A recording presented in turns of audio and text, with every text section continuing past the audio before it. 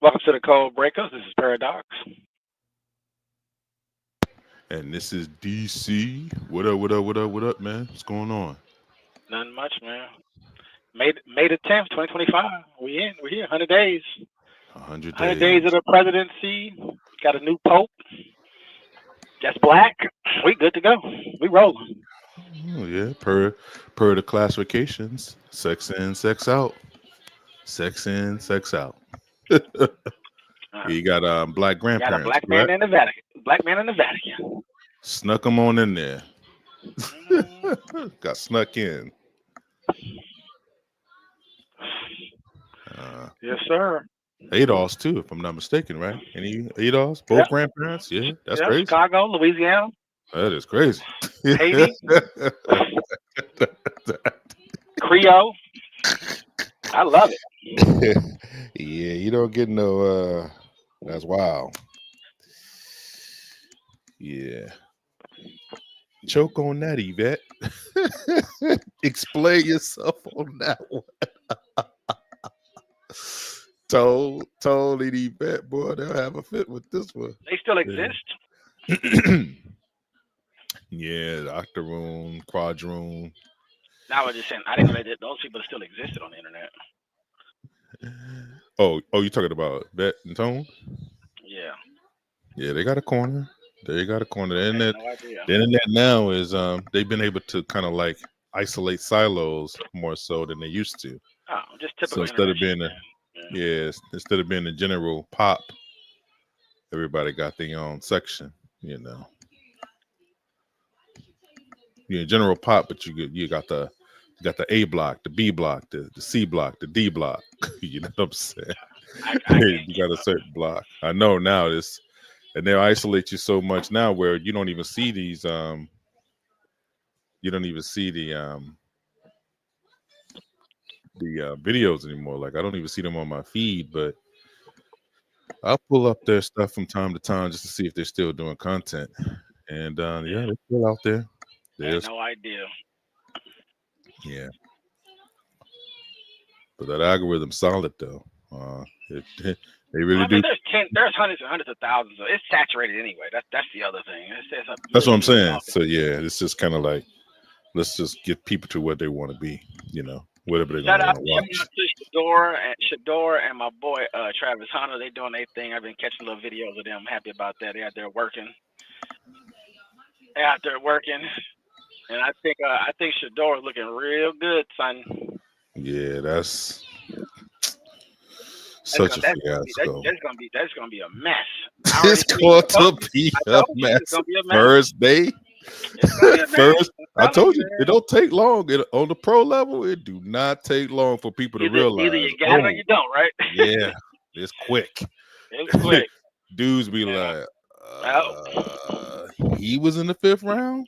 I ain't gonna lie, that footwork. But I always like his footwork, but that footwork, boy, tell you, Yeah. that's like just watch the feet, man. Yep.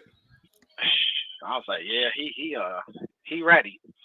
So they gonna have a. It's gonna be Well, controversial but what was for crazy no reason about at it? all.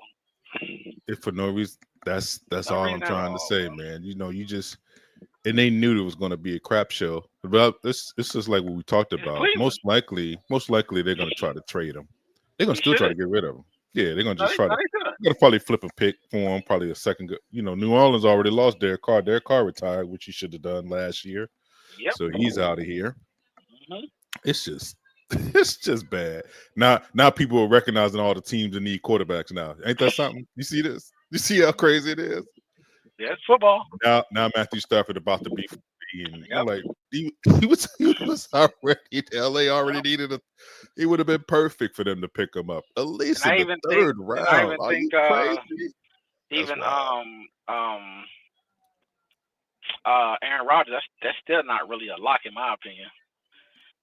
Even though the Oh owner came out, I no, think the owner came out and said something. Well, he said he wants to be nah, here. but they, I don't know. That's y'all playing, bro. but I didn't know that they was Well, Smitty did say that they was going to go picking up. They was looking for draft capital because they're going to have the draft in Pittsburgh next year. So it makes sense to to wait and try to get your quarterback of the future in that that draft when you be in Pittsburgh. So Then they're it's gonna coming. they're Then it's gonna coming to DC. who that? Yeah, the draft coming to DC, baby. I thought it was gonna be in Pittsburgh next year. What's the next year thing? 26 or 27? 26. Yeah, it's coming to Pittsburgh. DC either 26 or 27. I think it's 27 It's now. 27. Yeah. Okay.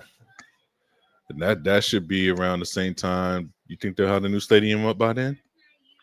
I think that's the whole strategy, right? Yeah. It's all set up. Well, shoot, man, we drove by the other day, so they'll tear that thing down real quick, and then they got, with Southeast Hospital now, it's going to be Cedar Hill, General, and all of just, man, what's old is new again. What's new is old. Is something else. You gotta build. You gotta have somewhere to build. So I mean, it makes sense. Yeah, I just always thought that right where RFK is, it's just a perfect transition for that area. Enough room to kind of do a whole stadium, and then now they renovated the parks over there and everything, so it's kind of like cleaned up. You negotiated because you want to put it in Virginia. You want to put it in Virginia. You don't want it in Maryland no more. You want it in D. They've been fighting for it since day one anyway. That's really. True. But when Virginia said no, I kind of figured, okay, they're going to put it back in DC again. I knew Maryland. I knew Maryland after Daniel Snyder. All that failed. I knew the new owners would probably want to put it back in DC proper. Well, I will concede. I don't know nothing about it to even have a comment, honestly. Yeah, I'm remembering. I don't know the Virginia politics, DC politics, the Maryland politics, who the players, timing, who knows who, and who's setting up what, and they said no because the VA is going to be. There are other reasons why Virginia will be an issue. Yeah, especially around, the Pentagon and all that area where they was thinking about trying to. That's just it would just be too much. We already know Reagan. I mean, it's just It's just not a good spot to put the. I thought it was going to put it further stadium. out, down. But I mean, further out. Where you gonna put it? Like you gonna go all the way out? I thought it was going to do the SoFi thing, where you put it out there, and build an entire world around it, basically. I got you. The multi-billion-dollar complexes and everything, food for the whole city, basically, and people just have to drive. Which I thought was horrible for Maryland and DC people, but great if you're trying to develop an area in Virginia, though. I guess you were thinking about Fairfax County, I guess, but they had Dulles. They had the airport. Had all the airport down there. That's what I'm saying. Yeah. And you got the space, but it's out there. Yeah, it ain't close. You think about how many Redskins fans are in freaking like Hagerstown, Frederick, that they drive to PG. Mm-hmm. So I mean, you're talking about tens and tens and tens and not hundreds of thousands. So you're making a choice when you do that. So and DC deserves to have it, and that's a whole conversation in itself, right? So as far as the economics, I think that's what it is, because they didn't like that it was ever put in hated it in Landover. That was a big deal from day one. So I knew trying to put it in Virginia that far out, I just didn't see that working. Overall, for the fans and the people that support the team, Yep. And DC is saying how much money we losing. Yeah, it would have took a hit. Yeah, take a hit. You talking about tens of thousands of jobs? Yep. Tens and tens of thousands of jobs. Restaurants, hotels. You're gonna have. It's just gonna be a economic boom, really, for that area and for the city as a whole. And hopefully they have a metro built into it, I guess. But I don't know how they're gonna. I guess they're not gonna do that, but that would. No, I think they're gonna still. They're gonna still build around it. You already know that they're gonna still build. But you guys got the park area right there, so most likely I would imagine that they're gonna already kind of like incorporate some of the shops and stuff like that that's in that area and gentrify, some of the neighborhood, because some of the neighborhood gonna have to, I don't know if people understand, the neighborhood where RFK is very residential. It's an old school Capitol Hill neighborhood. You know what I'm saying? So it's the southeast side of Capitol Hill. So Yeah, they you got a know, bill. I mean, I don't really. I yeah, don't. yeah. I have no So feelings towards it. I mean, when you're Eastern, building, you're building. yeah, Easton they're gonna probably move Easton High School most likely. Yeah, so it's gonna probably build another high school close by. Probably move it in there into the inner side of the city, and then yeah, that's the only way I can see it working. Because I was always wondering, like, why they never tore down RFK? And it's just always been I like, have no because idea. I know the soccer team always played there, but then it just became like this big albatross in the middle of Well, the city. people who own things. I don't know if the city owns it or if a private owner owned it, but you know how that go. People hold on to things, don't want to sell, and all the politics that comes behind it, and the cost of having to knock it down, and on and on and on. Yeah, so much history of RFK too, man. So much history of RFK. So And like you said, if you're gonna build, talk about 30, 20 years later, then yes. I mean, what's the point of spending? I mean, it would have been cheaper to knock it down back then anyway. That's the funny part. yeah, yeah, Yeah, yeah. that's why it's That's what I funny mean. actually. Yeah, it But would have that's been just how it way go cheaper though. to do it. Uh, The stadium's still up, and it's just old as hell. So all that cleanup and all of that they're gonna have to do, digging, getting all the old pipes out, because the bathrooms were terrible. a lot of Oof. jobs. Yeah, the piping A and lot of all jobs that. to get So everything up out of there, yeah, to clear it, yeah, and then obviously that'll be millions and millions of dollars. the riverbed and A all lot of that kind of stuff. contracts. It's just like Yeah. the waterfront originally. Remember they said they cleaned out the pipes, and then all of a sudden, like when they cut it, over there where Zanzibar and everything used to be H2O before they built up the wharf. When they cut everything out, people will forget though. That's crazy. You don't even think of it like that no more, because it's just that's crazy, man. Now that I think about it, just what it used to be and what it is now, it's totally different. you know, you wouldn't know unless you from here or been there, been here for a long time, to see the change to the waterfront. You know, what Mm-hmm. Phillips is the only thing that's left. Phillips, and That's it. yeah, It's amazing. I love it. yeah, that's crazy. Like, yeah, this way Uh, H2O used to be. I know. Hotel, everything, Zanzibar. That's crazy. They did a great job. they, they did, man. They read because, like I said, they transformed it, and they made it. But they did that within what, a 5 year span, I guess, Pretty between. quickly. Yeah, they did it pretty It quick was once they quick, started. yeah.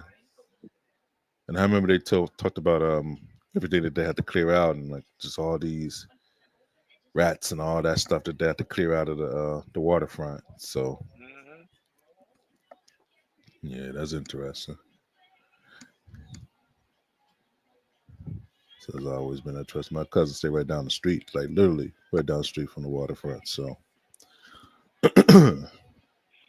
always being over there, you just kind of like see the changes. It's just like, wow, that's crazy, man. Everything that changed over there. But yo, I used to do it all the time. let's get back to it, man. There's a whole lot to talk about and kind of get into. We never did get into the first 100 days, but let's jump right in, man. So what you want to begin with? You want to kind of like jump into this craziness stuff that we missed, or just start off current with the weekly stuff, or what you want to begin with? No, we can do the what we're gonna do with Mark and them. You want to start there because the rest of the stuff, I mean, I hate to say that it's just kind of for me anyway. I'm not emotional about it. Just status, it's just status quo. Yeah, yeah. You know what I'm saying? So I mean, that's I consume so much of it. Um, as far as what the president's doing and how everybody's responding to it. I mean, it's kind of funny because it's just so much propaganda. It's hard to even honestly for me. It's hard to even have a conversation about it 'cause I see so much. I see all the propaganda behind it on Hmm. both sides. So you really can't get to, he's in charge. There's a Congress, there's judiciary branch. You have your judges, and you can, if he's trying to do things that you don't think is constitutional or lawful, you sue. I think 25 states are suing for everything under the sun, as they always do, regardless of the president. Everybody's trying to fight the Well, holders of what they just have or not. And you can get, you can look, you can spin everything with tariffs, and you can spin, and it's very interesting to just capitalize. It's fun watching it because you get to see people capitalize on different things. So everyone is making money off of it, be it you're progressive or conservative. You're making money to get your clicks and views. Responding to things that you have zero control over. So even that in itself is fascinating. You know what I mean? Like, the man becomes president, and instead of dealing with the presidency, it's entertaining to watch how how you spin it, which is he's a Nazi, or we're in a fascist state now, and America's gone. There is no more democracy. It's just like the stuff that they be saying just be so outlandish. And now look at some of their view counts, and it's millions of people. It's not like I'm not talking about a channel that gets 1,000 views, or you know what I'm saying? I'm talking about millions of views, bro. And it's very even like the kid that's locked up, the dude that's locked up out of Maryland, who got locked up in the yeah, down in El Salvador, whatever, and everybody's yeah. whining about it. And is he illegal? Do we believe in due process? And Trump throws up that troll out there and say, I don't care if it's in America or not. What's due process? Somebody, and then I think the chick on MSNBC asked him, was he, did he take an oath to the Constitution? He says, I'm not a lawyer. I don't know. So I mean, it's the troll job is a people don't understand something about Donald. He's been in the media space for 50 years. He generates his own propaganda. People don't realize normally presidents don't do that. He does it himself. That's why I think it's entertaining to me, because you can sort of see him doing it. So it doesn't, it's kind of funny that he likes to create his own controversies versus allowing the system to do it for me, the Fox News or CNN or whatever. So it's pretty funny, actually. Mm-hmm. But so like I said, we can talk about that stuff all day. You know what happened? You heard about what just happened to Pakistan and India. So they never stopped beefing, obviously. Right. But it's getting hot. It's getting hot. It's getting hot. The getting a little hot there. The Middle East version of Russia and China, is just they have their history. It's getting hot. Yeah. There's still a lot of conflicts in Africa, especially North Africa. Israel is doing a masterful job at exterminating the Palestinians, and so that's been very interesting, honestly. Just to watch how you spin it, you know what I'm saying, on both sides.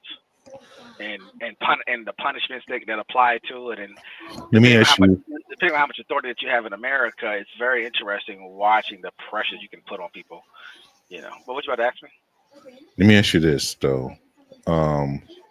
Since we are in an exaggerated state of political gamemanship, to get him elected into office took a extreme propaganda job. So do you think that the reason why there's so much propaganda coming from the opposite end of it is because that is what people feel like they need to do, is to overextend and to over exaggerate their talking points, calling it, like I said, like calling it a fascist state, just like how Republicans were in, this is worst economy there's ever been, or since just over exaggerating both sides to the point where people are activated. And just like you said, there's millions on this side, right? That talks about the fascist state, that it kind of feeds on itself. It's the same thing state on the opposite side, right? So that's what I mean. Or the gender warring, like we're going to stop trans from being, and I told you about that. Like, to me, That's why I said it was like a bipartisan issue, and people don't understand. Like, if you stop in the surgery, you stop in the surgery. I don't know how you can politically control sexuality at this particular point because of how far upfield that it has gotten Oh yeah, you had to know that in the culturally. 50s. Yeah, that's been over with. Culturally, Yeah, that's been but I'm over saying with. we're still fighting it though. We're still Well, I fighting mean, it. it's people. I think it's people's prerogative to fight it. I mean, you have people who are traditionalist, people who have a very strong old school Christian or Catholic belief, and those rules are here. You know, people are fighting to hold on to it. So yeah, I respect everybody doing whatever they have to do. So I mean, if it, you know, if you're being paid for it or not, you know, because traditions, like you said, in a more of a liberal society, of course, traditions are always going to be attacked because you want to change, you want to move, you want to progress. Yeah, but witness So be people are the going to want to fight to hold on to the past. That's pretty normal. but There's a wouldn't this marketplace for it. be but wouldn't this be the overall positioning of what this particular country would end up being is this kind of free for all and freedoms and democracy just based off the tenets of what people basically sold it to be from the very beginning. You know, we have our freedoms, we have the freedom of speech, we have the ability to um, congregate and assemble. You Yeah, got the ability to practice the religion the way that you want, to live the way that you want. yeah. These are basic freedoms that are protected by the Constitution. Mhm. So there's going to be a positive side to that, and then there's going to be a negative side to that, especially culturally when you're religious, because we're not a theocracy. You know, we're not Rome. We're not run by the church. You know, that's not our political function. More so, our political function is supposedly is supposed to be the rule of law and due process. Yeah. Everybody is protected by the rights of the Constitution put forth, which have you give you the same rights as everybody else. Supposedly, that's I mean, that's the our tenet of reality it, that we live right? in. So if you work around that, once you allow someone to have transformative surgery, which and you call them trans, then there's going to be all kinds of issues with that. So now, you know, there are safeguards in place. You know, what are the ages going to be? Are we going to agree on that? Are we going to agree on different things? So it's just a slippery slope because a lot of people, if you're fundamentalist Christian, you're not going to agree with that because you live a more stricter lifestyle. And that lifestyle is part of your politics. You see how it kind of contradicts That's what makes it. everything? That's what makes it fun about being in a free, open society. That's the whole point. Because you can be in other countries where you can't even have the But conversation but or do we any of the have things. to, but that's what I'm saying. So But you so have to if be people able to. if so But in the Paradox, country the that reason I why I'm live saying in, that, the reason why I'm uh, saying that is that you got to be able to teach people to have that flexibility that you don't have to always agree all the time, sure you do or you don't. but you Yeah, sure. Either cannot way. mistreat. You don't have the ability to mistreat or break laws or mistreat this person because they live differently than you do. But I'm not sure which conversation you're having. Are you having like a abstract conversation or No, having a real human being conversation? I'm having a fundamental conversation about the laws that are in this country because people can do certain Right. things and they don't like the policy of doing it. But But but because they're trying to enforce a policy that will basically it's just go their against, prerogative. That's the but whole I'm point, saying though. Is it that you would can live go in a society against where it would it go doesn't against happen. the restrictions. It would go against the restrictions that were set forth within the Constitution itself. It would become Right. literally unconstitutional Right. once you That's why allow you it. have that's why you have constitutional scholars who debate this stuff every single day. Exactly. Okay. All right. Yeah, but you're talking as if we're living in a totalitarian, some kind of society where when the ruler No, says what it is, that's just what it is, and it's I'm enforced. That's talking not. We don't live in that. We live in a I'm place that's very I am flexible, talking and I'm so of talking course there's about contradictions. That's why we have I lawyers. That's am why we have you scholars, see, and they debate these things. They debate everything all the time. That's the whole point. but you just And asked people bring about up legal actions and things to fight back on you just some said why things. the And reason why people call it a fascist state. That's why people would say that because they say you're trying no, to restrict these freedoms for that's these political, people. right? But which one are we talking about? Politics now? But in the politics world, that's what it is. It's spin. That's what they're doing. Well, that's what I was talking about. It's politics. But that's what I'm saying. It's a both and. So it's both sides doing the same thing to exaggerate their points to make sure that they are basically being heard and that they can win elections and stuff like that. So yeah, it is ridiculous, but it's ridiculous on both sides. That's all. That's all I'm telling you, bro. I didn't pick a side. I was just making a point. And the side that's going to win overall is the side that's going to lean towards the more liberal side of the coin, because we are a liberal nation by the founding of the forefathers and the documents that we uphold to live by our laws in this country. And some people believe that, and there's people who believe that that's not the case, and that's what people debate over all the time. Well, it's going to be hard. It's going to be hard. It's hard because even the Supreme Court justices, no, I understand what you're. I understand what you're saying. What I'm saying is that in our society, though, people just debate. Is my whole point.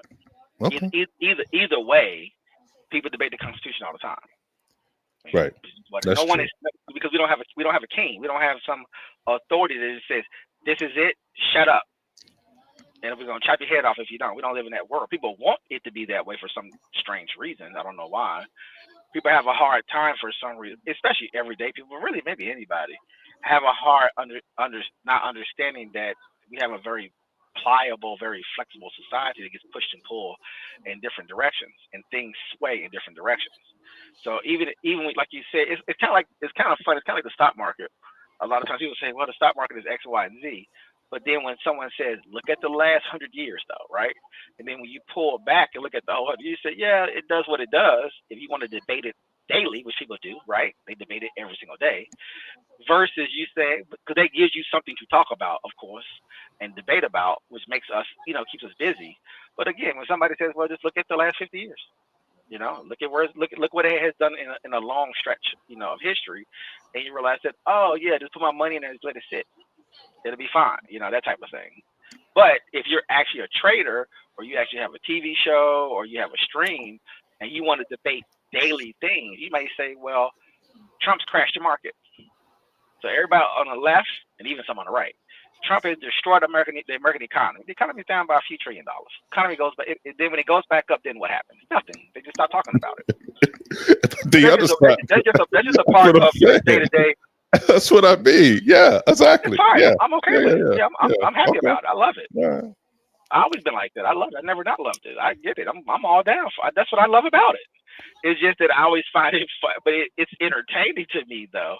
That because you have to have people who are very dogmatic, right? You have to have people who 1,000% deep down in their soul believe that we're in a fascist state. That's the only way it works. And on the other side, you have to have you have to have it. You can't waver, right? There's no convincing these people. This is what they're here to do. They have convinced themselves of it, and they're not moving from that position. So they will just run propaganda constantly. And for me, I love just watching is what I was trying to tell you from the beginning. And then I'm entertained by it because if a Democrat was in charge, of course the right would be more turned up, and I'd be looking at the right stuff. So when Biden was in office, I spent way more time watching the right because they had to be able to create something to be, to go against him.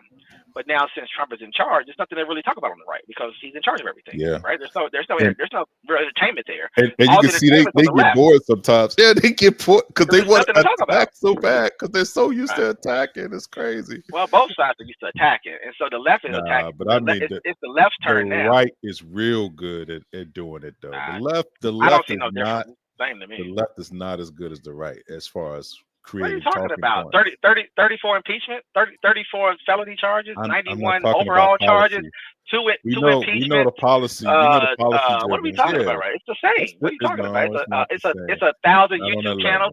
It's called this man a fascist. Every so-called expert on the left. Are you watching it? That's not what you're saying. Yeah, it's the same. It's insane. But it's the left. Every single left-wing financial person, every single left-wing globalist person. What do you mean? You talking about genocide in Israel? What are you talking about? It's insane. They arrested people all over the college and university. It's insane on the left. You just talked about it. We talked about how some of these talking points got leverage to being the 80-20 on the side of the populace. What did they say What that I'm Trump saying was? is More that of a populist, right? 80-20? the left does it. Hold on. The left. I watch all of it for 30 years. The right, there's no winners. It's the same. The left is just as diabolical as the right is. There's no.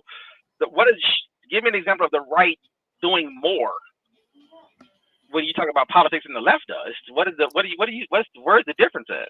It's the same. The left is all policy driven, and So now we're talking about politics. So we're not talking about politics no more. So where are we going? No, we're talking about politics. I was about pushing propaganda. You're talking about something else. Now we get back into law, making laws. They push propaganda too. The left is just not as effective as the right as the right is as far as doing it, especially they got Trump up out of there and put a 90-year-old senile person in office for 4 years. What are you talking about? The left's not effective. 90 years. They put a black man named Hussein Obama in the office for 8 years. That. He's only 4 years older than Trump, man. This is not the 70s, bro. What are you talking about? He's only 4 years older, bro. That's it. Trump is on his way. I hope you're not caping for Joe Biden right now. I'm confused. What are we saying? You sit up and saying 90 Are you protecting Joe Biden? I don't have to protect him. You're Joe Biden's protecting him. I don't have to protect him. I don't have to protect him. I don't have to protect him. I know how you feel about him. See, hold up. I don't feel the same way about Joe Biden the way you do. I told you how I felt about the man. And I understand the reason why you feel the way you do, and you have the right to feel that way. My point is that you feel that way about him. That wasn't even a point to correct the age. That was a joke. My point is that it's propaganda, right? My point is that propaganda. Yeah, my point is that I'm not here to protect either party. I'm just making a point that if you can get Joe Biden in the office coming off of Trump, the amount of propaganda they ran against Trump between 2015 and 2019 or whatever it was, or whatever the years are, I can't remember at this point. It was a masterpiece. So for you to try to do this weird thing of downplaying the left's not good, that's insane. I didn't do that. Insane. I didn't even say they wasn't good at it. I said they're not as effective. See, make sure that you pay attention to my words. They're very effective if you put a black man in a so-called white racist country, quote unquote, in your world, a white racist country. After 8 years of Bush. Democrats after 8 years of Bush. I'm confused. What does that mean? What's that got to do with Obama getting elected? What I'm trying to say is that Obama ran for office, and the Democratic Party chose him, and they put him in charge. Can we have an honest conversation? So you're going to tell me that during the years that we've been alive, primarily, that we haven't been under basically Republican presidencies for the most part? Reagan, Bush Senior, Bush Jr., George. No, who was before Reagan? Ford or other dude? Carter, but we was toward the end of that, man. Carter wasn't really like our first. Yeah, but our first presidency is Reagan. Our first presidency is Bill Clinton. Our first presidency is Bill Clinton. Dog. We went to elementary school during Reagan. It'd be Bill Clinton. It'll be Bill Clinton. Bro, that's crazy. It'll be Bill Clinton for 8 years. Actually, we're about even as far as us as growing up. I mean, being adults or whatever. It's as adults, because Clinton had 8 years, Obama had 8 years. That's 16, and then you had Biden, which is basically 20. And then everybody else for 8, Trump for 8, for 4. Everybody else has been Republican, right? That's what I'm saying. No, what I'm saying is that we're not counting our childhood. We're talking about when we came into politics. It's gonna be under Bill Clinton. Period. And it's nothing to talk about. 92. What are we talking about right now? It's Bill Clinton all day. So we got a good dose of Democrats. We got a good dose of Republicans. And we got a good dose of. You know what I mean, man. You know what I mean when I said on that, bro. I mean, in my life, I mean, what are you talking about? What I'm saying is that the stuff that we've been affected by, and the way that the actual presidency swings back and forth, you saw the swing. Now, we talked about how Obama was basically a unique politician. We talk about how much he kind of glamored the nation when he did get elected. There are people that elected him that did not like him as a presidency. as a president, basically. So Yeah, his like any presidency president. is Yeah. unique. No, but his presidency is a little bit unique, bro. Like the No, way Trump's presidency is it's unique. unique. Obama was No, standard. Obama wasn't. No, you just Obama is not in emotional the about same it. vein. You just emotional about No, it. no, You're man. race sensitive about it. That's all.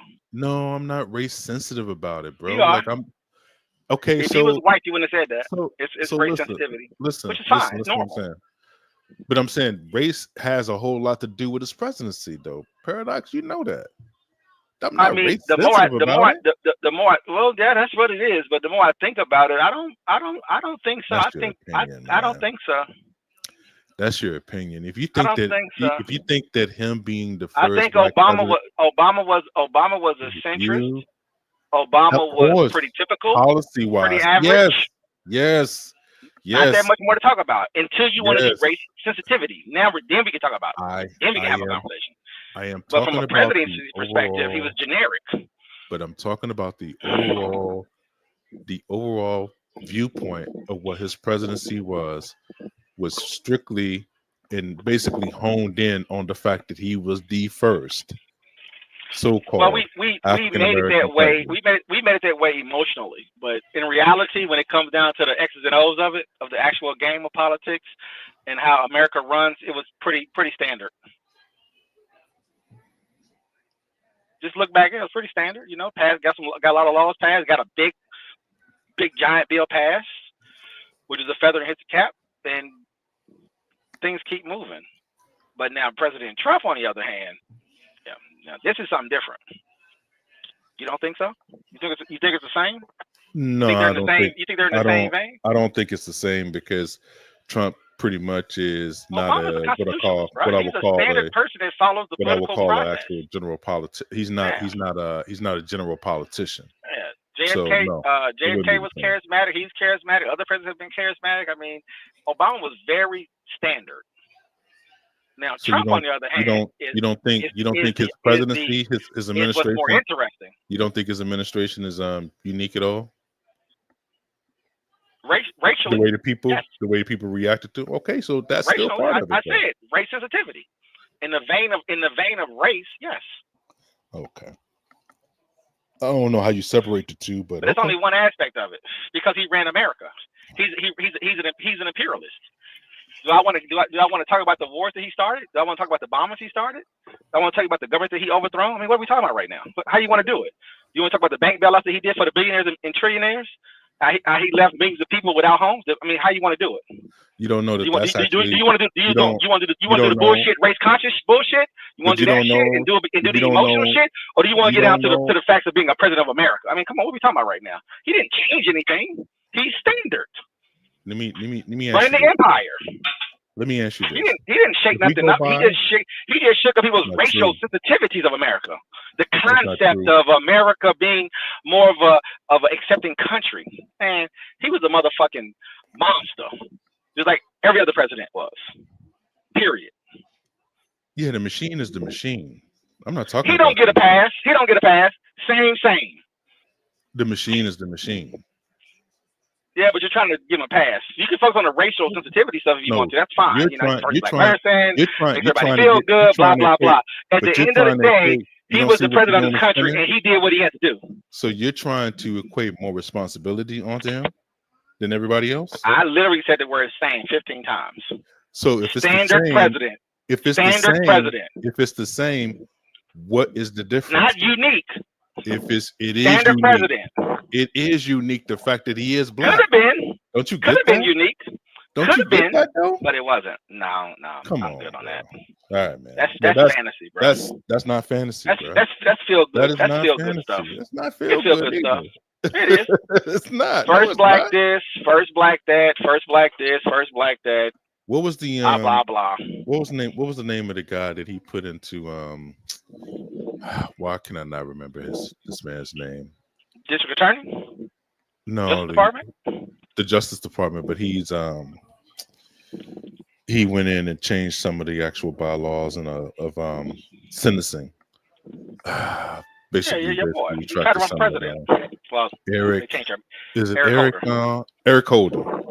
Yeah. So Yeah, it's he did some things, man, that don't get talked about also. But yeah, Sure. as far as foreign policy, Yeah, as far as he as sent his far as DOJ far as into racist as police stations. far Sure. as as far as some of the actual international dealings of America, he was a monster.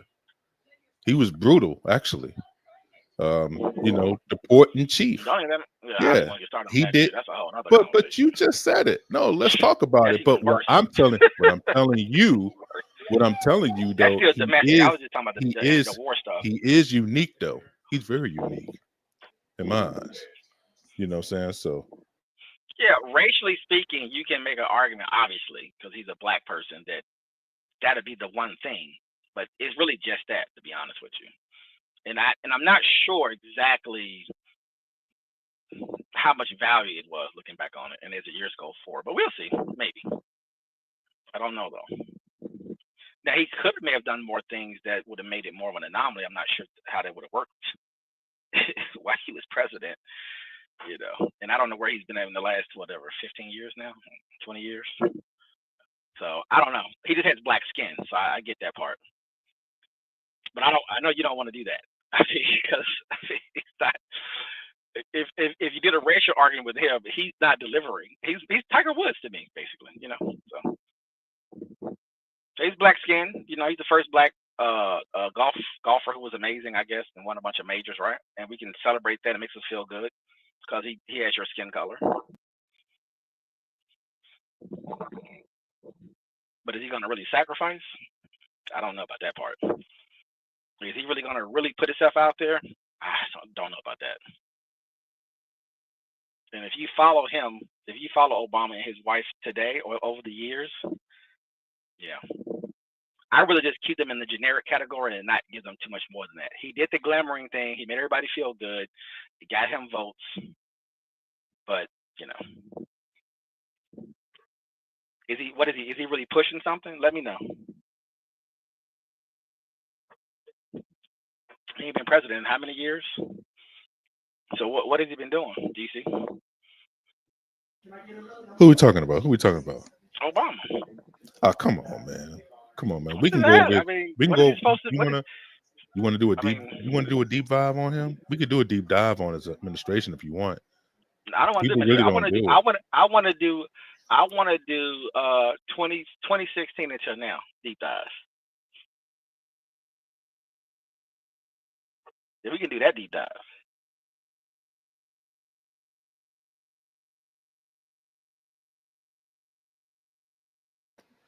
Hey, go ahead and I want to go do ahead and pull up the after the presidency deep dive. Let's do that one. so Let's do that's him what and I'm saying. Michelle after the You hold, presidency deep dive. you holding them to a different standard than you do any of the other presidents. There are other presidents that are still living also. George Bush is still living. There are other people that are still living. Bill Clinton is still living. It doesn't You chose to make him unique. So then I'm using he is your unique. process. He is unique. I'm using Very your much process so. then. If he's something different from what you claim he is, which is ridiculous, but I'll let you go. I'll let you have it. If he is, then I only care about what he's doing after 2016. So you give me that deep dive. That's insane. Since he's this unique individual, because he's not unique, he's standard. Is my whole point. You're trying to make him something else. I'm not. I'm trying to live in the real world.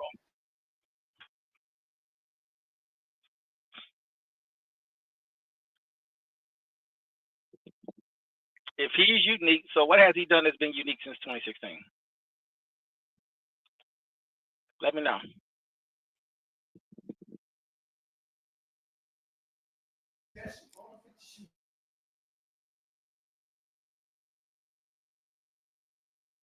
Let me know all the secret black things he's been doing in the last 10 years that we don't know about, that you might have information on.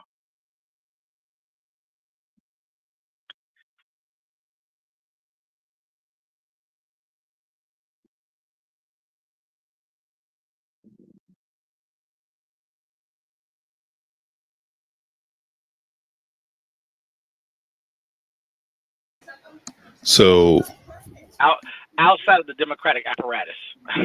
Yeah, I'm sorry about that. I got like a whole lot of family stuff going on right now. But I would tell you this though. Yeah, let me know outside of the Democratic apparatus of him supporting. He supports Democrats. He does that. He raises money for Democrats. I give you that. You know, he's a part of orchestrating the Democratic Party. He's a part of that. But everyday people, yeah, let me know about that. Let me know what he's doing.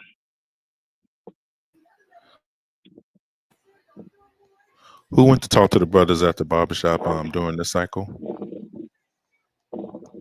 and got roasted for it by having a real conversation for talking to brothers?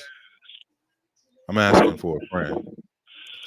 I'm trying to be nice. So let's talk about this other thing. I'm trying to be nice to Barack. No, because if you want me to layer on what I think he should have been doing and what he should be doing today, we can have that, which is a separate conversation, of course. We can have that conversation because if you want to say that he's unique, that because he's X, Y, and Z, no, he's Tiger Woods, bro.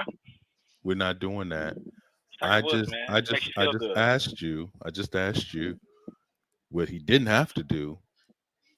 He still went out and did it, even though he was not in full support of the way the presidency ran or how the actual presidency got decided. It's not authentic. He's a fraud, but I don't want to do that right now. I'm good. I'll let that be. So how is he's a politician, bro? So if you go on to go there, quit saying he's unique. Quit saying that's glamour. That's that glamour shit. He's a typical politician who happens to have brown skin. Hard stop. He's no more, no less than that.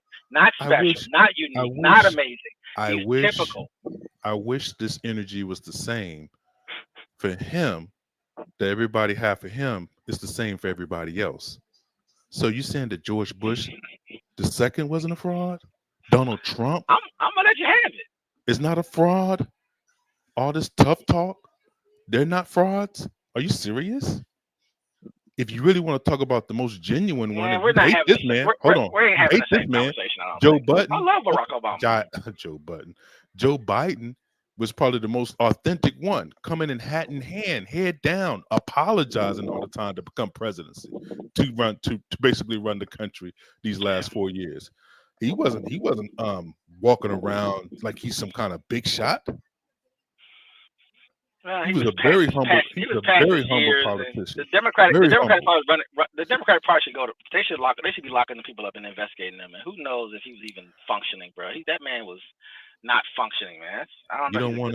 You don't want to do a compare and contrast paradox. Trust me on that, bro. You don't want to do that, bro. You don't want to do that. We can do it if you want to. I never back down from a fight, so I want the smoke. You could do it if you want to. We could do the compare and contrast, and even as problematic as Obama is and was and still is. And you think Joe Biden was running the executive branch? No, I don't think so. I don't. But I do. But I will tell you this. I'm still confused. Did you watch his interview lately? Because he's doing a run right now. He did put effective play one of those interviews. He did put effective people in charge. We could play that. We could play it. He put effective people in charge, people that knew how to do the job. He ran it pretty well. You can't admit that. He had us recover from COVID, from a pandemic. He did do that very well. Or he didn't do that. We doing politics, then yes, he did. Okay. Yeah, I give you that. If we doing politics, right? Well, that's what we're talking about. Oh yeah, we moving back and forth. The machine is the machine. But yeah, now, how long has America been supporting Israel? Oh, shit, from inception. 19 what? 1890, no. 1885, 1890. 1945. When the Zionists first got kicked off. 1945. We have been locked step American Jews have been in the mix, making sure that they are military stocked to the hills, and that they are in prime position to do what they do. What's your point about that? What are you saying about that? I'm talking about the ugliness of the foreign policy that people complain about in Palestine. The Palestinian conflict and the Israeli conflict is one of the things that people talk about all the time. And I'm like, that is not a That is not a Democrat or a Republican issue. That is bipartisan. It's an American issue, yeah. Bruh, listen what I'm saying to you. If you want to try to have all this smoke for Obama, which is what black people do, and that's their prerogative, they can do that. Fine. Period. Don't They can do look. that. You don't have to racialize me. You made an argument that he was unique. I said he was typical. He is unique. He is unique. The only thing that's unique about Obama is I'm gonna that tell you how. it's a racial sense. I'm gonna tell you how. Many presidents, including Trump, have glamored people to believe things. So let's put that to the side. He's a great salesman. Put that to the side. He's a great politician. He ain't the only one. Put that to the side. No. The only thing that's unique about him is his skin color. So like I said, you want to do a racial thing, then sure, we can have that conversation. But outside of that, man, don't be gassing that Democrat. He's a Democrat, bro. Stop it, man. He's just a Democrat. He's not Jesus. I got you.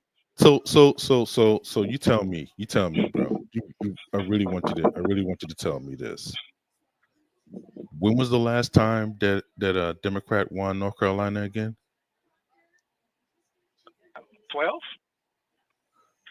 Well, I'm saying before he won it, before he won Ohio, North Carolina, and all these states, who was the last Democrat to do that?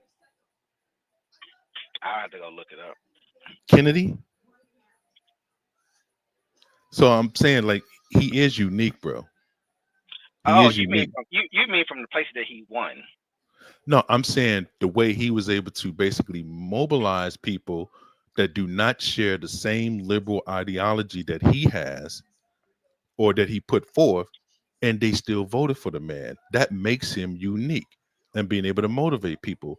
The standard is that this country is very divided, and it comes down to those 7 states, those seven battleground states. That if you do not win those, hold on. That's more recent, though. It's not historical. Well, I'm saying over the course of our lifetime, outside of Reagan is very unique. Reagan was a unique president administration. He was very unique. The way that he basically galvanized the country, because like I said, there were people that did not like this man, that did not like his policies. But how can this man have a full every state vote? I mean, nobody has done what he has done as far as galvanize the country and have it vote for him tremendously like that. Win in New York, win in California, stuff like that. That's crazy. So wouldn't he be more unique than Obama? In that sense, yes. So in what sense is Obama unique then? Because he's black, right? I just told you. When you add how does a black man get these people to vote for him? That's what you're talking about, right? That's all I'm saying. You're doing it's a racial thing. I got you. No. But his ability to speak and to share his vision and to have people that may not have the same ideology that he has to still be empathetic of that particular vision. That's the same thing that Reagan did. And by the way, and just like with Reagan, Obama, can I make an argument that he didn't really have any competition? Can I? Is that too far? Am I too far? Am I going too far? I think that's too far. far. You gassing something, but I can break down the competition, and it's not as. I mean, should I do Sarah Palin or Mitt Romney? Which one you want me to do first? So I mean, we can. How you want to? I mean, like you said, it's layers to it because the reason it's a reason why Reagan won those. It's a reason why Reagan won those many states. There's also the reason why Obama actually. Well, it's a few different things happening. It's the Democratic Party dealing with Hillary is one aspect of it, but also the economy is one aspect of it, and then also his competition with the guy he was running against, McCain, and then coming off of George Bush. So there are some things that are happening. It's a lot of different things happening. Of course, as you know, I didn't want to get into all of those other details, but we know there's some other things going on as well. If you really want to get into it, well, if you want, you about to go? Give me a hug. Give me a hug. What's up, Queen? Say hello to Uncle Paradox. Say hello to Uncle Paradox. Hello. Hey, all right, give me 5. All right, you be good, okay? But I didn't want to spend 20 minutes, dealing with Obama. By the way, I didn't want to do that. So. Well, I know you love being anti-black, especially lately, because you love digging in the crates and trying to be, you can call it anti-black. You can do it however you want to do it. I'm okay with it. I had to spit it, man. Because see, here's the thing. I don't like defending. I don't like defending people that do Thinking bad that shit thinking regularly. that Obama's pro-black and that he's actually a black person in itself is funny to me. So if you think me being anti-black against him is a thing, then I can live with it. Because if you don't really want to have that conversation, I don't think you do. Is he If classified you really as want black? to do that. Is he classified as black? Is Myron Gaines classified as black? I mean, what are we talking about right now? I mean, Clarence Thomas what are we talking is about? too, right? I mean, I'm saying I don't Clarence know. Thomas What are we is talking too. about? It doesn't matter what you do or what you think. It's what you classified as. So that doesn't make sense to me. What are you talking about? Myron is not. I'm just saying. I mean, I mean, the from a Western perspective, you want to divide. If you want to move into classifications, that's fine. You as a person. What did they say? What did they say he was? What did they say he was, though? Is what I'm trying to understand. An Arab from Kenya, as far as I know. No, man. They said he was the first. What? Who was they? What? Yeah, that's what Democrats are saying. Sure. The progressives. No, it's not what Democrats are saying. It's they think everybody's black who's not white. So I mean, who knows with them? I mean, who knows? That's what I'm saying. That's. I thought he was a Kenyan Muslim as far as from the right's perspective. So sure, he's African. When you're dealing with two exaggerated perspectives, I'm trying to drag us to the middle of saneness. We don't have to spin way out of control. I have acknowledged the negativity of his presidency, but you still have to acknowledge that he was a unique candidate. Period. That's it. That's simple. We don't have to go too deep into it. I think he was a charismatic candidate. I think he was an effective political candidate. Okay, so let's just say that's what makes him. I think that the deception of the left using black skin for their own reasons and how they can use the machine itself to make you feel a certain way. I think that's interesting. Sure, those things are interesting. You know what and watching him cosplay as a black American is also interesting. This why I want us to be careful, me and you. Like I want to stay in the vein of stuff that we can prove. Because I don't know why. I'm trying not to. We doing politics, man. Politics is spin. You know that. Come on, man. Yeah, but people don't understand it. Man, I don't care about these dumbasses listening. They don't. I don't care. It don't matter to me. It matters though, bro. That's what I'm trying to tell you. It matters, bro. Lines in the code, bro. Unless you got the nuclear codes, it don't matter. Honestly, are you Delta Force? Are you NSA? I mean, what are you talking about? You talking about commoners that don't mean nothing? That's fodder. What are we talking about right now? Really? You really want to have that conversation? Do you want me to pick an empire, a country, a nation, a kingdom? No, we don't have to do that. That's ran. That the people who are in charge of it. That, for example, if America gets hit by 50 nuclear weapons, the regular people don't exist anymore, right? What I'm saying, there are certain people. But hold up. But there are certain people already prepared. It's already set up that will maintain the government and will be in certain places, right? And it'll be them and the military. The rest of it doesn't matter. If you survive it, pick up a gun, join, and fight whoever you got to fight. That's all. That's what. Everything outside of that, it's entertainment, bro. I don't care what you say. When I've read too much about empires making the fault. When it goes down, it goes down. And the civilians, the everyday people, the farmers and the factory workers and I guess in our world, the internet people or whoever. Dude, bro, what are you talking about right now? Are you serious? It's not. What are we saying? I can't do it. I can't do it, bro.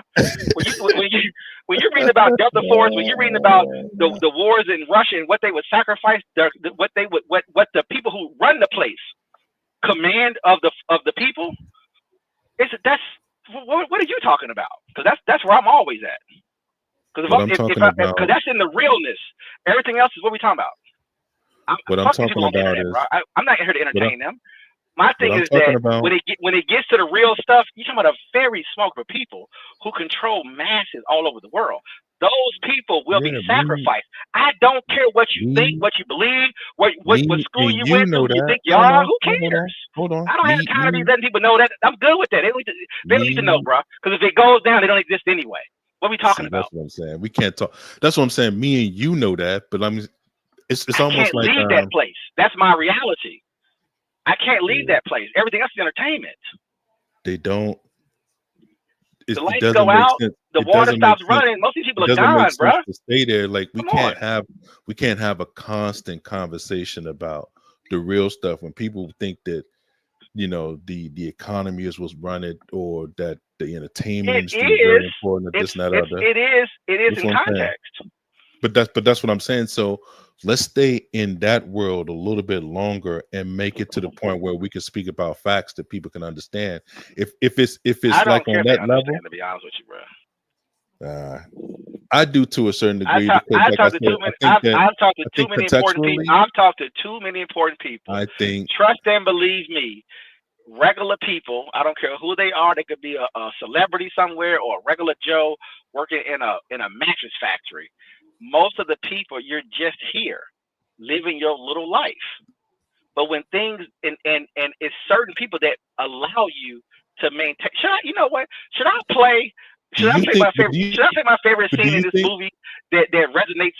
I think better than I can do it. Should I play the little scene where he yeah, was but explaining to Tom do Cruise you think people in about charge what's want really people to know going that? on here? I do not care about what people think and what they're doing every day in their everyday life. It Do you means think people nothing. in charge? But do you think people in charge want people to understand it on that kind of level? They Do don't you have to worry agree about it. though? It's already baked in. It doesn't matter. It's no point in me answering that question. It's already baked Nah, in. man. People are I said living their lives. Hard people stop. should What are you know talking about? people should know the difference between Why? Because it's a the free country. hard What do you mean people should know what? No, they shouldn't. the hard facts, and then the stuff that they talk about that are like opinion based, or just basically talking within the scope of like Yeah, a but every day, conceptual but I kind of tell you all view. the time, everyday people is trying to figure out how to make it. It pretty much ends right there. You go to graduations. Oh yeah, shout out to my brother. He just graduated. He's officially an MD. So very Look at excited. you, But anyway, man. Part of the bourgeoisie, man. You're absolutely boule. all day, baby, You're a black all boule, day. man. Money, You money, money, you money, money, money, you money, money, money. you and Roland Martin, roly poly, roly poly. It is what it is, baby. We come from sharecroppers, baby. So I'm good. I'm happy. Can't take my joy. Well, look how I know far we've been through real time. look how far you guys have come, man. I Salute. know what we've been through, bro. Nah, that's a good thing, man. The journey is always that's part of it. The journey. That's what makes it. That's what makes it special, bro. Right. My point is that all of those people are living their lives, have their careers, and when you're born into a society, for the most part, 80-90% of the people, depending on your society at the time, obviously sometimes the number's a little bit different. At least in our society, your job is to consume. Consumers buy, live your life, go to school, or don't do nothing, do drugs, whatever the hell you want to do, commit suicide, whatever it is, right? That's just what it is each individual American. And luckily, I mean, we have a volunteer army, so that makes things obviously, like you said, a little bit differently with how we're structured in this country. But generally speaking, most people, by far, most people, and matter of fact, as we get more technology, even less people. That's kind of funny part about it. But most people are just going to live their lives within the bubbles that they have set up for themselves. They will either join little bubbles to be a part of and live in their fantasies and live their lives, and the other people, that small percentage of Americans, because we're happy to live in a great country where it only requires a small number of people at this point, is keeping everything rolling for us. Now, America has made a decision not to highlight that, but to really kind of keep that kind of quiet. Unless you're into that type of stuff, America purposely wants people, by far the population, to just live their lives. They will put policies in to try to help where they can help, and people will fight over those struggles or whatever, it be it Medicare or healthcare or whatever it might be, right? Making things healthier for people or not. All those little fights internally that happen on a day-to-day basis. But when it gets real, you know what that looks like. You have to live there because that's what's actually real. You don't have to do that, and the people who listen don't have to do it either. I just don't care. I'm too close to power. It's very obvious. It's very loud, in my personal opinion. It's not even quiet, but to most people, apparently it is. But it is very loud that if you pay a lot of attention to how the global world works and how nations can just be taken, bro. Governments can just be overthrown. Currencies can just be tanked. Economies can just be erased. Borders can just disappear. It's chaos in places, man. And so I don't know how I can just whatever you're talking about doing, I don't even know how to process it. But if you look around the world and just see how vulnerable, and then when you do the history of the world, as you know, just look at how vulnerable everything is. How people can just show up on your shores one day and take all of it. And you may have had it for 10,000 years. Poof. I mean, in an instant, it's just no longer yours anymore. You want me to, I have to pretend that not to think about that? Is that what you're I telling me didn't say right now? that. I did not say that.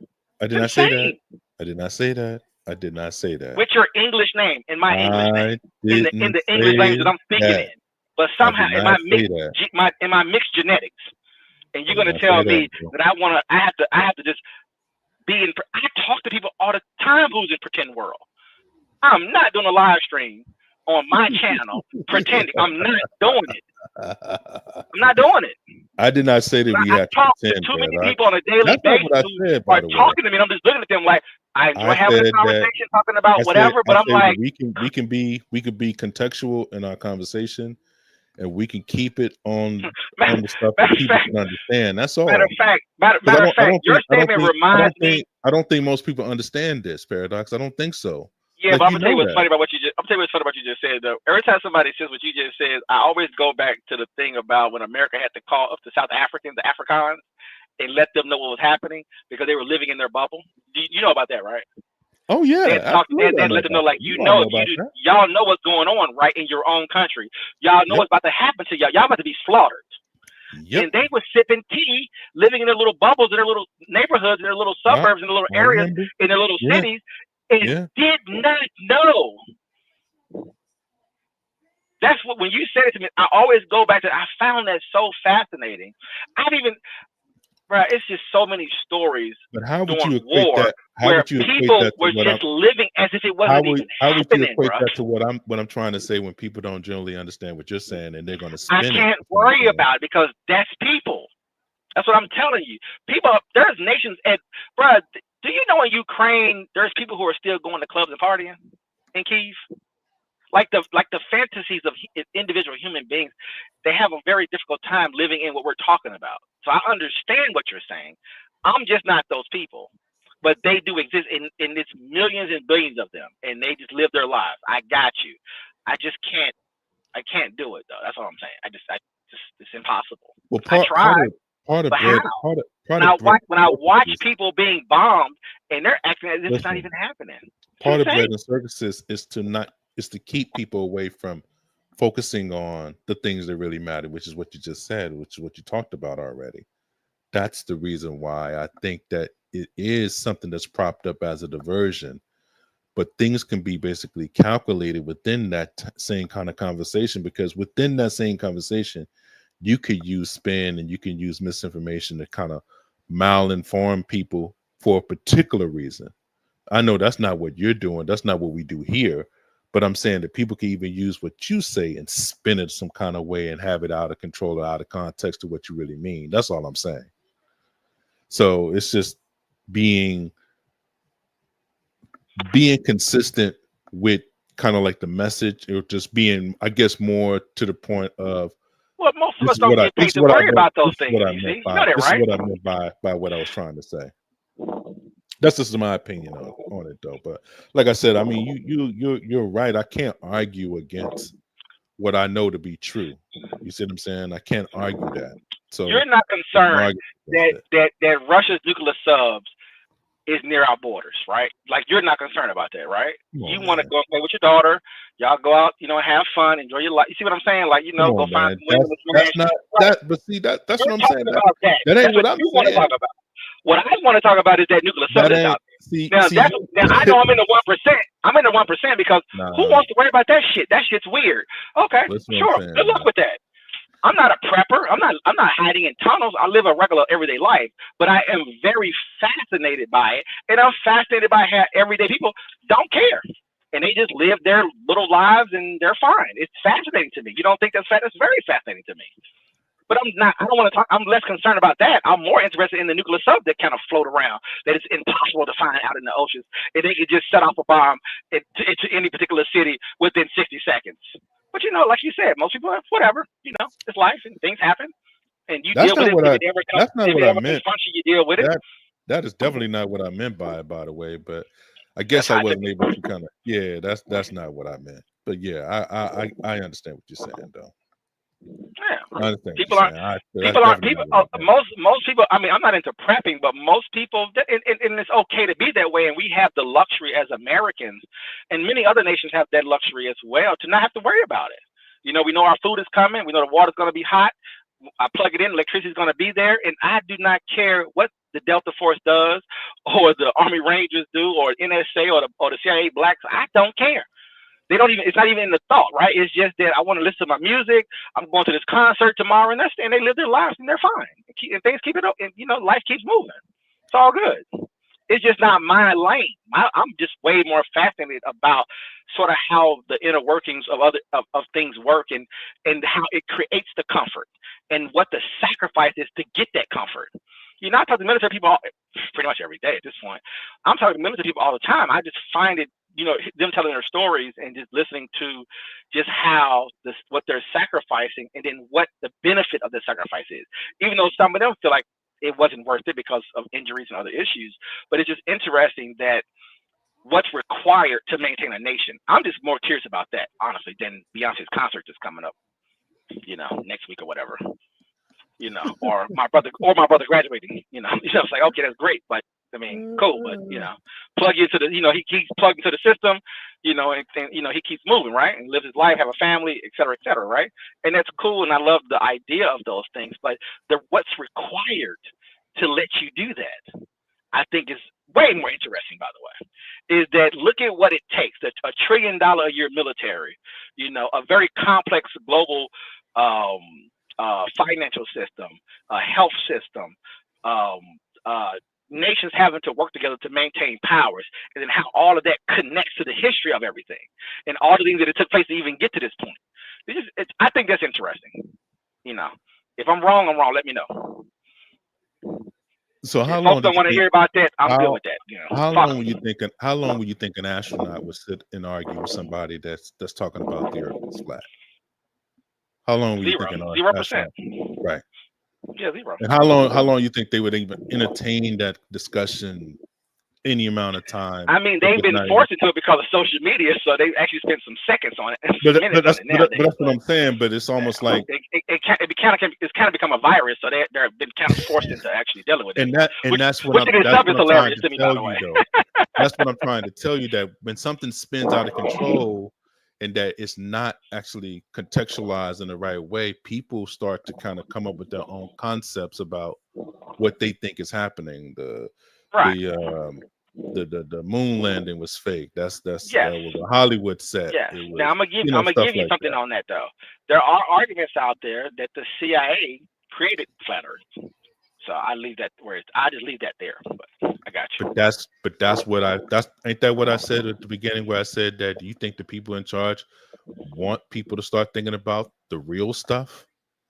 I've never I've never disputed that or Yeah, proposed that in any kind of way. but that's what I mean. It's almost like But it could be I'm it not could be gonna a way of add getting to to the that. I'm not gonna conversation. add to that is what I'm trying to say. No, I'm no, no, not no, adding no, to no, that. no. I'm I'm not talking saying about the nuclear I'm sub not off the coast of DC. That's what I'm talking about.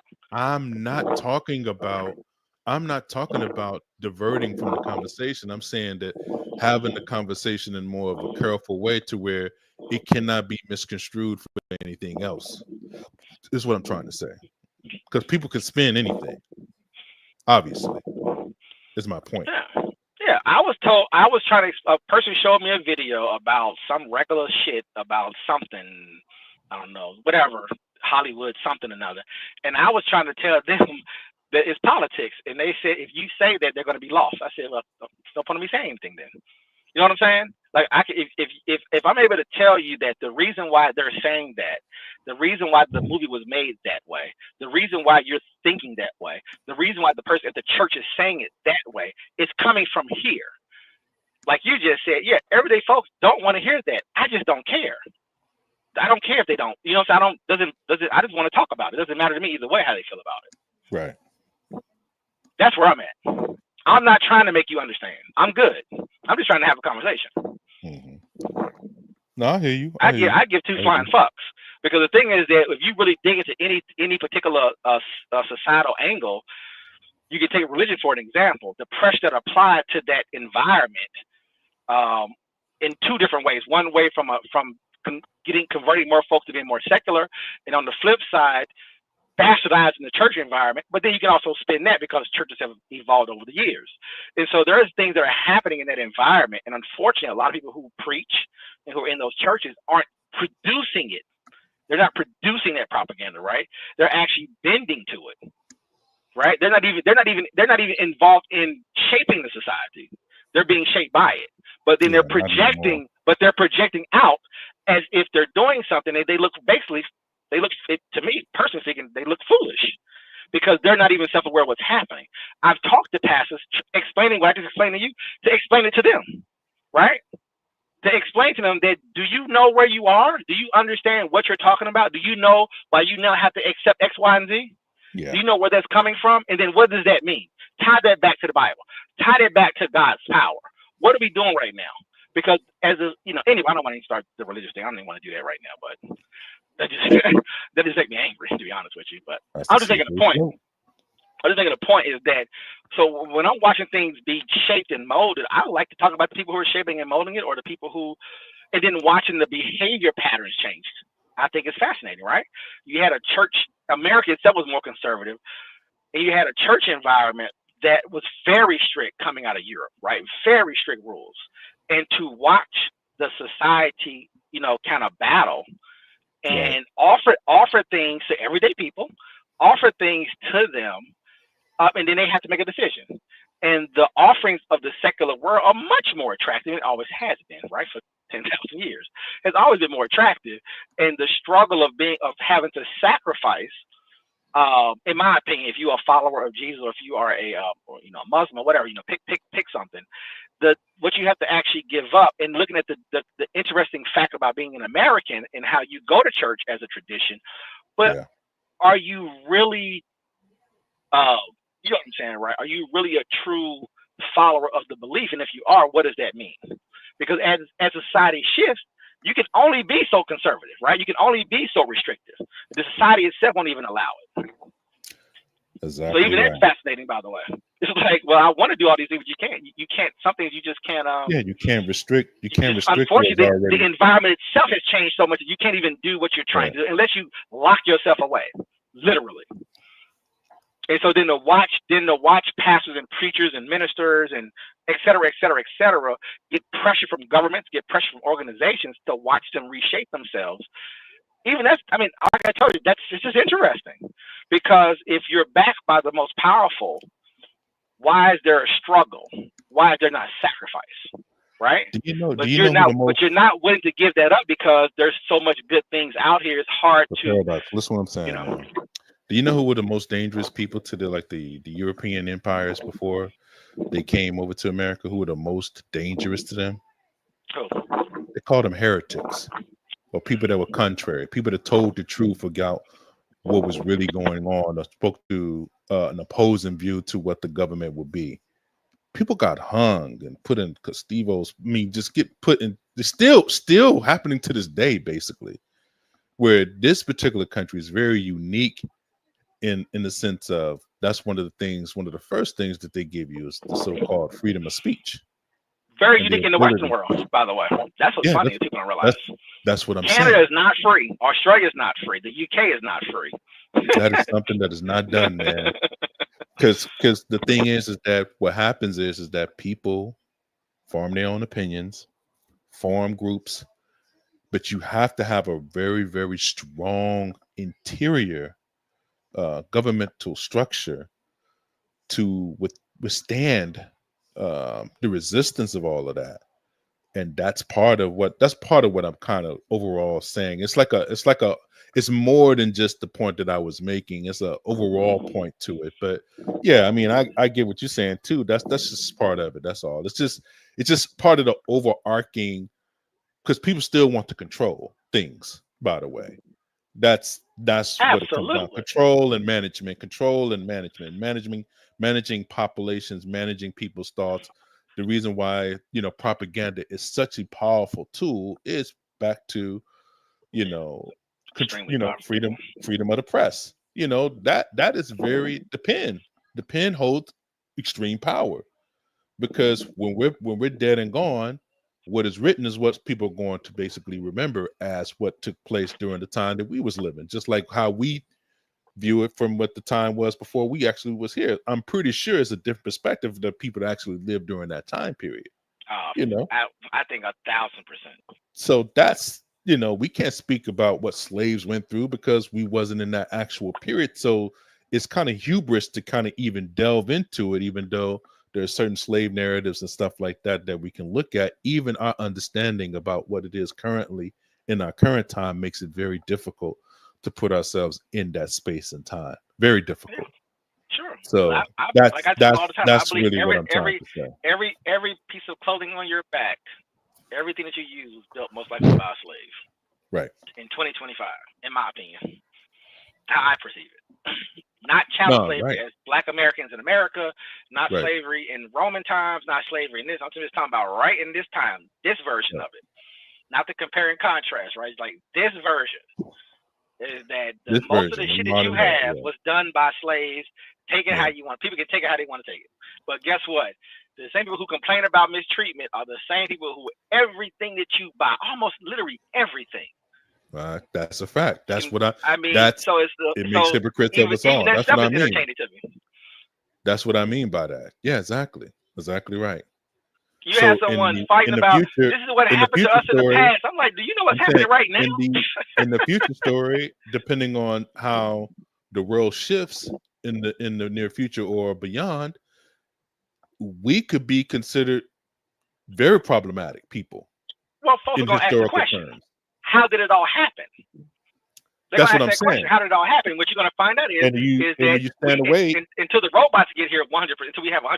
Because once we go 100% automation, then I'm assuming that it is going to pretty much go away. I just don't know what everybody's going to do, but it's going to pretty much go away. But up until machines have, because once machines can do everything, and we're pretty much it's about to get ready to happen with quantum computing. It's getting ready to happen. That you won't have anyone making anything. It'll all be done with a machine and machines running their own factories. So you have almost no humans. So at that point, we can kind of get away from exploiting people. But up until today, as far as right now goes, we know for a fact that everything that an American has, I don't care what your plight is, how you got here, your complaints and your excuses, whatever. When you go out and buy things, the system that you participate in, you're a party. You didn't leave. You're not going somewhere else. You're talking about in this country. Everything is done by some version of a slave, in my opinion. They may not be in chains. They may not be getting beat to death. Even some of them, even that's happening in some cases. But you understand what I'm saying? They're being violated, bro. They're being worked to death.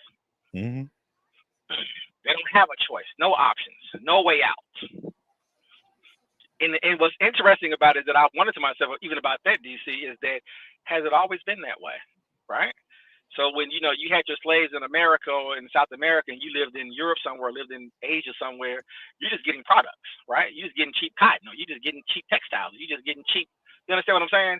You're just living your life. You're not concerned. You're just like, okay, we're getting stuff. It's always been like this, right? There is no real moralness to that situation where you're rejecting things because of how it got to you. You're not concerned about that. So Americans aren't organizing as a nation and saying, nope, we don't want any more ships from China, Vietnam, right? Or the Philippines, right? We don't want no more ships because those things were. It's not, That's one matter of fact. When I was a child, that was one of the few things that I still remember as an adult. Is that when Kathy Griffin, I think it was Kathy Griffin, one of those celebrities got busted, and the first time I heard the word sweatshop, like in the 80s or whatever, and that was as a child, just like, and it stuck. It struck me, I should say, because I'm like, oh, so we didn't know. I mean, not people obviously knew, but the general population didn't realize that all these clothes and all these stores are being done by slaves. Now they're not using that language, but that's really what it is, basically. So even in that sense, it's interesting that when you realize that we're not making this stuff in our country anymore, and slaves, obviously us, wasn't doing the work anymore, obviously, and people are now being paid some sort of wage, however you want to deal with that, right? where they, you had a choice to go work places or not work places, and we were making our own things at one point in the 19th century, right, 20th century. But then to find out that once we exported everything out to be done as labor, the assumption I'm assuming that the average person had was just like America, right? They free of choice. They choose to work in these places, and you didn't realize that. Oh no, it's all forced labor. So when you're drinking your delicious coffee from Starbucks, it's forced labor. They tried to invent that fair trade. Remember that? They did the fair trade thing. They tried they tried to clean it up. But you've been drinking coffee your whole life. Is eating bananas your whole life. Eating bananas, all slaves. Outsourcing the labor to take it off country. Right. Take it off country. Yeah. Pollution, all of it. Mm-hmm. All of it, people are polluting like crazy in factories around the world. We're just pretending it's not happening on not you're aware, but and then you over leverage the burden on the country that's doing the hard labor of their own citizens, their own people, and how they have their system set up to be a participant in the world economy. That's the way the world has actually worked. That's why I'm saying that 100 years, 200 years, depending on how you view historical context of how it's going to possibly be viewed, America may not be viewed very much the same as it is right now. It may be totally different, where we're all criminals to people in a historical sense. It's gonna be messy, but like you said, if you look at it, but I wouldn't say that necessarily. Like you said, it just depends, because I think that people don't realize that slaves built Rome. They don't talk about it. You're right.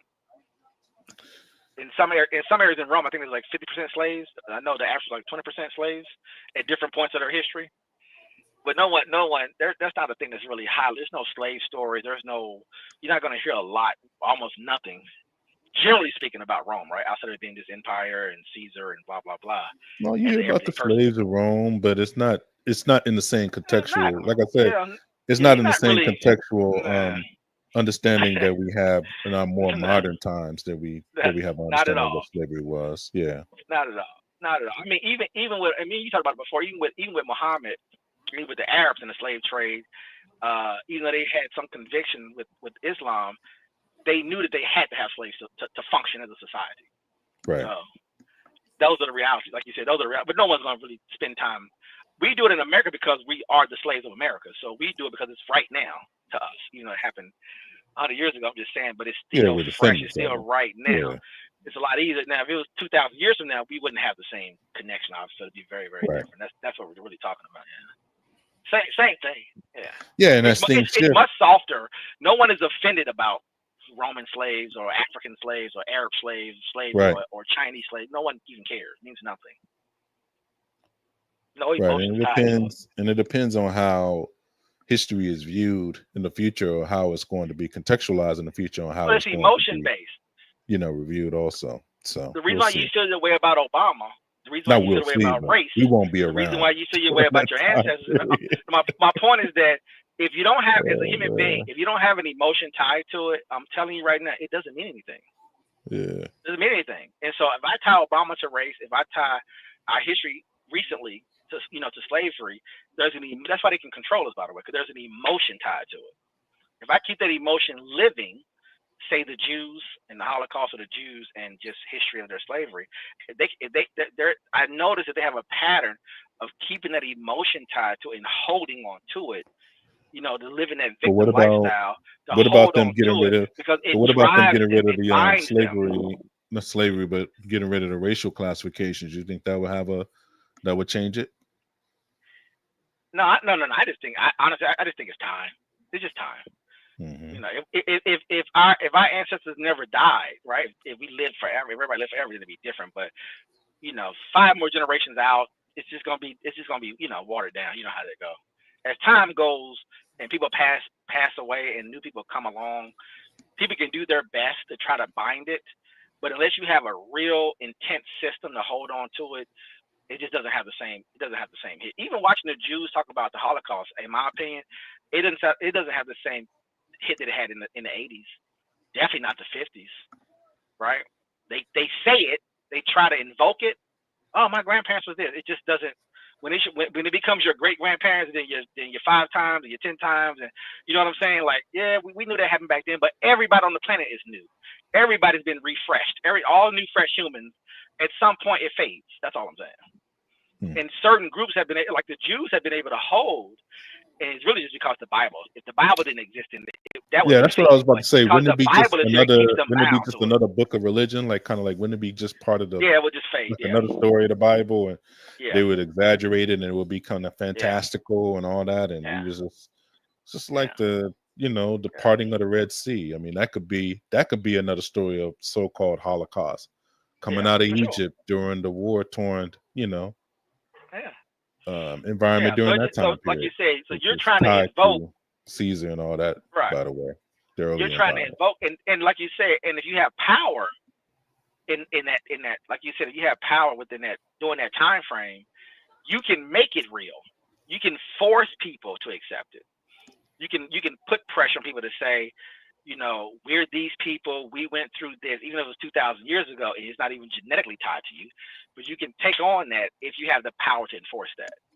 And I think the Jews are probably they're the best example because they have control of media.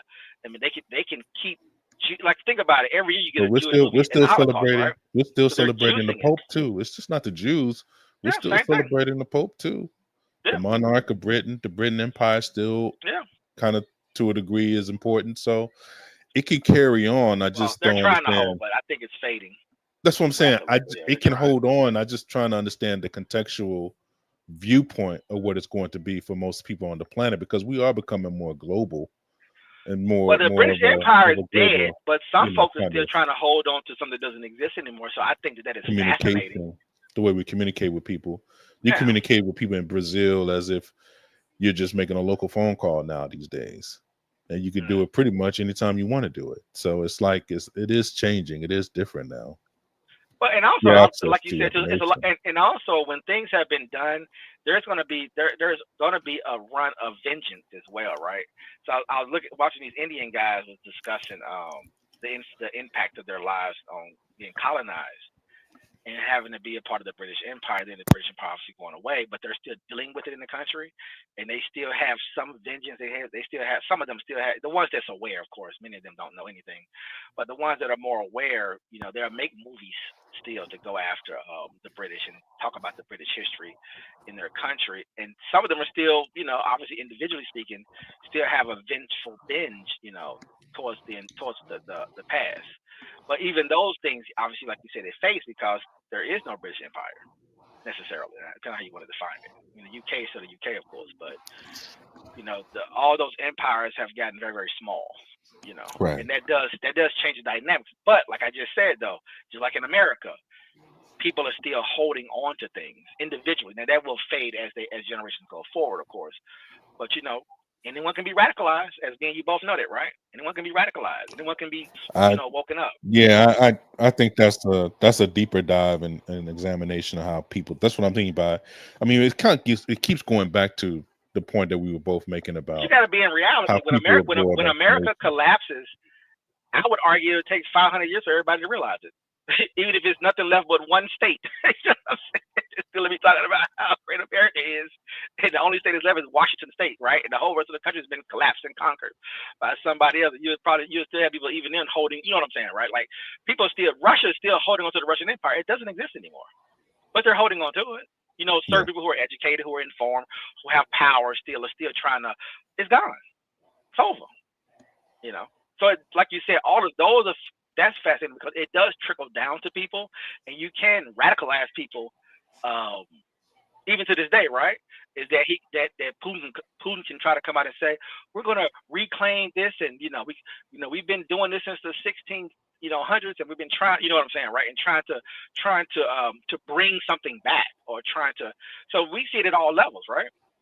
You're fantasizing about things. He can't live right now, right? And there's no different than an average Black American who reads a book and finds out, oh my God, I can't believe this is happening in America. Why are we still, you know what I'm saying? How are we dealing with this place? And it's like, well, that was a time, and it's over. We're here now, so we can however you want to deal with that, right? Native Americans, you're not reclaiming the land, right? DC, that's not happening. But you can Nah, it's not fantasize, happening. you can radicalize yourself, you can fantasize and think all the things you want to think, and you can get support from it, you can get money from it, you can even get laws changed, to try to give you some sense of comfort in a nation that's conquered you, right? Right. So they have the Indian Affairs Office, and we recognize the Indian nations, and it makes them feel the Mhm. way they feel, and you understand. So They're given, but the thing is, they're given sovereignty. They didn't take it; they're given it. it's There's a taken, difference. right? But no. But because they have it, they can front like it's more than what it is, and they do that. Well, it's the same And thing as I the find it Jewish. It's fascinating. the same thing as the Jewish community. I mean, they run through Yeah. Yeah. what you call that, what people call that victimhood. Also, I mean, it's the same Oh, thing. that's all they do is victimhood. Their whole Yeah, philosophy is but victimhood. they've been Yeah. able to master it to a level Master it, of bro. it's a mastery beyond. I mean, they got Just the PhD in it. it's I beyond my mean, it is what understanding. it is, man. So They're the literally whole genociding. They're the whole genociding world. people. That's The what I'm saying. whole world is the The whole whole world is world feels complaining sorry. about it. That's what I'm saying. The whole world feels sorry for them for basically, killing innocent babies. And I mean, it's just anyway. I'm not gonna. But it's Let me fa- not but it's even but get it, on over but that. it's fascinating, right? That's what I was saying about, like you said, most folks don't care. But for us, it's fascinating watching the process, because a lot of things we don't get to see, you have to read about in history books. And so these are great moments. America, it's always a great time, I guess, in history, but this is a great time as well, because we're able to truly see how, in a time where the whole world has access, no one can pretend that they're living in a bubble. Even North Korea, right? Even people who live in the Siberia. No one. We live in a time frame now where the entire 8 billion people on the planet can be aware of what's happening. And just look at how most people, DC, including governments, including heads of state, look at how they're reacting. So imagine going back in history where everybody didn't know everything that was going on. Imagine that, right? So if people know what's going on a global level and it's still happening, you don't think that's fascinating? I think it's fascinating. Absolutely. It's Yeah, it is fascinating. fascinating. Yeah. They're literally exterminating people, selling the land while they're killing the people and pushing them off the land and selling the land at the same time, bro. And I'm watching all the meetings in the UN, right? I'm watching all the council events. I'm watching the Arab nations coming together and did a whole thing just last week, right? I'm watching certain parties in Africa and in Europe that's coming out speaking against Israel. I'm watching Jews speak out against Israel. I'm watching all the protests in America, in Europe, all over the world, right? It is very interesting that America is funding it, right? And people just have to take it. They can complain about it, they can be mad about it, they can try to do certain things to make, but it's not stopping the events from actually happening. Even that is what I was telling you about before, how understanding power. And do people actually care about certain things? And to watch this little piece of land and watching the greatest empire in the world give money and protect this country as they exterminate people by taking a position that they're under attack and that they're under threat based off the Right. countries that are around them and the people who are and the people who are in them, and then the contradiction in Europe, especially the UK and France, who started all of this stuff, in my personal opinion, after the fall of the Ottomans. And so all of it's interesting because, watching the United Nations and watching them debate it, and people are trying to, like, we're going to put Netanyahu in prison and he's a war criminal, but it's still not stopping the event. You understand what I'm No, saying, from happening? The don't stop extermination it. process is still happening, though. With all of that stuff going on, all the debates that I follow online all day long from experts from all over the world, watching all the debates and being upset about it, but you're just upset about it. But you're seeing power take place at the same time. And it shows the impotency of almost every nation in the country, in the world, bro. And people don't think they can be taken. People think that they have power. People think that they know what's going on. That's what I was really trying to get across to you from my perspective of things. Is that it's a whole lot of Well, talking, you a already whole lot know of that people I doing know whatever that they're though. doing, but when That's you what I'm watch saying. things But really go down, look at who's involved and who's not. Look at who's on the sidelines. Look whose opinions matter. And this is at the highest level. So you telling me some dumbass on the internet got what they say matters? Come on, bro. What are we doing right now, bro? What their thoughts matter? What the fuck are their thoughts gonna stop with Ukraine and Russia? Tell me what their thoughts gonna do. Huh? It doesn't change it. When we invade Iraq and kill 1 million fucking people, tell me what these motherfuckers on the internet and their thoughts and what they think about things matter. Or anybody in the world for that matter. It doesn't change it. That's all I'm saying. It doesn't change it at all. So I know how weak 99% of the world is, how weak these nations are, how weak these countries are, how weak these kingdoms are, how they know to bend that knee, how they know to make those deals. And I think a lot of times Americans get sort of caught up in the day-to-day political stuff and start listening to these so-called educated people, you know, spitting off all kind of bullshit on the internet and on the news. I'm like, bro, just step back and actually pay attention. You don't have to listen to any of that shit. Look at what's physically happening and take your position from that perspective. Am I right or wrong, DC?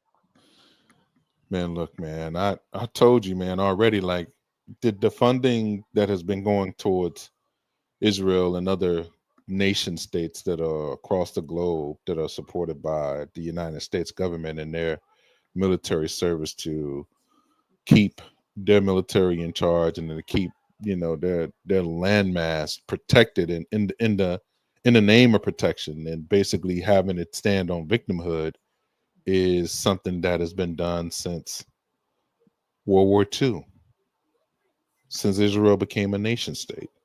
I mean, we're talking 1949, 1948.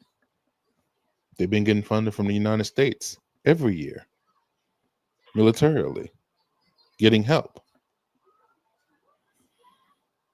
And it's back to what that narrative is that you're saying. I mean, it's even allowing certain things to happen to you to have a response that's going to be justified in the eyes of people around the globe. In my opinion, let me just say that. In my opinion. Well, like you said, we're also in a position of having to control nations. We're running proxy wars. Other nations are funding other nations against other nations. We're in these sort of these wars. Like you said, it's just so much is happening. That to me, like I keep saying to you, I can't say nothing. That's just way more interesting, bro. That's how the world is shaped. Now it's not shaped by people on the fucking internet, bro. It's not shaped by a lot of these educated and philosophers and book writers out here and financial experts and people who say this and say that and the presidency is horrible and America's dying and blah, blah, blah. I mean, just people just running their mouths selling books and getting clicks, bro. Nobody wants that smoke. There's plenty of opportunity. I told you that before.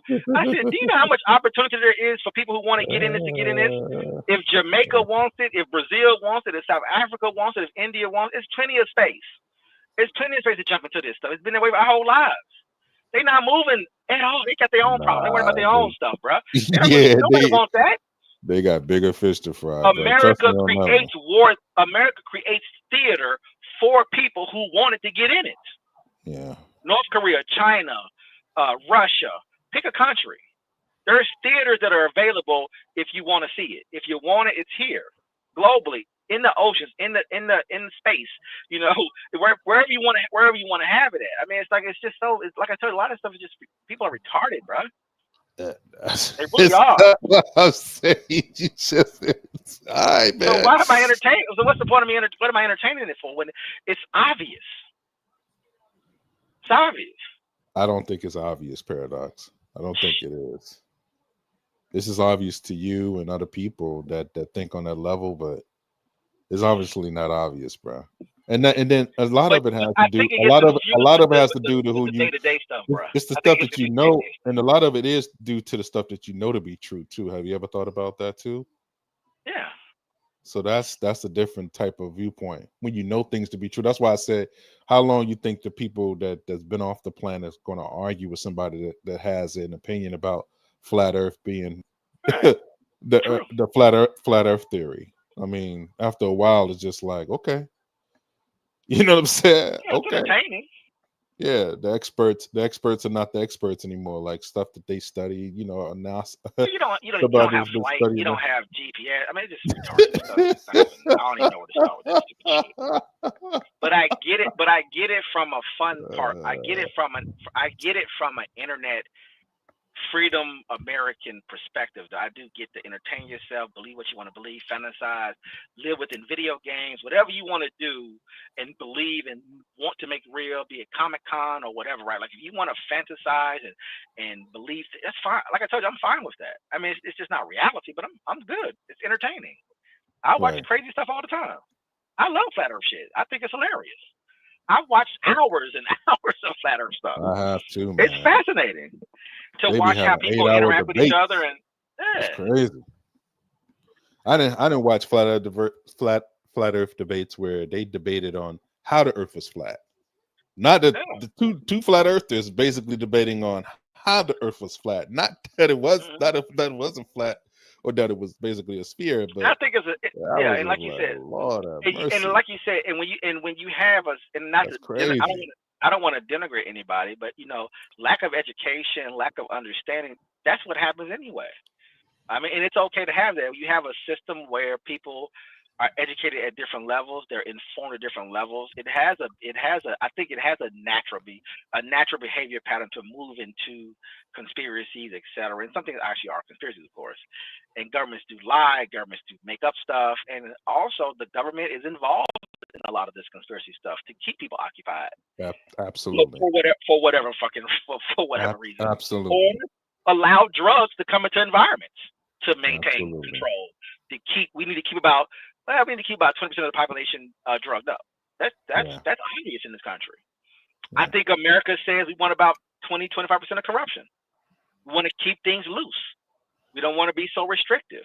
If you go to other countries, bruh, Western countries, Canada, pick a country, they're many, if not all, are very compliant people, bruh. They're very yeah. compliant. I know, America has created an environment I that know. the way our behaviors are. A lot of us like things to be loose and free and scammy and can hustle, and other ones don't, and we try to fight that balance. But uh, like you said, you went out like our ads and commercials and things. Like we literally allow people to scam each other in this country. And We do. maybe the government, maybe the state will get involved, maybe they won't get involved, right? But we kind of keep things open, and good or bad, right? Good or bad. Um, but this country is it's a characteristic of America. I even find that funny. You know what I'm saying? When someone points out that strange, they're hustling drugs on television commercials, right? Or Yeah, that they're marketing to 5-year-old kids to buy things and to make their parents buy things. It's other countries just doesn't have that. America's uniquely that way. It's interesting, but when you have an 80% consumption market and you need to produce new consumers, then clearly you're gonna let little kids. You know what I'm saying? You're gonna do things to force that environment, because if you can start marketing kids at a young age, and of course you have consumers for life. You have that consumption mindset, I should say, for life. And you're always tugging against the save your money, be smart, whatever. But the society is saying no. Put that 4-year-old in front of this television or this iPad, right, and let them consume things, because as they grow up, we want them to be a consumer, right? So like you said, even developing humans in your society, in your country, even that's, like I said, is interesting, comparable to other places around the world. But that's why we have the yep. biggest consumption market in the world. It's a reason why, right? Could you imagine if kids couldn't get exposed to things that are 18 or 20? How different it would be if they had no desires to want everything in the fucking store, Right. and you enforce it. People complain about it all the time, right? They complain, but it's still happening. You're not stopping it. The machine is undefeated so far, as far as we know, right? Shoot, I heard even your boy RFK trying to get chemicals out of food, and I'm thinking to myself, good luck. Good luck, Trump. Good luck, guys. I believe it when I see it. Billions and billions and billions of dollars. I just don't know, right? I I am believe what I see it. Like, you're gonna stop I doing what am I I am love it. shocked. I am shocked that they even allow that to get out. Yeah, That he was actually trying that. yeah. He's They're not the gonna try to first get rid of about 100 person. chemicals. He's not. Yeah, he's No, not the of first person to try this. By the way, so course not. a lot of people think that that's the case, but that is not true. But Yeah, yeah. Good luck. I hope that he good luck. succeeds to a I degree. hope Yeah. so. Trump want to Some of raise the taxes food, on the some of the Trump food wants needs he to be wants to raise regulated. they're trying to do it. I will believe it. I will when I see them laws, because he ain't passing laws. So I will believe it when a law gets passed. I told you he loves to sign. He loves to sign things with the small pen. He don't like to. Yeah. He doesn't want to go through Congress and none of that. Even though he has Congress, he just doesn't want to go through all of the time that it takes to do all that. He knows he's on a very short window. Right, he's on a very short window too. So I mean, it is what it is. The good thing about America, that's why I love America though, is that you have a person who wants to be king, and he can't be. Right. So it's interesting watching our system operate. I'm glad you said it like that. He wants to run it, and I understand what every president wants to do. What he's doing, he's just loud about it, and the checks are in place. And so, unfortunately, you cannot whip the House and the Senate on the right to do you, because guess what? Every individual person has power. They have responsibility to their local constituents, and those numbers are a mix, and everybody's on a different page. And that's what makes us, in my opinion, makes our system so interesting, because you're watching a person, and that goes for every president, but Trump is literally as loud as possible about it. I want to do this. And then you get to watch the system deal with the person, which is why it's set up this way, right? Now, you know what's so funny about the experiment is that you finally got a president who's loud, who's not hiding anything, who's not trying to be. I'm gonna tell you what I'm doing. I'm gonna be loud about it, so you get to kind of see what it would be like. Oh wow! So if we had a king, and he was, he doesn't have to hide, right? He's gonna say what he's gonna say, right? And to see that there's all of these different layers of systems in place to deal with it. So you can write all the executive orders you want. All those can be overturned with one signature. With the next administration. And 20 months from now, you have no power. Yeah. Judges die, get sick. That changes things. This changes things. That all these moving parts. And so, like you said, you can sneak in as much as you want to sneak in. But like you said, when it comes to the big stuff, if you can't move Congress to do it, it will just be there, and you will spin. So Trump has been spinning the whole time. People are going to wake up in 2 or 3 years and say, well, what actually was done? And you're going to find out that he wrote some executive orders to change some things here and there. Some things got removed, and people were mad about it, but they got it back. The contractors that Elon got rid of, they're already coming back. Right? Like this government thing is getting refunded already. You have to do this. You can't do that. You know what I'm saying? Like all the processes and things that has to happen, the system is going to force you as a president to capitulate. And we watch every president go through it in our lifetime, right? It all sounds good. But and everybody gets mad, and everybody gets their clicks, in the newspapers get to sell their papers in the past, right? To try to make things a certain way, which generates income for your business as a news organization or whatever. But just watch it play out. Like you said, Obama passed that big ass healthcare bill. It was over. Yeah. It was it. That's it, buddy. You can get some little stuff passed, and we can try to push some bills through here, and we're gonna add a lot of pork to it and some things that we want. But hey, it is what it is. Yeah, he tried to get that crime bill paid. They were like, hell no, no sir. Yeah, and I think Trump pushing. Trump trying to push, instead of cutting the military budget and making it more efficient, he's doing the exact opposite, which is fine. But we have to wait and see. And clearly, if they pass that bill, then he lied. He's trying to cut other things to pay for things. He said that him and Bannon is out here claiming that he's going to raise taxes on the top 1%, top 2%, or whatever the hell he's going to do. I will believe it when I see it. Right? We will believe it when we see it. Most likely it's not happening. You're going to end up cutting Medicare and Medicaid. That means that every Republican who does that will not be in office in 2 years. So they're getting prepared for that as well, right?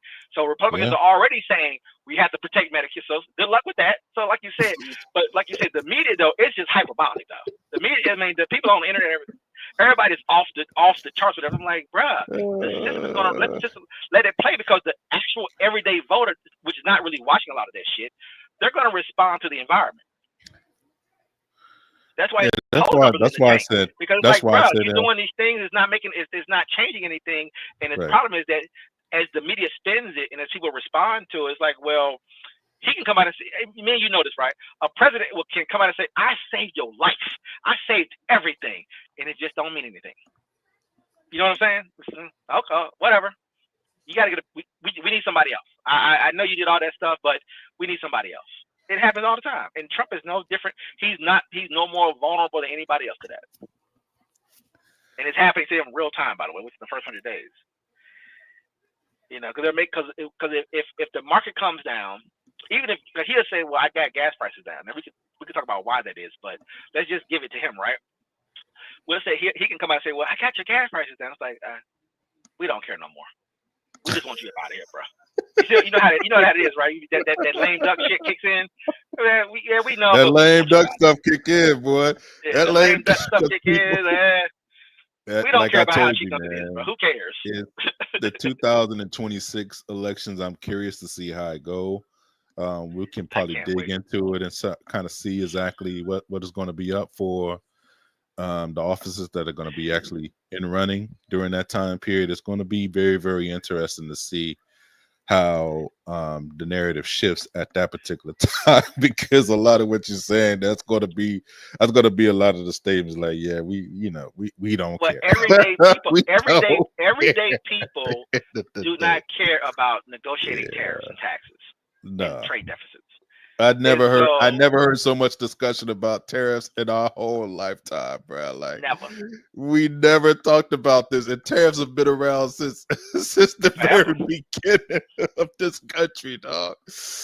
Yeah. And normally tariffs are done in secret. It's not something that you want to tell the public about. Like, nobody wants to talk about the tariffs out in the open. It's something that you're negotiating with other countries. Well, again, it goes back to what I said. Your everyday person is just trying to live. There's another layer of people. That's what I'm saying. Who make big boy decisions, who are actually going to reshape their life. And their job is to sell it to you. But do you see how it's got spun out of control by people basically manipulating that whole discussion about things that are not normally spoken out in public, and the reason why it's not spoken in public as much? That's all I'm saying. Like, the tariffs is a perfect illustration of that. A perfect illustration of that. Not everybody economic experts about tariffs and what they mean. Like, come on, man. Like, dude, are you serious? You never thought about tariffs one day in your life, bro. you just read about it and found out about it recently. Trump has a good way of making things viral, basically. Yeah, true. That is true. We do agree. They do tariff deals all the time. I mean, Biden put tariffs on Mexico, put tariffs on Canada, he put tariffs on China. So, like you said, the failure of the Biden administration, and not saying Trump's way will work. By the way, we'll see his way will work, but Biden and Harris. And I don't really know who's supposed to do it in the administration, but they weren't out selling messaging. Remember Obama? I think it was Obama. I forget which president it was. They said, you know what? We're going to do a 30-city tour, and we're going to sell and talk. Maybe it was Obamacare. I can't remember. We're going to sell and talk about this particular idea because people just. Because what's so funny about it in the political world, people have this weird thing about everybody should know something. I think it's retarded. Roland Martin has a bad habit of doing that, and not just him, but a lot of people. It's like instead of just saying. How is that any different than what I said to you earlier? Then how is that any different than what I just said to you earlier, though, man? So instead, you gonna give me all of that grief to just say that? Come on, bro, that's crazy work. Instead of just saying what people typically say in politics, say most Americans are concerned about their own lives. Instead of shitting on the American people and saying, but Roland has a bad habit of doing that. That's Roland, though. That's how he is. Right. I'm gonna tell you anyway. I'm gonna tell you even information you don't want to know, and then I'm gonna shame you for not knowing it. He's going to shame. That's what I'm. That's exactly. And he has a bad habit. That's a personal thing that he has a bad habit with. Yeah, maybe I should have said it like that because it's the same thing, though. So you were the Roland Martin in our discussion, bro. You know that, right? Can you give me that? Okay. All right. Cool. I'm ready. Let's go to Marc Lamont. So I'm glad we finally got there. He was like, damn, I was a whole. Because we know, dude, there's very few political. If you want to talk about political insiders for real, that do it on a 24 hours, 365-degree day basis, like yearly, that's what he lives in this. baptized in this for right, real. but Like he's claiming. Remember something. The difference between me and him is that he's claiming that he's doing something for people and they should know better. I keep telling you, I don't care. So we're very different in that way. Right. But I'm saying the apparatus. I just want to, because I already know. But the apparatus of usage is the same, though, is what I'm saying. What he should say is that politics isn't people's hobbies. We live in a very powerful country, so people can have their own personal lives and do whatever the fuck they want to do. If they want to have a hobby of looking at the stars or skiing, that's their expertise. That's what they love to do, or whatever it might be, or just playing video games. You cannot put that on America. But you can't create these false things that people should know something. That's not the country. You have to be aware where you live at. I'm aware of that. Is what I'm trying to say. I'm acutely aware of it. So I know that 1% of people who are really into, political junkies or into certain things, very, very small groups of people, bro. You know that, right? Very small. And it's a hobby, right? It's a hobby to me. I don't know about you. It's complicated. I would say it's very, very complicated because, like I said, when you get into what people think and what people do, it's a very unique kind of situation.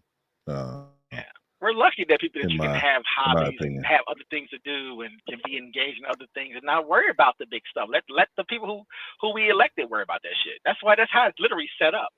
So when people try to shit on everybody of what they should know, it's like, why are you doing that? Just live in the world you live in and enjoy it, because you know that people don't know and they're not designed to know. It's not even set up that way.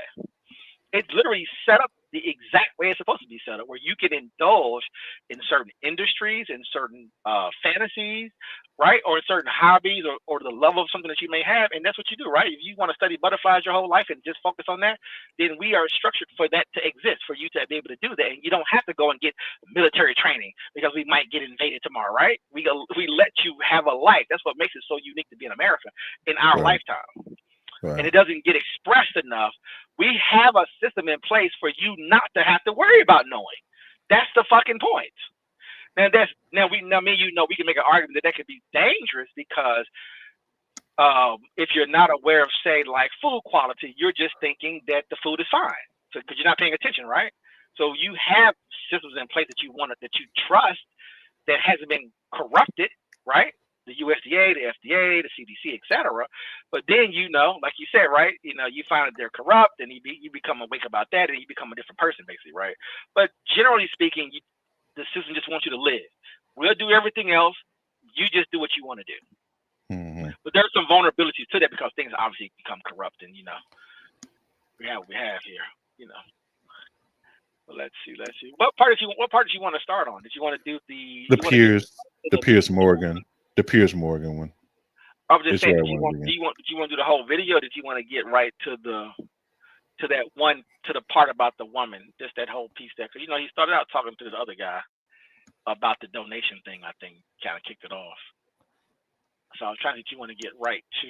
Yeah, we can run through the beginning part of when he basically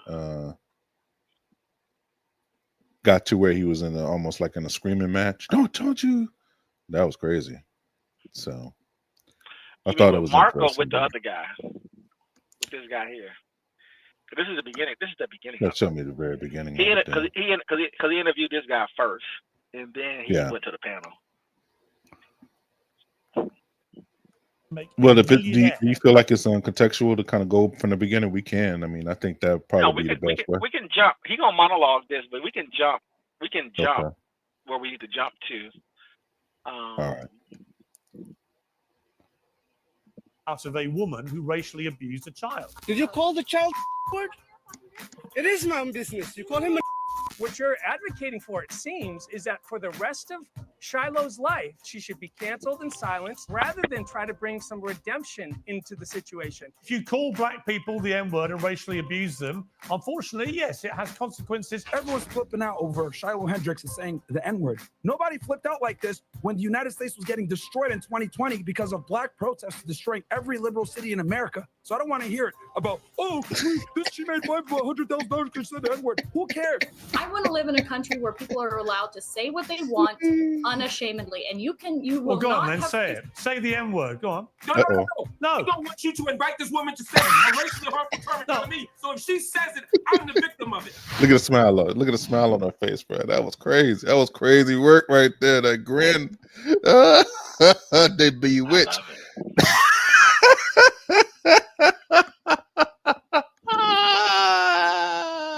Thank you, Donald Trump. I love it.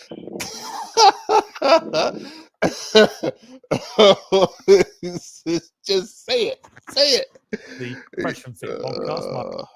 Oh my God. I was trying to see that you want to do because they. I have a question for you. If you had to make a choice between on X has been viewed 2.5 million times, in which it was entitled "White People Are Finally Fighting Back. Stand with Shiloh Hendricks." What did you mean by that? Tax day has passed, but for millions. Let me ask you: Did you want to? You did want to play? I'm assuming you did hear what Mark said on Joe's show, right? Mark Lamont Hill? No, I did not hear what he said on Joe Rogan's show, so we can go through that. No, not Joe Rogan, Joe Budden. Oh no, I did. Yeah. That's what I wanted to play after. I wanted to play that after. Good. You see what I'm saying? Like I wanted to kind of contact. That's what I mean. Yeah. I thought you said he going on Joe Rogan. No. But yeah, I did. That's what I'm saying. I know that I wanted to kind of go what we talked about offline, because I think that they even got shocked by how involved he's in other things as far as politics, and how down this show is being kind of like put onto a different different sphere. So now people are paying attention to them because he's there. So it's a different audience that he's brought to their program also. It's all honestly, it's a really. I have my opinions about it because it's probably him being on the show, in my personal opinion, is problematic. Don't Mark have a PhD? He's a doctorate, right? Yeah, that's what I thought. He doesn't call himself a doctor. Yeah, I know. Well, Mark is playing now. Again, I don't know him personally, but I mean, I've met him and talked to him. But come on, don't do that. Wait, look, I'm not doing all that. Look, I'm just saying is that people are moving in different spaces for different reasons. And like I said, I know it's complicated because it is a lot going on when you do cultural stuff, and you can be trapped in certain spaces, and you can't. If you stay in those spaces, you stay in those spaces.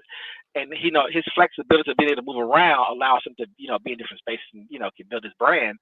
This is what he's doing nowadays, by the way, which is different than what he did in the past, because social media allows you to do that. It's interesting, just following his life and what he's pro in, and he knows how to play different games. And I don't know how to feel about it, to be honest with you. I understand it. It's interesting to say the least. But I know that his philosophy, he knows many philosophies. He does. But I'm not gonna. I'm trying to be nice to him. Trying to be nice. Anyway, I just have my issue with everybody, I guess, DC. I hate to say it. You do, man. You are critical, bro.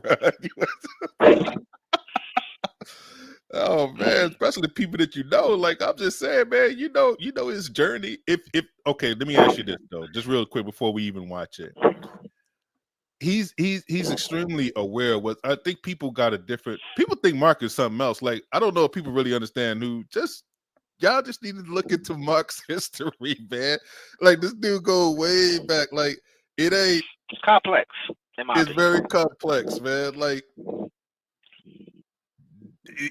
he's from Philly. Like I don't know how to even. It's a lot of different things going on with Mark Lamont Hill, Dr. Hill. I mean, I'm gonna call him by his first. I'm gonna call him by his name, like Dr. Hill. Very, very intelligent. Very intelligent kid. Very smart. Very smart. By the way, I don't want to. Very observant. I'm not comparing him. I'm not going to compare him to Dr. Umar. I don't want to do that. But that's the simple thing to do. But no, he's different. But yeah. Dr. Umar, for the most part, stays in one lane pretty much forever. What do you mean? His and audience? His audience is leveraged just into one stays. lane, or He because just he pretty. was in different. He was in different lanes. Would you say that? I mean, you would know more than I No, would. not Huh? really. I mean, no. I mean, he pretty much. So my point is this: if I looked at three people in this perspective, they've been doing this for a long time. If I look at Tariq, Umar, and Mark. Tariq Right. is all over the place. As an example, he's a Hollywood All person over to the me. place. He's a movie person. He's a Hollywood person to me. I'm with him there. It's straight California, I'm, straight Hollywood. everything Baby. else I don't care about. Good enough. So No. cosplaying as Yeah. different black people at different moments in time to fit into certain spaces to Right. get paid and get money and get access. I get it, right? Whatever, right? So that's one scenario. And then I look at Yeah. Umar, and I look at Umar as pretty much being in one lane. Pretty much, he's refined and honed his hustle. I still put him in pretty much in one. Pretty much consistently saying the same stuff, and that Okay. that can run for a while.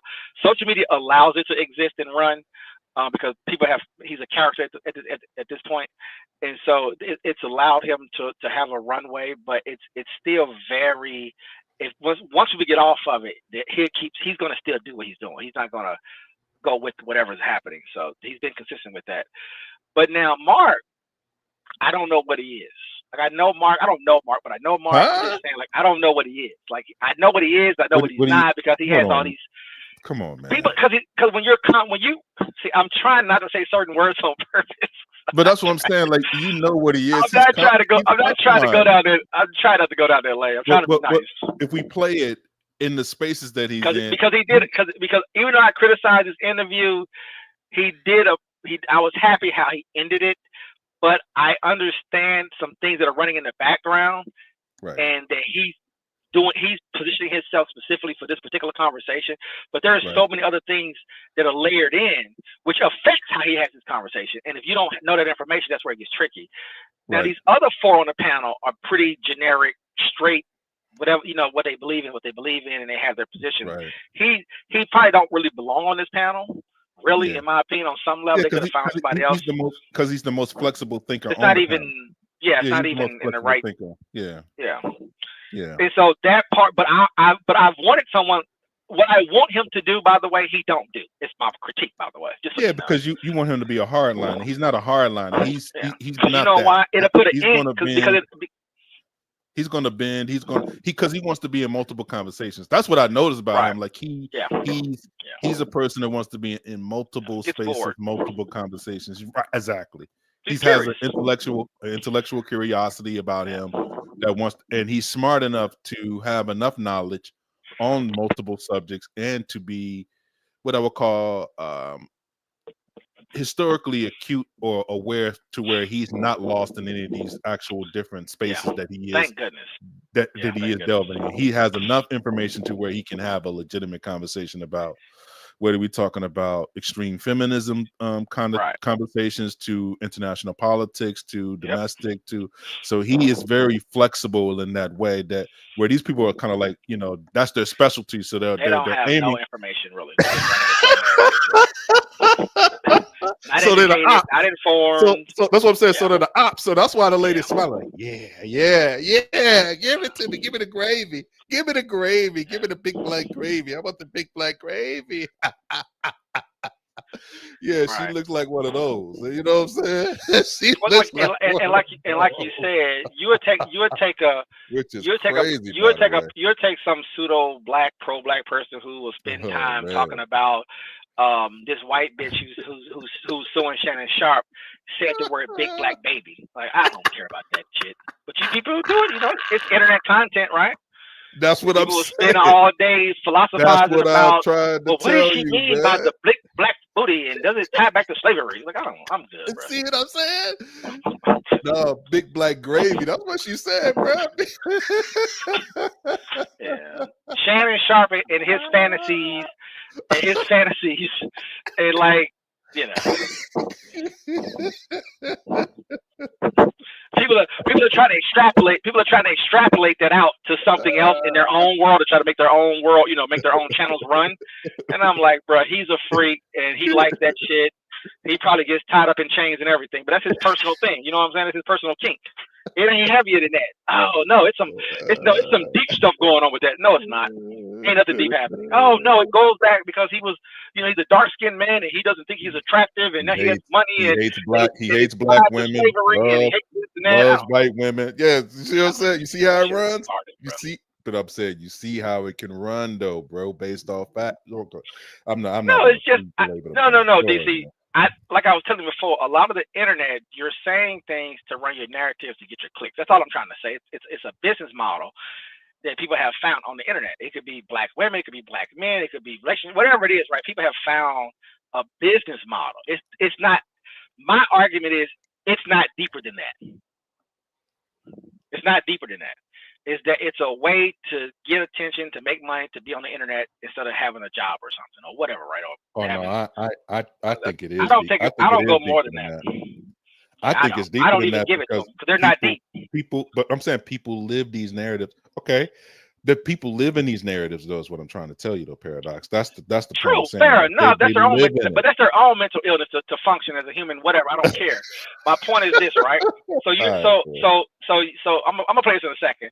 So you know about the black woman in New York Times, right? The statue. The statue. Oh man, You know about that, right? I do. Okay. Yeah, I just found out Now- about that recently. Actually, yeah. Okay, I'm a so little late to the now- party, but yeah. So I'm not going to tell you much about it, right? I'm just going to say this though. So if you put that into the internet and you look at every single person who, and it's hundreds, right?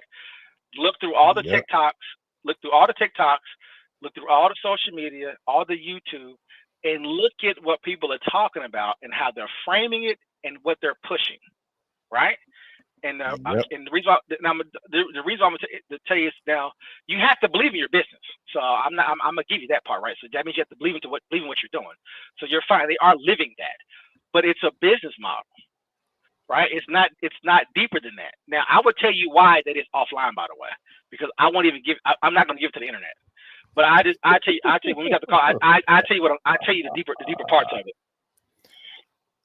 But based off what, but I can guarantee this though, based off what you just found out about, and if you look at the internet and how the internet's talking about it in those spaces, it feeds their business model. It's not deeper than that. Now I'm going to tell you what it actually is. We'll talk about that offline, by the way. We'll talk about that anyway. But Okay. I'm not going to do it on the internet because I find it entertaining watching people talk about it, and it's so obvious that it's a business model, and it's not deeper than that. And I don't care what they say or what they think. It's not. There's nothing else happening. But I'm gonna stop talking. I'm gonna leave that there. I don't want to get that up. I want the dummies to keep being dumb, so I won't help them out on that.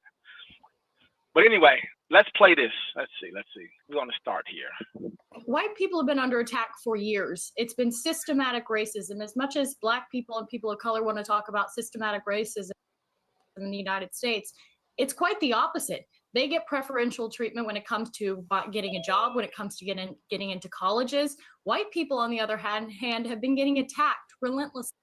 Now, DC, this is what I've been waiting for on the internet. I have been waiting for. Because it's been so many years, right? We never get this. Yeah. White people and Black people and other non-Blacks have been running this internet thing for a minute, right? With what she just said, they've been running this for a good minute, right? I really haven't watched them talk to anyone like a Mark Lamont Hill. Mark Lamont has been on these shows before, not this aggressive, but something similar, and he just won't give it up. Now there are a few guys out there that got got statistics, can kind of respond to it, but for some reason there's been this gaping, and I'm gonna tell you why in a second. I'm gonna blame the progressives just so you know where I'm going with it. But there's been this, there's been for the last 7 to 10 years or so, there's been this huge void. There's been this huge void, right?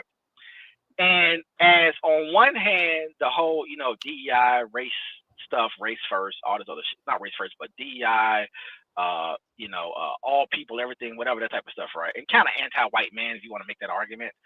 And white, heterosexual, non-white men, and if you want to make that argument. But it's been open. And what I thought was going to happen once race got highlighted, I think because there's so many layers to that, and Mark Lamahela is compromised from a Palestinian conversation we can have later, and some other people around the world that he has some ties to. But anyway, my point is that so it was open. Now I've watched, and I've been telling you this for the last 5 years, right? Probably 7 years. I've watched, and you as well, of course, watch it get filled with what she's saying. So me and you have watched this happen, right? We said that once the race thing goes, it's going to open up this. We just have to watch it play. So now remember, she's young. She's 20 something, whatever, right? Like, so she ain't 90 something, right? Nope. So now we know that her philosophy, what she's saying is it's old. It's been passed down, even though the white folks in America, the Democrats and Republicans, the left and the right, the progressives, the right. So they're on the left, they're saying one thing, but this is happening at all ages. And so what's interesting is that I thought that once we opened up the race conversation and this shit started showing up on the internet, be it Parler, be it Rumble, or be it YouTube or whatever, that there would be a line of people who are informed and educated, and specifically on black, right? Just on black, nothing else, just black, that they would be ready and waiting for the actual war that we want, which is this, right? But because the left, it's just so beautiful, but oh God, these people are great. The left has basically, bruh, if you don't, am I lying? The left has compromised all of what the you want me to say, scholars. man? What you want me to say? You got to say nothing. I just want to eat. You don't need to say nothing. Man. Don't say nothing. Just let me cook. So the thing is, so you opened up this thing to where we can have the racial conversation finally. Again, it cycles. Finally, in this new cycle. You're messing up the conversation, by the way, by preemptive. I gotta say it. You're doing a preemptive strike by, for instance, man. You gotta let Mark kind of like do his thing first. He ain't gonna do nothing. He's not gonna do anything. Is my whole point. He's speculating. Oh my God! See, so you just gonna give up the lead? It's the reason why. Come on. It's the reason why. Is that unfortunately all of the so-called pro-black or conscious or woke or aware people are so tied to other things besides black and just black, is that when this shit shows up, because the white folks on the left has wrapped everything together and we're not just focusing on black, that's why this can even breathe, by the way. Because really, they're not even saying nothing. We just don't have the people in place to just destroy it. White people, go on them shows and just hammer. But because they're so compromised about everything else, right? Because guess what? She's a woman, so she's a minority. Yep. Hello? So she's a woman. You know what I'm saying? Yep. But, that's what I'm saying. Yeah, exactly. So you can't really do the black thing. That's all I'm trying to say. That's all left. All the pro-black, all that shit's on the left. You keep saying it's not. It is. And it's compromised. And you really not set to really go at anything because it's compromised. So guess what happens? Here's your victim white hood. Will balance the white on the left, by the way. What do you think Roland Martin would have said if he was sitting there in that chair? He's not going to do the show. Off the rails. He's not going to do the show. It would have went off the rails, though, right? I know he's not going to. Well, I can't say he won't do it.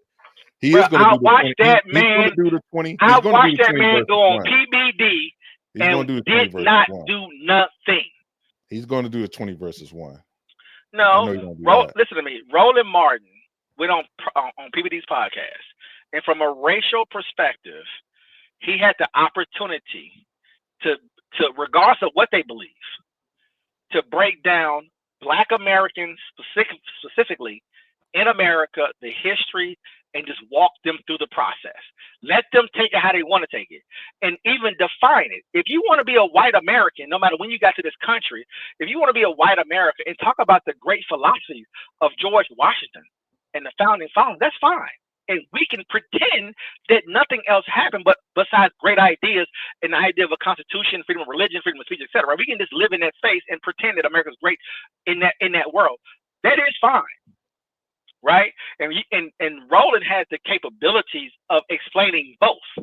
Because if you're an immigrant, for example, Charlie Kirk, he can run the propaganda on Great America, and what we went through and how we came a long way and yada, yada, yada, and can wash the extermination of Native people, right? That the French, the British, the English, the English, the French, the Portuguese, and the Spaniards did, and the Spanish did, right? We can just wash that away, right? And just kind of narrow it down. Roland has the capability of showing you both, like, look, this is what they're saying. This is why they believe it. This is why it's here. This is why people think that way. And that's what this is. Let me give you the other perspective of when you see a black person that's an American black person, this is why they think the way they think.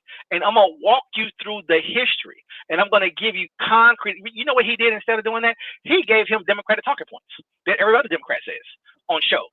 And I'm like, bruh, this is the opportunity right now to let this Iranian immigrant who was escaping his country after America killed his fucking president. Yep. And I mean, what are we talking about right now? The whole coup and everything. Yeah. Shit. CIA operation. We playing games. A CIA operation, basically. Because the thing is this: if you're telling American history, you can talk about a Charlie Kirk and say, well, you know, Charlie Kirk is a second generation immigrant, and he's from Poland. He's not. It's wherever he's from, right? And that we know that country dumped out all the shithole people who was there, who was scum of the earth, who was beggars and you know what I'm saying? And like he can walk. It's just so, the information is just so there that if you wanted to position a racial conversation, you have all the ammunition you need. But then they go on shows and just do Democratic talking points. I just don't understand it. That's all I'm telling you, DC. I don't understand it. It's just so much material. It's so much material that you can tap into, because in the internet world, as far as who I follow, the racial stuff about Black American history and how it all works is just not out there. I'm sure it's being suppressed, but I'm just not seeing enough clips of Black educated people who are well informed, you know, posting and talking about just the flow of America and getting more of that information out there and going on a lot of these right-wing shows and other podcasts and just breaking it down, not being offensive, not arguing, not even fighting, because you don't have to fight it. You can give the information and let them just process it, especially if they're not white and American, especially.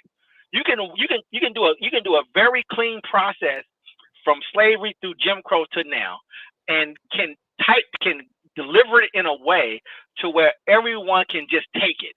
You don't gotta like it or dislike it. I'm not here to propagandize to you. I'm not coming here as a Democrat or Republican. I'm just gonna give you this information and take it how you want to take it. Because if you're a white guy from the South and if you want to pretend the Confederacy and that antebellum South was great history for you and how you see it through your lens and how it was passed down to you, you can say, cool, that's your perspective on how you was raised and what you were told. We're going to give you this other perspective and let them just sit with it. It's just not out there like that for some reason. And I figured this was the perfect opportunity to start that process, DC. When she said what she said on this show, I said, we're here. This is it. Right? Young, and we got her. And then we got Myron, immigrant, right? First generation from North Africa. And then we got an educated, informed, high-level thinking Black American that can break it all down. And I get nothing. That's all I'm saying. I'm going to stop talking. All right, so go ahead and play the clip, and then I'll leave my comments. 2016 and BLM and all the riots. We just had to sit back and watch people burn down our cities and do nothing about it. So the way to fight back against essentially this anti-white hatred that's been systemically, you know, ingrained in U.S. society is with white unity. We don't see white unity on. Hang on. Okay, but hang on. Sorry, just to be clear, this has got nothing to do with anything you just said. This is a disgusting racist woman who repeatedly spews the M-word, first at a young child and then at the person taking. Let it run. What are you doing? I'm trying. Oh, I'm trying. DC. I have to say this, but I have to say this. For them to be surprised is bullshit. I'm just gonna say that. Now, Mark Lamont Hill said he was surprised on Joe Budden show, and they're also pretending to be surprised on this show as if this shit don't exist, and that it's just some little thing that's smoldering over here. And I said, this is it. This is what I've been waiting for, DC. I was thinking Trump was gonna open up the floodgates before, but it didn't happen. But I think we might be here now. Oh, we here now. Yeah, we Well, here now. maybe. I'm saying we here now as The far video as of her does it with Okay, go ahead. complete impunity. no, go ahead. I'm listening. Does it numerous times. We are talking about a bona fide, unquestionable racist. And so I don't understand why what you've just said to me bears any relation to white unity or anything that you've just said. She's just a racist. End, isn't she? You wouldn't dispute Well, that. it's not about her. It's not about her. It's about Well, it is white about people her. coming together and supporting another white person. And it doesn't matter. Why what would you she want to says. support a white racist? Because I want to support free speech, and you cannot have free speech in the country. No, if you that's have- fine. You can support free speech, but you also have to be accountable for what you say. She is. I mean, would you use the N word out of interest? Yes. You would. I do quite frequently. You use the N word quite frequently. Why? Other than the fact you're a despicable racist. Are you?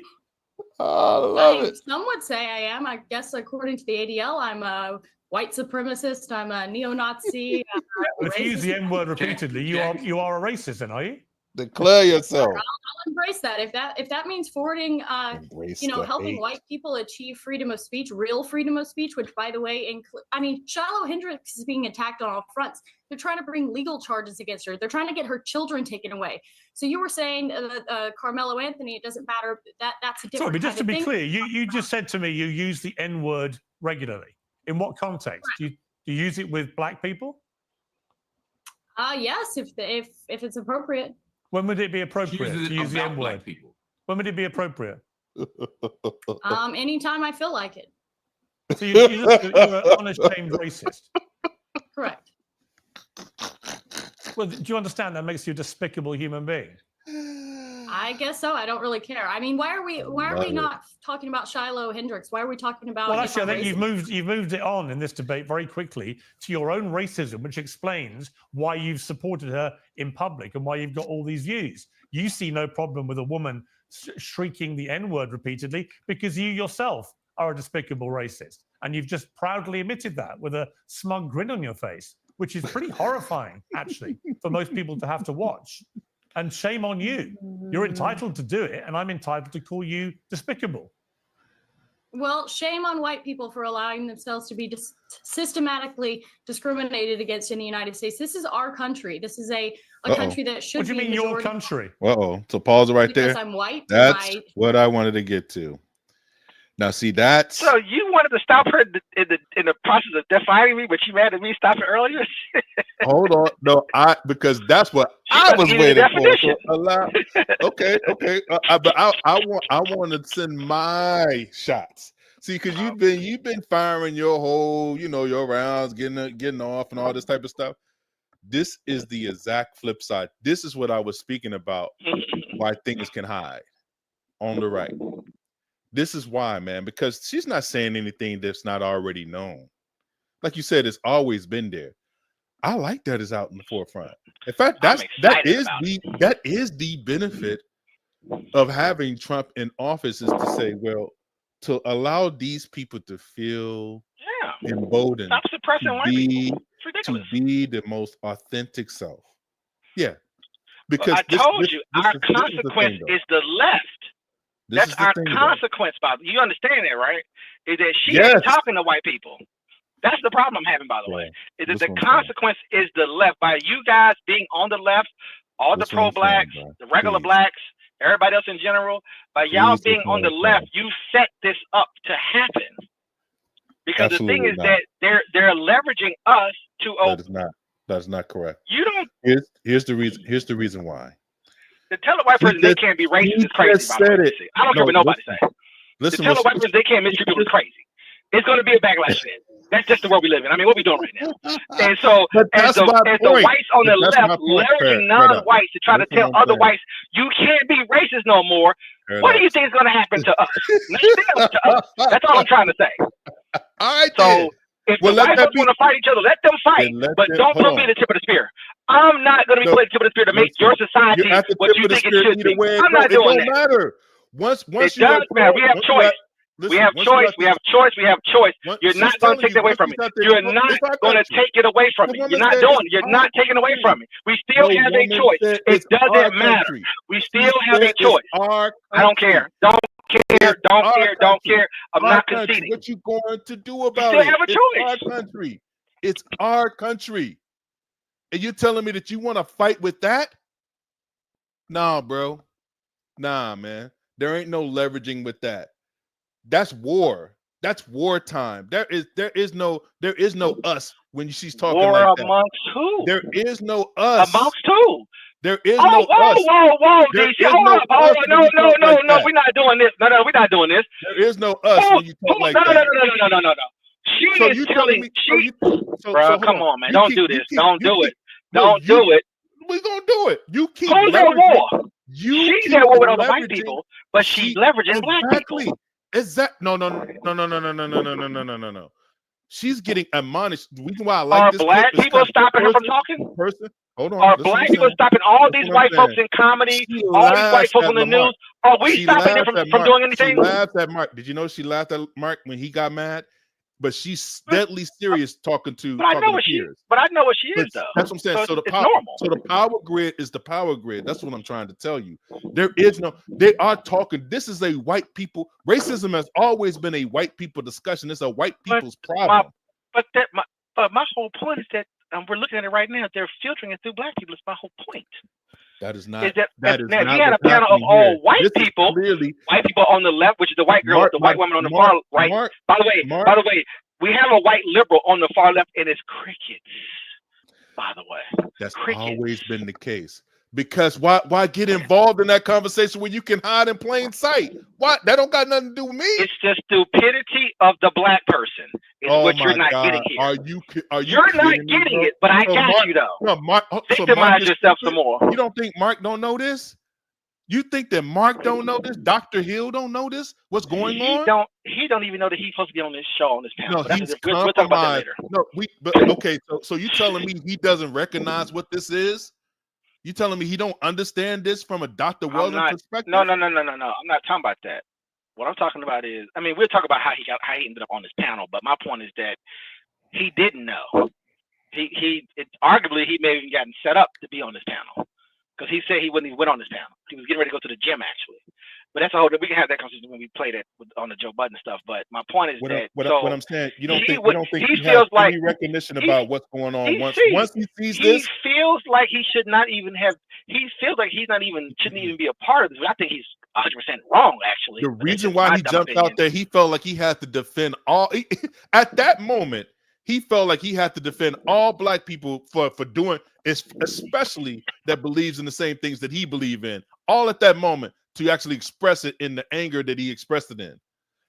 That is what he basically did. And it still didn't land because this is a conversation between Piers Morgan and the woman that he's trying to regulate, that he's trying to keep into pocket about what white people's true belief system is at the end of the day. Won't even let Piers talk. It's my point, DC. Being on the left, bro, if you did not see what I'm gonna stop talking. I'm gonna let you have it because if you don't, I'm gonna say I gotta get my doctor. I gotta get my Mr. Fuller clip up. If you do not understand racism, oh my God, yeah, play that for yourself. Not me. Like you don't want to say you don't see race. You want to say you don't see race. That's you. You done. You good on race. Who said that? You have said that the last 2 or 3 programs we have done. I'm good on race, man. That's bullshit. I'm good on all that. Race, they don't have anything. I said that right? We need you to get past it, right? You apply it when it needs to be applied. But if you're trying to leverage it in the way it's been done, I think it has been a failure. And this video is a easily simple example of exactly what I'm talking about. And I'm saying to you that Mark Lamont Hill was used in this conversation. He was leveraged in this conversation, but it didn't have anything to do with Mark per se. This is white people dealing with other white people, regulating them on how to manage black people in the current environment. Piers is telling her that old racist playbook that you've been taught, that you've been basically programmed on, doesn't work anymore, sweetheart. Get elevated and work it this way. This is the way we can still control blacks. We know what it is. We understand what it is. You're just uncomfortable with it. You want to be blatant about it. Have some kind of self-discipline. The fuck? We in 2025. This ain't 1965. But it is, well, this though, is in you. the sense that, Okay, the poverty levels, so we already the poverty talked about levels that, are too high. All right, go ahead. The poverty levels are too high. Immigration is real, and you're dealing with a lot of other factors. So even though Pierce wants to live in his fantasy fake bubble, it ain't what's on the streets. Too much poverty, too much suicide, too much drug abuse, too many white ghettos all over the Western world. And so you're going to get this to creep out because you're not taking care of your people. And you should not be leveraging and really commodifying black folks to have that conversation. And unfortunately, since Mark arguably don't know his place, he wants to keep jumping in. And I'm like, bruh, let them do what they're going to do and just observe it. That's crazy, bro. You don't need to say nothing. Just saying. Let them do. You got the white woman, the blonde white woman with the pink blousey color, whatever color that is. She's a Democrat. VGQ. Victims Guaranteed Qualifications. VGQ. He said what he said. All right, man. He's a wealthy, powerful, highly educated man. Said what he said, bro. You ain't gonna catch me up here try to find myself trying to protect some kind of white woman talking about this is our country. That's her belief system. Period. But that's what I'm saying. There is no. Is it a belief or is it a reality? What are we doing right now? There is no. I'm saying that's fine. That's fine. But I'm saying there is no us when he talks like that. There is no us. There is no sharing no space with somebody like that. In my opinion, I'm not sharing space with that. That's his argument. Go ahead. There are no black people in American history. Discriminated against in the United States. This is our country. This is a country that should be. What do you mean your country? I'm not going to interrupt anymore, but I have to say this though. I love that a minority is saying this. It's a beautiful thing. These are your people on the left that allows this. Oh my God! Because I'm white and you rolling for the right. Hold on. People So in America. You in support of this woman that's on the right that's saying that it's our country.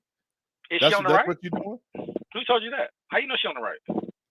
You think Nick Fuentes is on the right? Do you think Nick Fuentes is on the right? You are in support of this particular woman. Yeah. Do you think Nick Fuentes is on the right?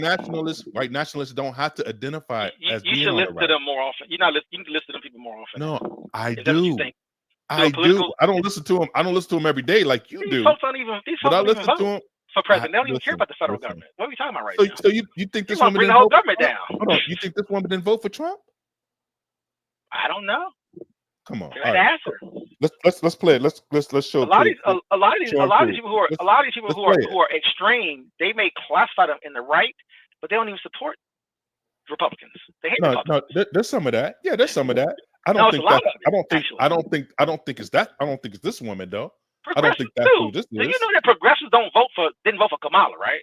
So what are we talking about right now? You're not. What are you saying? What are you trying to tell me? I don't think. You voted for Trump? Do you know that progressives did not vote for Kamala, right? I don't think that's 7 million Democrats didn't vote for Kamala, right? You know that 7 million Democrats didn't vote for Kamala, right? This woman though, Paradox. I don't think it's this woman though. This woman is an operative. Period. A political operative for the right. For the right, bro. No. Play it. Good luck with that Just one. Play it. You Just got no play evidence it. for that. It ain't Nick. She ain't Nikki Fuentes. They've all just landed in America, invading your white country. Is that your position? Mm-hmm. Well, I mean, they were in your country because I'm white and my. Well, there are no black people in American history. Is that what you're saying? That they've all just landed in America, invading your white country. Is that your position? Mm-hmm. Well, I mean, they were brought here technically. My God, do you understand how dumb you sound? This is stupid. This is stupid and racist. And at some point, we have to ask ourselves, do we want to reward this kind of disgusting behavior by platforming it? I want to. Now, DC. Now, I understand from academic, political, higher level of thinking. I want you to watch her how she enjoys this. I want you to see how she enjoys this when he starts to get involved in the conversation. She's tight right now. She's tight right now, but she is going to start to enjoy it from this point on. That's all I'm saying, bro. It does matter. She's not of any importance in a sense in this system, in a sense. Individually, it's not. But I'm saying it's not about her. It's not about her. It's the ideology that she upholds. Okay, but watching Mark have to cut off. You're still not getting what I'm saying. I can't believe you just don't even. It's happening right in your face. What part of it is that I'm not understanding to you? Man, what is it that I'm missing, though? Like, tell me, because I have already acknowledged all the points, but you're not seeing what I'm saying to you. There is no way. I'm saying you're making it seem like there are options here outside of not participating, and we already talked about the other options. No, go ahead, play it. To say that, I don't disagree with you. No, yeah. I'm with you. I don't think you knew ahead of time. I'm saying at this moment, someone who's saying technically black people brought up. No, technically Africans were stolen, enslaved, and they built this country. And the idea that you can justify calling a baby the N-word by saying that white people are losing the country is absurd. It's morally bankrupt, and it's honestly besides the point. I mean, all these are just distractions from the fact that she wants to justify dehumanizing. Check this out. I'm going to show you how I afforded this car. Okay, you ready? All right, and even animal. And let me just get this on the record. We're not flat earth and race conversation, just so you know that, right? We're good on that, right? Yeah, we good. Background on me. Maybe me. Hold on, let me see. Yeah, okay, you good. Oh, okay. Yeah, I just want to make sure we're clear on that. We're not a flat earth in the race conversation. You understand that, right? We're not flat. She's not a flat earther. No. Right? No. What they're doing though, to her is flat earth shit. And the left, these white folks and these black folks on the left is allowing this monster to grow. You may not understand what I'm talking about. You need to spend more time in white spaces to see what these motherfuckers are talking about. And if you, man, y'all just, it's the reason why Trump got elected. And these left motherfuckers keep pretending that something ain't happening in this country. It's baffling to me, bro. Y'all are very dangerous people, man, to black people. Very fucking dangerous. And the hubris and the arrogance that y'all have, yeah. It's not. I agree. Hold on. Pause it. If you're saying that I don't understand how dangerous that white people can be activated, how they can be activated, how they are activated, that is what we was going to be led to the conclusion of anyway. So what you want everybody to basically be complicit or to understand their place, to be basically a good Negro when they've been promised things that is not basically coming to fruition? I have no the fuck idea what you just talked. What the hell are you talking about? What are you talking about? Good Negro. What are you talking about? What I'm saying. What am I saying to you in your black brain? Is making you say the word good Negro. What's your point? What are you trying to say? What I'm saying is, I'm not talking about none of that shit. Then whatever you're talking about. You're saying that Marc Lamont should understand his positioning in this conversation, right? When it comes down to them talking about the racial Marc Lamont Hill is a highly educated, very informed black American. I would never denigrate him. He needs to be put in a place. I'm asking you, why do you have a problem with what he just said? Why do you have a problem with what he just said? I've seen too many times in debates, and I'm gonna give you a perfect example of it. And I get it, DC. People like him are so informed. They're so educated. They're so well read. I get them being on the perch. I get it. Trust me, it's an academic thing. I get the super level of arrogance because it's never physical. So I get the mindset. When Jordan Peterson, when I had a chance to see who Jordan Peterson was, when he was going to debate Eric Dyson. And the first thing, Eric didn't even debate, didn't even have a conversation, didn't even pull no information out, because guess what? We already know everything that they're thinking. We already know everything. We already know how they are, right? So we don't need to know anything. It's retarded. No, first thing he says is, this goddamn racist white man, and that was the end of the conversation.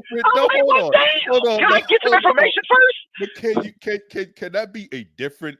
There is differences. There is nuance to this discussion. I think that he got triggered very early in this conversation due to what she said. Why are you triggered? Control yourself. I agree. The fuck? Hold on. We can't use the Michael Eric Dyson model as the same here. He went into a debate with Jordan Peterson. He know who Jordan Peterson is. That is just bluster at the end of the day. This is legitly somebody. White people are when the last time mysteries of deception. The job of an educated black person who is informed is to do what? Is to show them who they are to regular people so we can understand what the fuck they're talking about. But that high-end academic knowing everything, it's like, bruh, we're on social media. This is opportunities for regular people to sort of get an understanding and not be manipulated by the left or by the right. You can kind of get an understanding of where you are and what game that we're playing. But instead, it's not happening. It's just obvious. That's what I'm talking about. I don't know what you think I'm talking about, but that's what I'm talking about. These are those opportunities. They don't come often because the mastery of deception is happening 24/7. But I shouldn't have to say that shit. It's baked into the conversation, I thought. And I'm telling you especially when you got two white women on this show. Man. You got a white woman right here who is on the left. You got Piers Morgan who's on the left from Britain. You got Myron on this channel, and you got this white race. Well, they're all racist, but you got this white bitch on here who's saying what she's saying. This is the opportunity from a social media perspective to actually start to open it up and say, you know what, when regular people don't, even very, very, very low information people, they will be able to clip this and show someone at his level breaking it all down, breaking them down, but let the information get pulled out first. Let them talk to each other first. Let's see what happened first. Wouldn't Piers be considered a moderate? No. You still would consider Piers to be on the left. Totally. No. I'm asking. Absolutely 1,000% for sure. Okay. Yeah. He can play whatever games he want to play on American when he's on American television, or however you want to, whatever his contract is. He's in America. He can dance how you want to dance. If you know his philosophy, where he's from, what they believe in over there, I mean, yeah, he's left. Okay. To me, I don't care what they try to frame him as and the little things that he says, and he knows Trump and all the games that they play. In my opinion, he is where he's from, and he is very left from my perspective. Okay. That's interesting. What is it? Yeah, I never said that. No, but you may as well have done because you're just an unashamed. That's the implication of proud racist. Let me argument. bring in Myron Gaines because you've been smirking and laughing. What's funny about any of this? Well, I mean, I find it interesting that you guys want to virtue signal and, wag the finger and say she's a racist and everything else like this. No, she admits she's a racist. Well, let me I'm not wagging a finger at anybody. I don't need to but Myron, with respect, Myron, I don't need to wag a finger when somebody says, yeah, I'm racist. I use the N-word against black people. I don't care. That's a racist. I'm not wagging any finger. I'm not accusing anybody. She is admitting it proudly. Even you can't defend that, surely. Everybody is racist to some degree. The reality is it depends on, a lot of people want to be politically correct. A lot of people want to sit there and say, I'm not racist at all. We all have biases. We all have stereotypes. We all make jokes. We all are racist to some degree. Now, how racist you are is a whole other situation, but everyone is racist. That's number one. Next thing I want to say, see, I think this Shiloh Hendricks and Metcalf situation is a microcosm of a much bigger problem. And that bigger problem is what I call systemic organization. And what I mean by this is for decades, we've had black people literally running around with black supremacy, committing crimes, not getting accountability for their actions, and then they blame the system for it. For example, George Floyd, criminal. Ferguson, criminals. Freddie Gray, criminal. A lot of these people are criminals, and what ends up happening is they challenge the police officer, they get into a physical altercation, things go left, they die, something happens, use of force is utilized, and then they want to cry about the result, when in reality, it's not the police killing black people, it's black people killing black people. And if you want to talk about black on white violence, black people kill white people 2 times as much. And on top of that, most of the shootings in America, a lot of the times, are white cops killing other unarmed white men. So this whole systemic racism or police brutality or, it's all so messed up. The reality is this. Black people have been able to get away with a ridiculous amount of privilege in America for a very long time. They're able to be racist with impunity. They're able to call white people crackers without being challenged back. And quite frankly, white America's had enough of it, and the chickens have come to roost. Now, look, am I saying that's awesome? Am I saying that's great? No, but For literally the better part of almost 2 decades since the Obama era, we've had to have BLM and liberalism shoved down our throats, and quite frankly, we're all tired of it. Right, but just to be clear, you would have no problem with one member of this panel openly saying she uses the M word at black people with impunity and is proud of being a racist. You have no problem with that? My worldview on the protection of the First Amendment and freedom of speech overrides my personal feelings. She has the right to say That's it. fine. And You can support the First Amendment, but you can also have a personal view about what she said. My feelings are irrelevant. The Constitution is the Constitution. That's what matters. Oh, that's And fascinating. Hold on. So when it comes to chastising Black Americans about their behavior, about calling white people crackers, as you say, about their moral claims, about the racist system, you can levy a judgment against Black Americans for all the things they do. But when it comes to this woman saying the N-word, and this other woman endorsing it and saying that she herself uses the N-word, now all of a sudden we can only talk about the Constitution and the legal right. We can't offer any moral judgment against it. That's disingenuous. And it's as the only Black American up here, that's quite frustrating to hear. Here's the thing. If you want to be soft and get offended by that, that's your fucking problem, not mine. Let me ask Ricky. We're not even. Let me ask Ricky. Ricky, this isn't about being soft any more than when you were desperately saving these white people. Hold on. This sensitive nature that you have is precisely why we have this problem. It's not about being sensitive. It's about I didn't articulate. Hold on. Let me finish, Myron. Let me speak and then I'll let you respond. Myron, I didn't articulate any sensitivity here. What I said, in the same way that you levied a judgment against Black people, I'm levying one against the claims you're making. I'm no more sensitive than you were when you made your claim. I'm simply saying I disagree with you. And to immediately jump to you're being sensitive is just a distraction. I'm making an argument here. Just respond to my argument. If you're struggling with sleepless nights and exhausting days, you might want to try Beam's Dream Powder. Beam is proudly found melatonin. Go to shop flash. Now, and my argument to respond to that is this. Political correctness, liberalism, and making sure that we are politically correct and don't use certain words to offend people is precisely why we're in the situation that we're in. For decades, we've had to literally tiptoe around saying certain things around certain people, while the other group of people has been able to have impunity and be able to be as racist as they want to be, as violent as they want to be, without any type of consequence. And if you call it out, you're labeled a racist. The reality is this. Black people don't want to live around Black people. I don't want to live around a bunch of Black people. I move to neighborhoods where it's majority white because I know I'm safe. Now, this uncomfortable reality, no one's safe, so I'll say it for them. Black people commit a lot of crimes. A majority of the violent crime committed in the United States is committed by a small percentage of people, and they tend to be Black men. Look, the reality is the reality. People don't want to say it, but the political correctness and being nice and not wanting to tell the truth is precisely this problem. And the reason why you're seeing all the support for Metcalf and Shiloh, etc., is because white people have not been able to step up and say what they want to say for a very long time because of what I said before, systemic, organized, where they don't take accountability for their decisions. Let me bring in Ricky to respond. Ricky. Yeah, I mean, I wanted to say that I agree that virtue signaling went too far, that political correctness went too far, but we're going from virtue signaling being the norm and being praised to now vice signaling being the norm and being praised. It's not just a matter of does this woman have the right to use that word? I believe that she has the right. I disagree with it.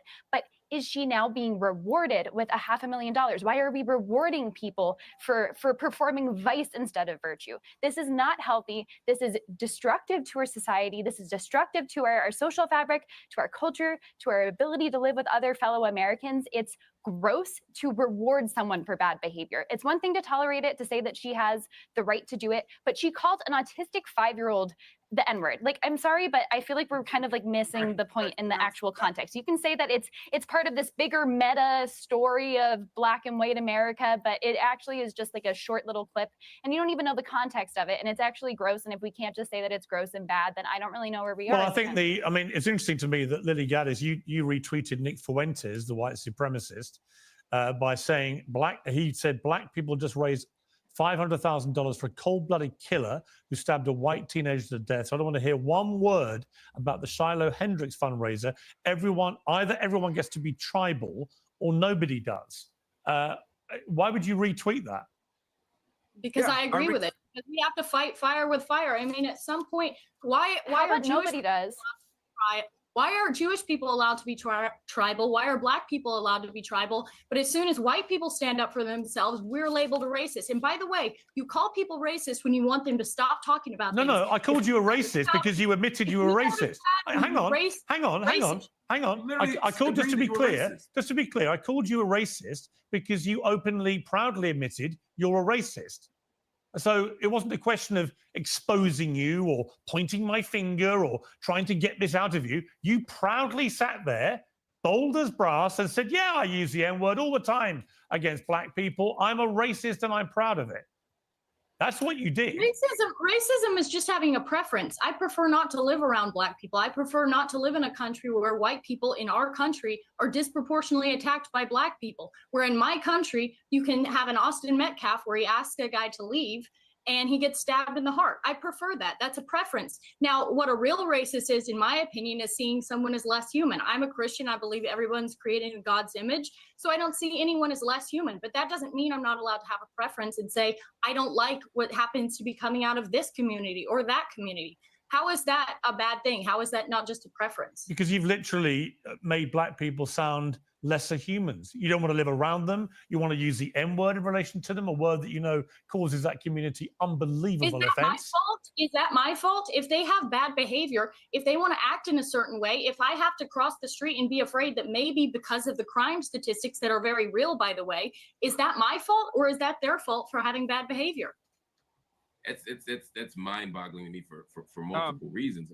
I mean, we're talking about bad behavior. You know, we've never lynched you. We've never enslaved you. We've never done any of the deep-seated structural forms of injustice to white people that white people have done to Black people. And yet, to claim some kind of moral superiority in the midst of, and again, in the context of a conversation where a white woman is calling a 5-year-old autistic child the N-word, and we're talking about Black people's bad behavior. This is absurd. And the idea of fighting fire with fire, again, is a dishonest argument. Just to take us back to the point here, the people who are supporting Carmelo Anthony's campaign believe that he was wrong. People who pick Post University for an MS in Business Intelligence and Analytics expect classes on their schedule, on their budget, taught by real-world professionals who know what it takes to move ahead in their field. Are you a Post person? With USPS Ground Advantage, it's like you're with us every step of the way.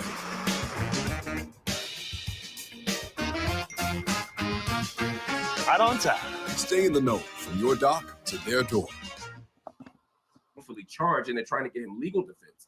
The people who are defending this woman are saying, yes, we know you called the 5-year-old autistic Black child the N-word, and we want more of it. We approve of it. We support it. These are not the same thing. And it's bonkers to me that we couldn't all stand and say, hey, it is wrong to call a 5-year-old autistic Black child the N-word. I mean, Myron, let me just ask you that question. I think this is a yes or no question. Correct me if I'm wrong. Do you think the woman was wrong to do what she did to that child in that park?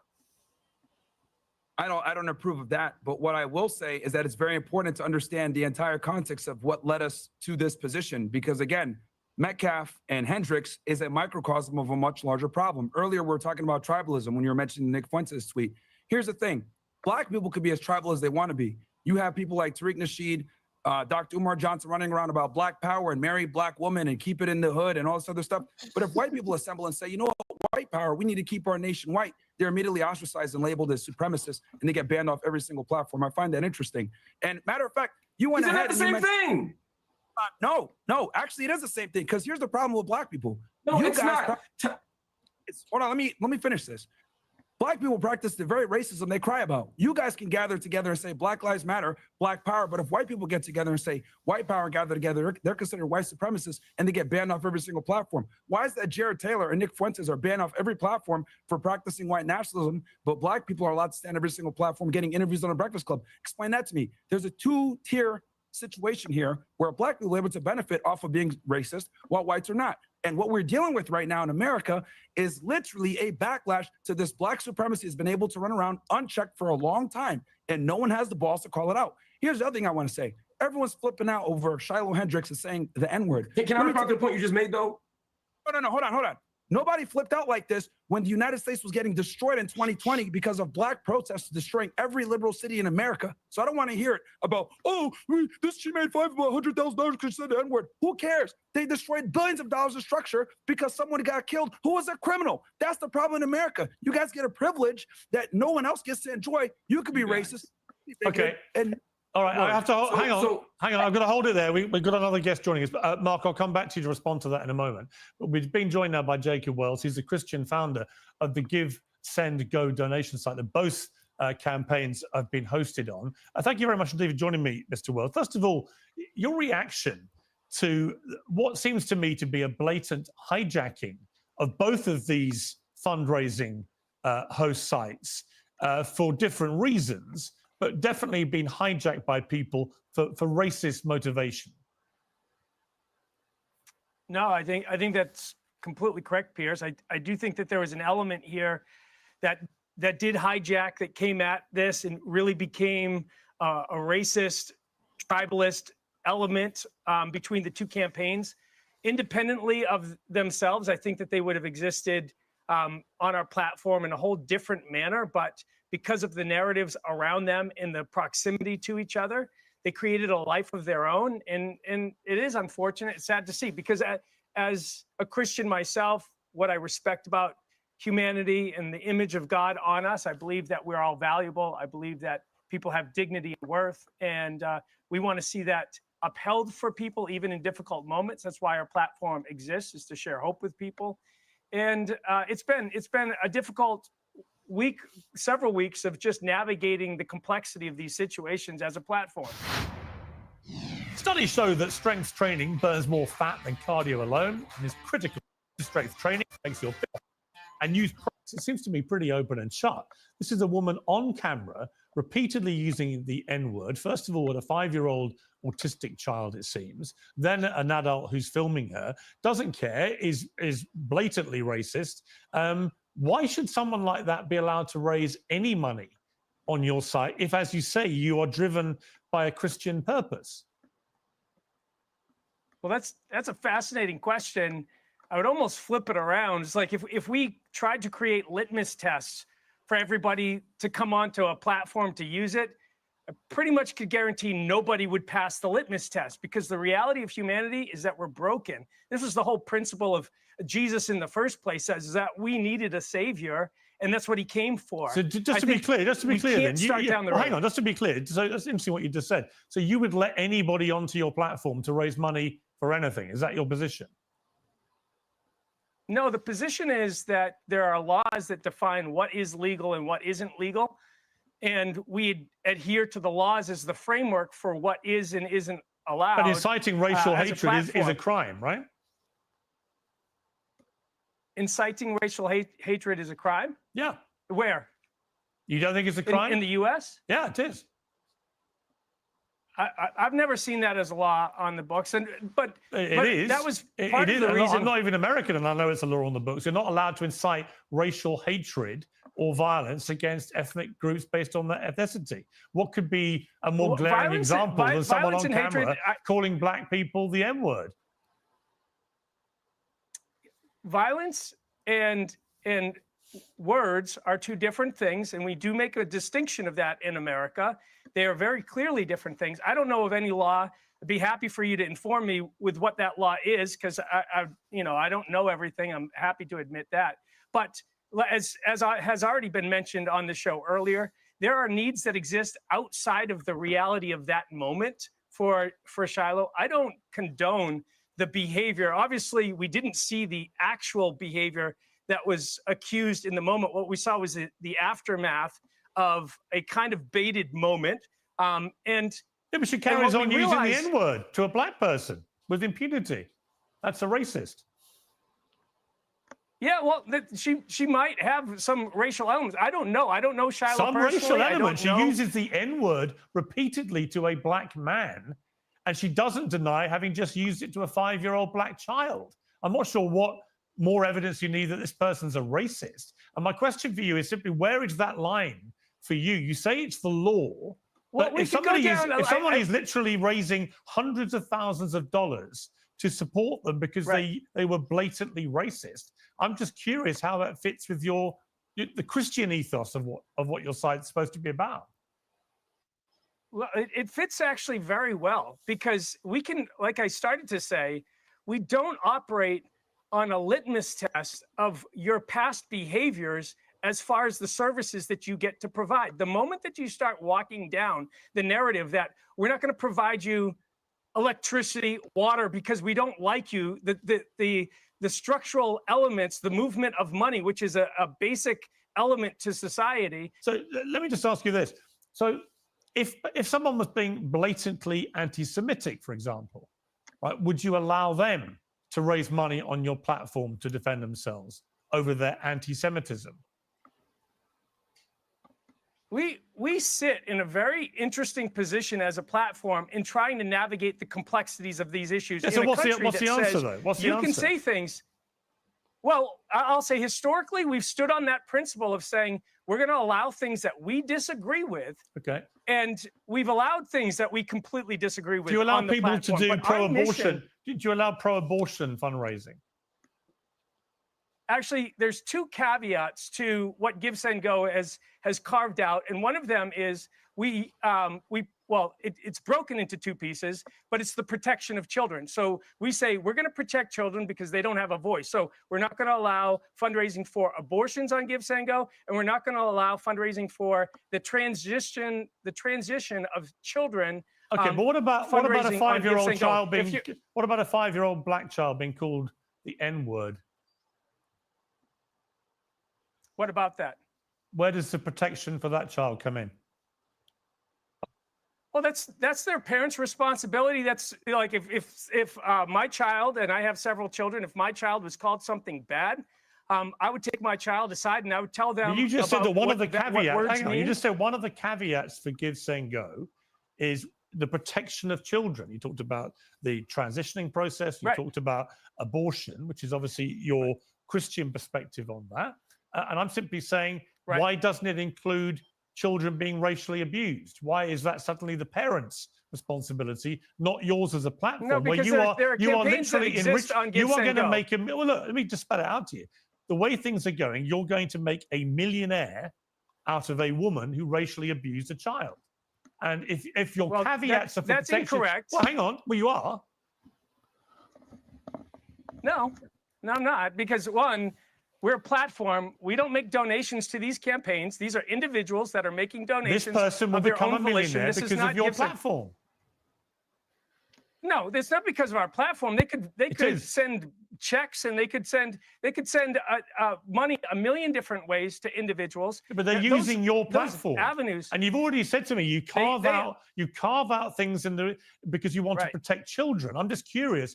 Let's go back to the panel there. I mean, Ricky, it seemed to me a lot of inconsistencies in Mr. Wells's position, not least the donning of the Christian hat when it suits them, but then removing it when it doesn't. You know, I think it's definitely tough to make the call here and there and where to censor. I err on the side of not censoring as much as possible, but I agree with you that the selectivity of having issues with abortion, but not with these campaigns is certainly a problem. But I also want to go back to our point before too and make the point that I hate this argument that because some people were tribal, we should be tribal too. And shouldn't we want to live in a society where we say tribalism is bad in general and negative in general, and so therefore we should be erring towards individualism and not fighting tribalism with more tribalism? I think that's a net negative. I agree. Myron, your last words on this. Okay. Because I never got to respond to Myron's other. The thing with tribalism, it's a natural human instinct. Like, we are literally designed to want to be in communities and want to be a part of a set community because it ensures our survival. It's been that way since the beginning of time. So the thing is that people are typically going to align with people that share similar features. And that's why we have the tribalism we have going on right now. So the problem is it's not going to go anywhere. I think the problem is that we've had this penting up for literally decades, and this has been a response to it. You have people that are coming out and supporting someone who you guys might deem as a terrible racist, but I think it's also very important to understand how we got here, because if we're going to look at the smaller problem, we can't look at the bigger problem. And it's what I said before, unchecked systemic. All right, Mark Lamont Hill, your last words on this. This repeated use of the word, I think, first of all, I want to just register that as offensive. particularly someone who doesn't identify as a member of that community and who is not, right? I think that's incredibly I'm the definition of offensive African American. I'm the definition of African American.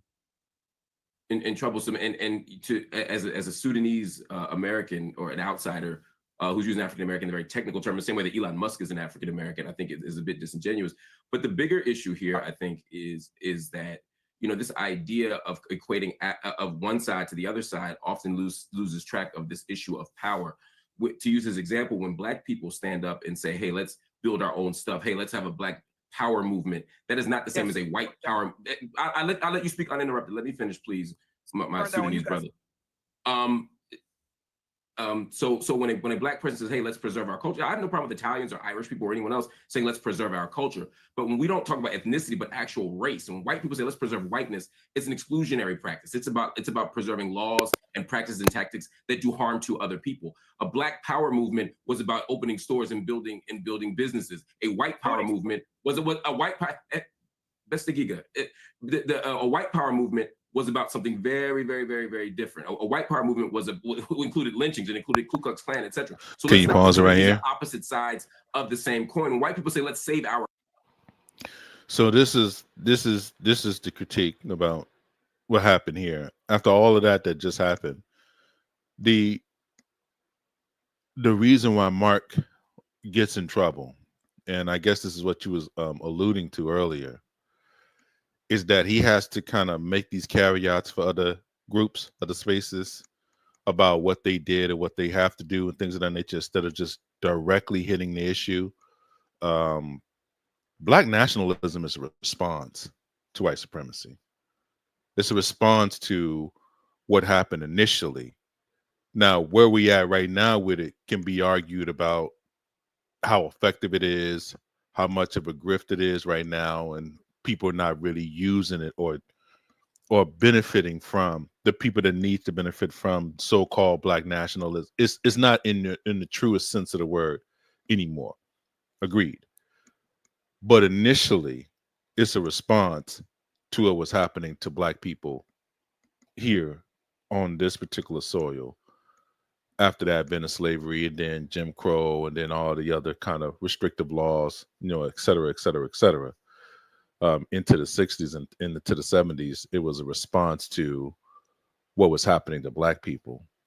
And if you're talking about after all of that history, after all of that particular time period, it needs to be contextualized properly as a response, not as something that organically just came up without it being basically responding to what was basically the norm, which is what she wants to revert back to.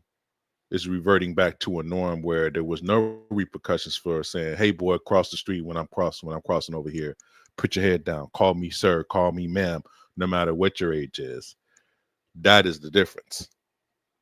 And that's where you can leverage that point of it. You don't have to add any extra sauce to it. You could talk about what it was in the 60s and the 50s and the 70s about how Black people had to kind of impart confidence in themselves, even if it was something that was maybe over exaggerated confidence, but it was needed to kind of push the people forward in a general way, as far as being able to educate ourselves properly, to be able to kind of stand and say, like, we're Black and proud, all of these things that basically became a trope.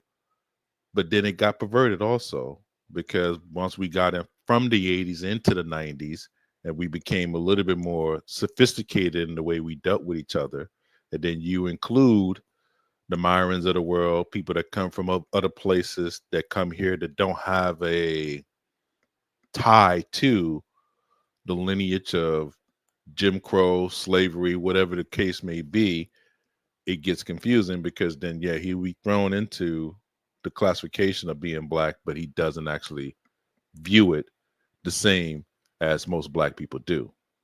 Not all, because there are some Black people that are basically part of the lineage that do have the same viewpoint that he has, but you can't really leverage him with it because his family is not directly tied to it, like ours is. So there's the difference.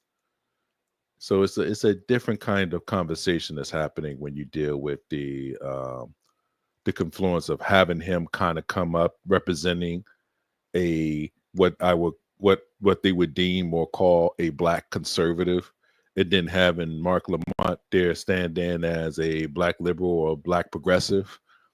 So it becomes very problematic because, like I say, he's going to give 4 or 5 caveats before defending what he's going to defend when it comes down to black people.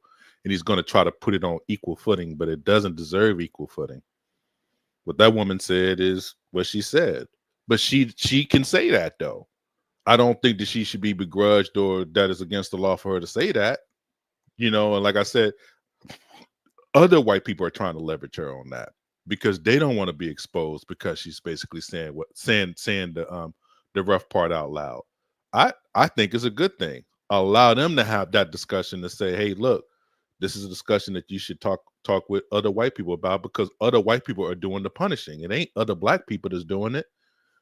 But the leverage part is black people leveraging their position as far as being, I guess, in conjunction or being in allyship with certain white people that say that they are allies to it, whatever that word means to people, that they can kind of try to leverage them to kind of speak down on those so-called white people that are doing that.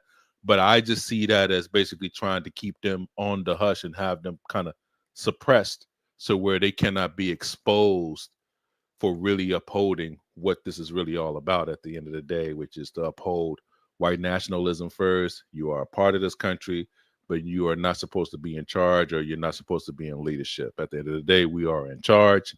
That's what it's supposed to be. Great, yada, yada, yada. You stay on your side of the fence. We stay on our side of the fence. We know good fence make good neighbors. You know, shout out with Obsidian. There it is. And everybody's happy. But that's not the way this country works at the end of the day. So that's the confluence I see with this particular conversation. So go ahead. What was your kind of synopsis on what just took place? Because it's to the end now. I think with this particular one, this is the final thoughts, right? Not yet. This is the end of it right here. I'm going to play it. You said what you said. I've framed it already. I don't need to say nothing else, honestly. If people don't understand what's happening here, I'm not going to keep talking about it. I'm not going to keep repeating myself. If you don't understand racism and how it works, everything else will confuse you. That is a quote from Mr. Fuller.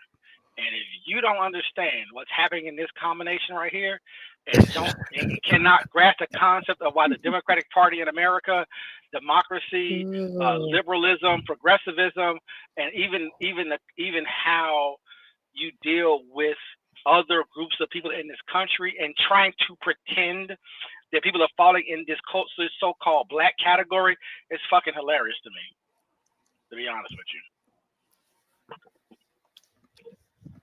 On literally every level.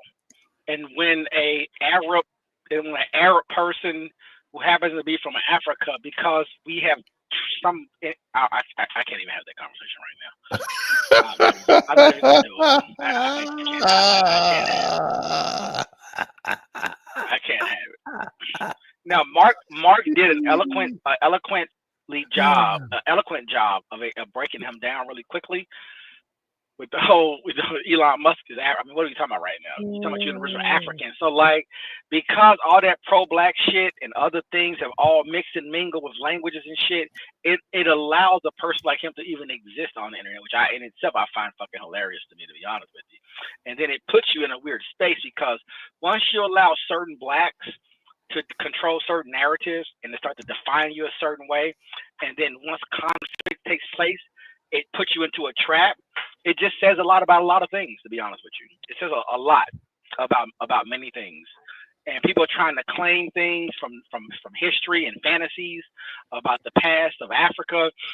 And then you actually confronting people who are from the continent of Africa and dealing with those experiences in itself, I find amazing and wonderful, by the way. And so, it's interesting. And, Myron is on the right. Myron, I would argue, voted for Trump, supports Trump. So I'll put that out there as well. I think he's a citizen. But same with Pierce Morgan. He's not an American. I'm sure he quasi supports Trump.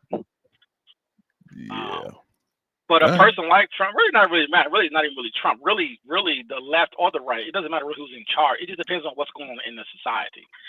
And so the civilization has opened up something that's always been there, and has tried to deal with it, and hasn't done a great job of it. And I was hoping that Marc Lamont Hill, like a flat Earth conversation, to be honest, it's kind of funny actually, will bring himself down off that academic perch and really sort of break things down. But again, he feels like it's not necessary. He don't think it's important. But I think dealing with this environment, I hate to say it, I mean, I think more of our academic folks should get more into the mix, even though it may not, because the argument is he knows they're not informed, right? Yeah. It's more of an ideology, right? So because of that, why should I deal with it? But these are real human beings. These are physical beings, and they do have groups of people that can do things physically to you. And so I thought it would open up a space to where going forward, more people who are informed will do more of those debates just to have the conversation, because I would argue that I don't think she's lying. I think what she's saying is true from her perspective. That's why I always think it's interesting, is that when you live in a society where you have the have and the have not, and me and you have discussed this for 10 years or 15 years at this point, you need people to express themselves regardless of what they look like in the civilization to get a better understanding. You have white people who don't have anything, but white society is trying to pretend that they have everything. And so their conflicts, obviously leveraging race as the bottom, to me would be Marc Lamont Hill's response to her. But he didn't do that. There's him and Piers Morgan, from that left-wing bullshit position, is just trying to shut her up. It's my whole point with the left and why it makes black folks vulnerable. And Negroes on the left who keep supporting the left clearly cannot understand that. And this is a classic example of it. And there's one after another after another. You're so worried about the right. You're so busy talking about the wrong shit while you're being taken advantage of on the left. You have a golden opportunity to let her talk and have that conversation. If poor white people that she's speaking for feels like they're being oppressed, then are they being oppressed or not, DC? Yeah, from their perspective, the they are. The question is, who's oppressing them, and how is it being, and how is the system manipulating that environment? Exactly right. Why would Piers Morgan expose it? Matter of fact, why would a bunch of Negroes expose it when they're benefiting from it? That's what makes me question Marc Lamont Hill and all the other blacks who speak, because it's fucking obvious what's happening right now. You cannot have 100 million white folks who don't have jobs, who don't work, who don't have nothing, sitting in this country with a bunch of guns, ready to burn this country to the fucking ground, and you got these rich white folks on the left that's fucking supporting black people, and black people sit around here acting like shit ain't really going down, but it's going down, bro. What are we talking about right now? That doesn't have anything to do with black people at the end of the day, bro. We're physically grievance. I know, but that grievance has been here. We live in a time of social media. We can talk to everybody right now. Paradox? That grievance is going to be here. There's no way around that. Grievance has always been here. That's what I'm saying. So we live in a time where we're able to talk to one another. Please. You're not hearing me. This is not 1850. Go ahead and finish. We live in a time where we can. We live in a time where we can communicate. We can push propaganda. We can deal with these issues. So if Marc Lamont Hill wasn't so caught up into his blackness and how he's been trained, I would love to let him have that conversation with her and say, I understand your grievances. Not that I know that you have ideology, not that it's tied to the antebellum South, not that it's Klan talk, which is fine. It is what it is. But could he have said to her, so your grievances are this: white people from your perspective are being mistreated. Let's have that conversation. He won't do it, because what he's saying is that she's full of shit. Actually, there is something behind what she's saying. And it's not about white folks being mistreated, because white folks aren't being mistreated. white folks have everything. White folks are rich and successful and powerful, and they have no excuses, and they get everything that they want. And we're the ones being mistreated. We're the ones being oppressed. They have everything. They have no struggle. So because that's his position, he can't even have the conversation with her. But DC, do poor white people exist or don't they? Are poor white folks in prison or aren't they? I'm confused. Because there's way more white ghettos than black ghettos. There's way more white poverty than black poverty. So what are we talking about right now? You cannot have 10 million black folks in poverty and 90 million white folks in poverty. Fuck the percentages, right? Raw numbers is that pretty much every single red state where white folks live, they're in poverty. No health insurance. They don't have shit, actually. No access. Don't vote. Don't participate. Struggling. Barely making it. But we're going to pretend that that does not exist. Literally. And say, oh, no, that's not. It's white privilege. Well, we gotta make it make sense. We got to be able to. Mark Lamont Hill has the ability to be able to break that up and say, well, you have different categories of white people. No one's having that conversation that I can find. I'm just hearing victimhood on both sides. But I thought this may have been an opportunity to where a person like Mark Lamont Hill can explain the black plight and then explain the white plight and how it's being manipulated. And then if she chooses at that point not to accept it, so be it. But it's on the internet, it's out there, and then we can have the debate about it.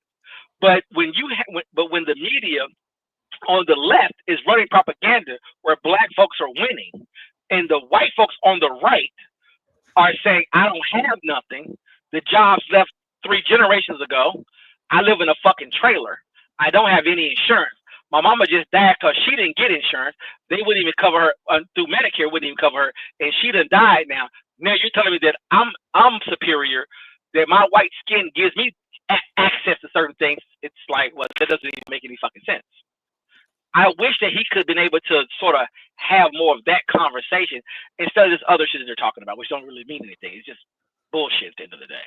Because you should be able to break that shit down and even integrate Christianity into that conversation as well. On top of that, he didn't do any of that shit. It's the typical bullshit. No, literally, it's the typical internet bullshit where Myron says, "Well, black folks commit more crimes. Black folks commit crimes against whites. Bro, you talking about liberal shit. You talking about shit that's in cities and shit. This don't have anything to do with rural America, middle America, or any of that shit. So it's like they're being allowed to mix and mingle things, and someone as educated as Mark should be able to break everything down. But anyway, it's neither here nor there at this point. Yeah, I think you have a different view about what she was really trying to say. In my opinion, I don't think that it even matters who's doing it to her. It just matters that where the positioning is that black people don't need to be allowed to be in certain kind of positions to speak on or to say anything about anything that a white person is doing. And then the fact that that is the case is what she took more offense about in this conversation. This conversation is about them calling a white woman calling a 5-year-old, right?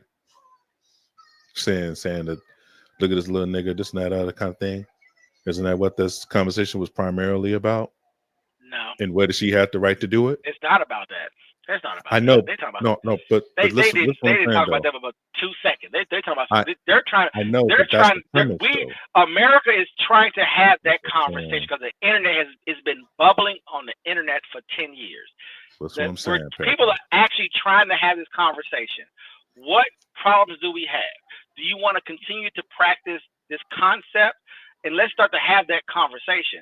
Because like you said, you believe what you're going to believe, right? So if she's going to believe that, that's fine. Mark Lamont Hill's job is to pull, if he chooses to, in my opinion, is to keep pulling on that. So if Mark lays out a conversation and says, well, look at all of these things.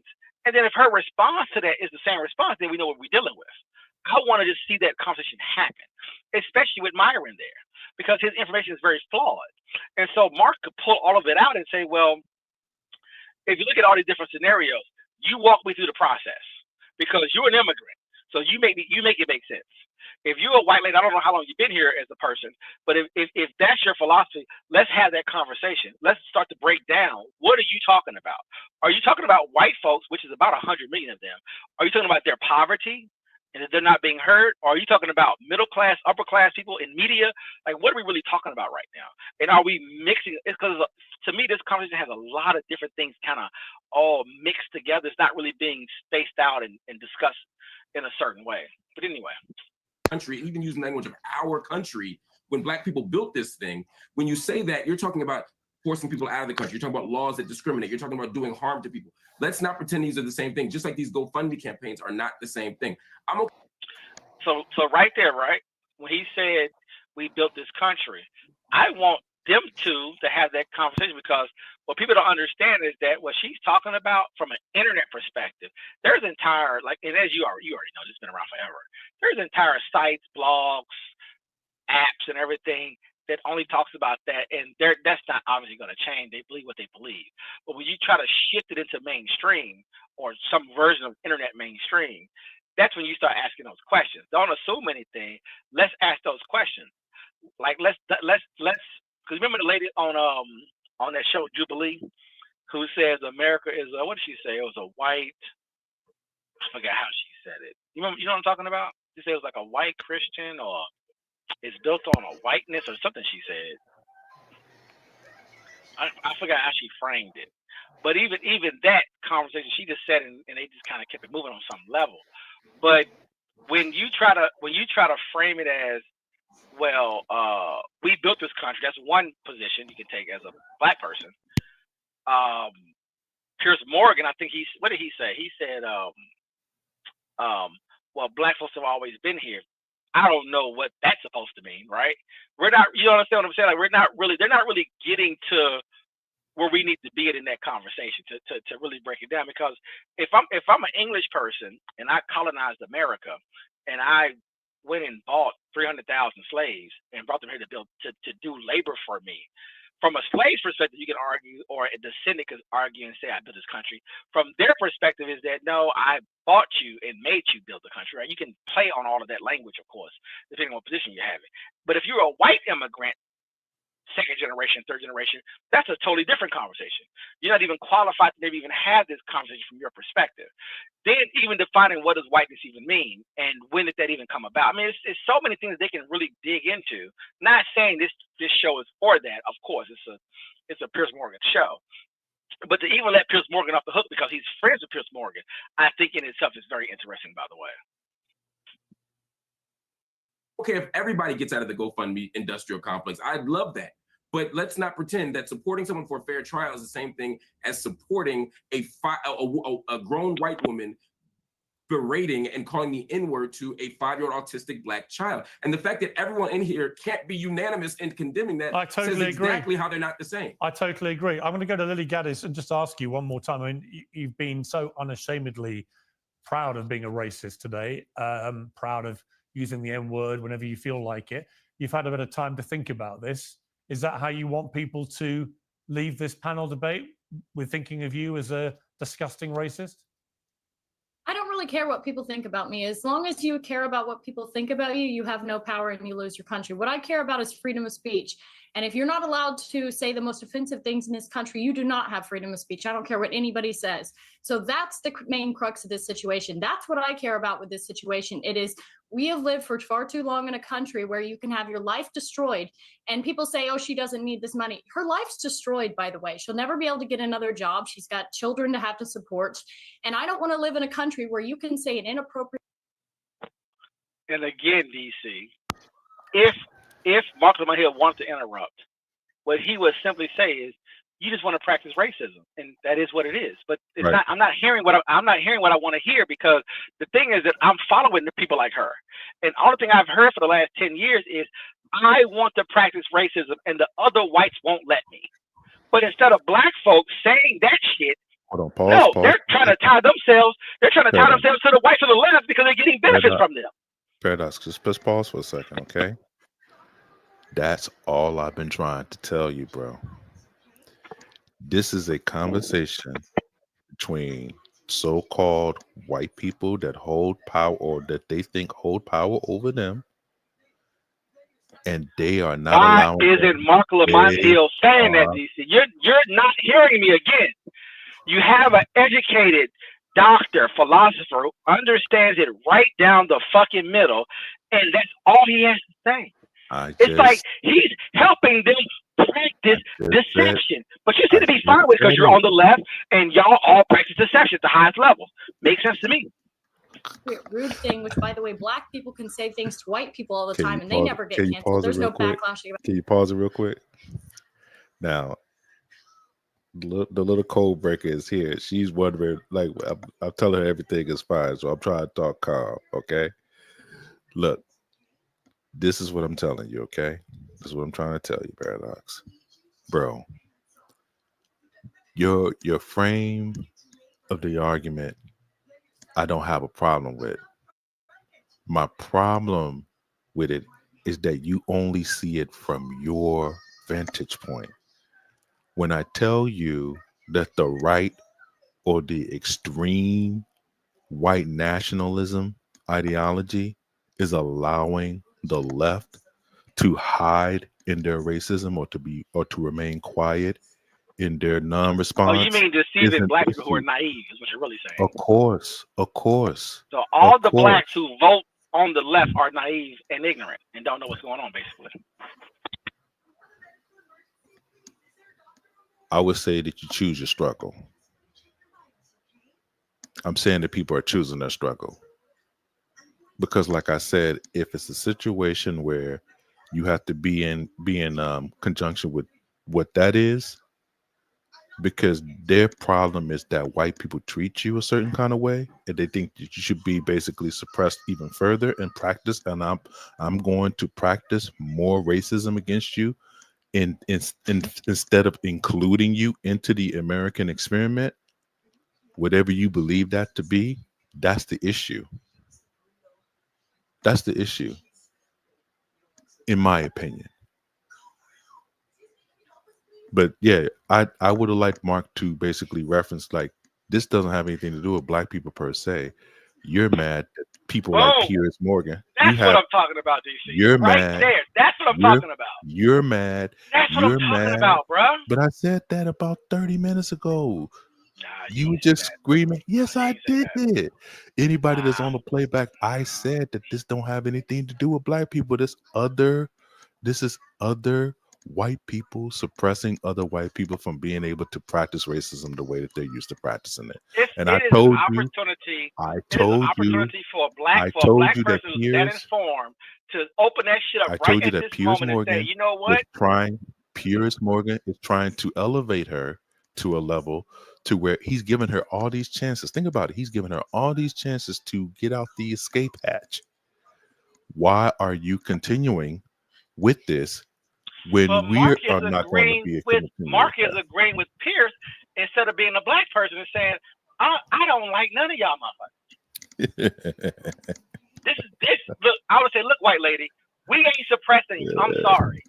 We're not stopping you from saying anything. These are other white people. But instead, guess what? He's taking it. You understand? Do you see what he's doing, right? He's taking it. And you know what? You Negroes are so lost, so disconnected, and so confused, you don't even see him doing it. That's what's so funny about it to me right now. About this. I want to live in a country where people are allowed to say what they want unashamedly. And you will go not on, then have say it. Say you the will M- not have go on, free say speech. go on. Say the M word. Go on. No. hang on. Don't invite. No. I don't want you to invite this woman to say a racially harmful term in front of me because I'm the only on here. So if she says it, I'm the victim of it. So please don't invite her for ratings to call me the N-word, because that's basically what it's going to be. There's a bunch of white people up here. You and one Uncle Tom on the left here, and to ask her to say the N-word while I'm here is ridiculous. You would not sit here with a. Now he waits 52 minutes and 47 seconds to become a black person. Come down off his academic perch, all his degrees, all the books he's read, all his philosophy, all his intelligentsia, finally come down. But it took that. And you know what that gun says that Myra has, right? No, what does it say? It says big dot. It says nigga.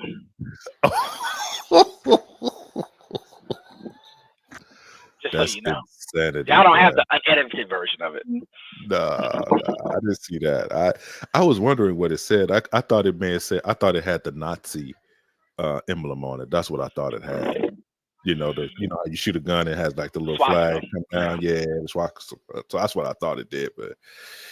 But this is very important, because without watching the whole thing, you would think that he just came out a left field the whole time, and he did not. But as it went on, when Piers told her to just kind of like, okay, just say it because you want to do it. Like he's giving her, okay, you want permission? Okay, I'm gonna give you. Just go ahead and say it. Oh, he's a master at it. That's And Mark caught it. But Mark, you've been on his side for 50 minutes. Instead of checking him at the door and saying, look, you know what? I'm a black person. I know they just brought me on the show. I see the dynamics happen. Right. I'm a black person. I'm a black American. I'm from here. I'm informed. You know what? I'm going to reset the conversation. I'm going to make this to where it's white folks talking to each other. Let's just see how that play out. Because white folks on the left will front. They would gas and they would go. But I've noticed a pattern watching them is that, and Bernie Sanders is one of my examples, but really, they're not mad at each other. They tell it all the time, look, I know we're angry right now. I know I'm upset at you. Look, we have to stay together. We have to be together. This is coming from Bill Maher that I'm quoting, by the way. My point is that I'm watching white folks trying to hold together their culture.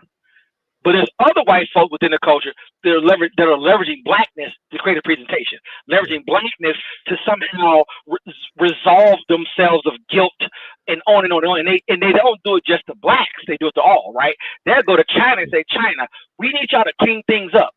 We know we told you not. You know what I'm saying? We told you one thing, but we have to come off as, you know, we're concerned about the Uyghurs. We're concerned about how you do labor. We're concerned about the environment." But we exported everything to your country with no rules to get cheap shit, right? So, like, we know that the left and the right, but mostly the left, is manipulating the environment on a constant basis. Mark should know better, bro. But he is so left, and the rest of you Negroes are so left, so lost, so confused, you don't even know what's happening, bro. It's insanity to me, bro. A Jewish person and say, please use a Jewish slur in front of this Jewish. It's ridiculous. I understand you don't have any bad intent, Piers. I understand what you're trying to do, but we already know she's a racist, and I don't want to invite a racial harm to me. I hear you, and I accept that, and we'll leave it there. Thank you all very much.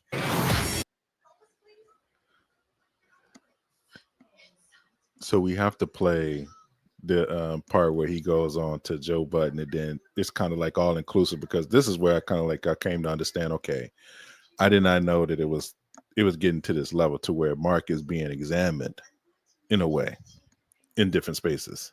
You see what I'm saying? Like he's being kind of like, how can I say?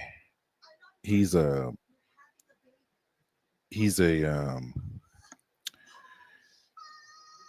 being used by different people, including black people. Like he's being leveraged a certain kind of way, where I think that if you go to his original background by being extra pro-black, which is what he was, and then being kind of grounded there, he's stuck there to a degree because that is his foundation, right? Is that. But then he's also influenced by all these other ideologies that are kind of running at the same time, and he's trying to take parts of them, but you're taking parts of it that is steeped into what is originally already suppressing you. So that's the difficulty that he runs into, because he runs into the wall each time. He's probably the most informed person pretty much wherever he's at.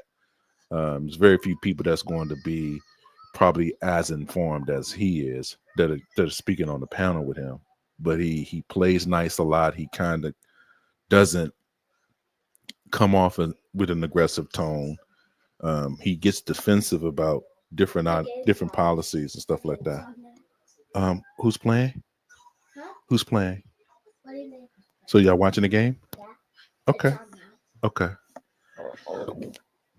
So I think that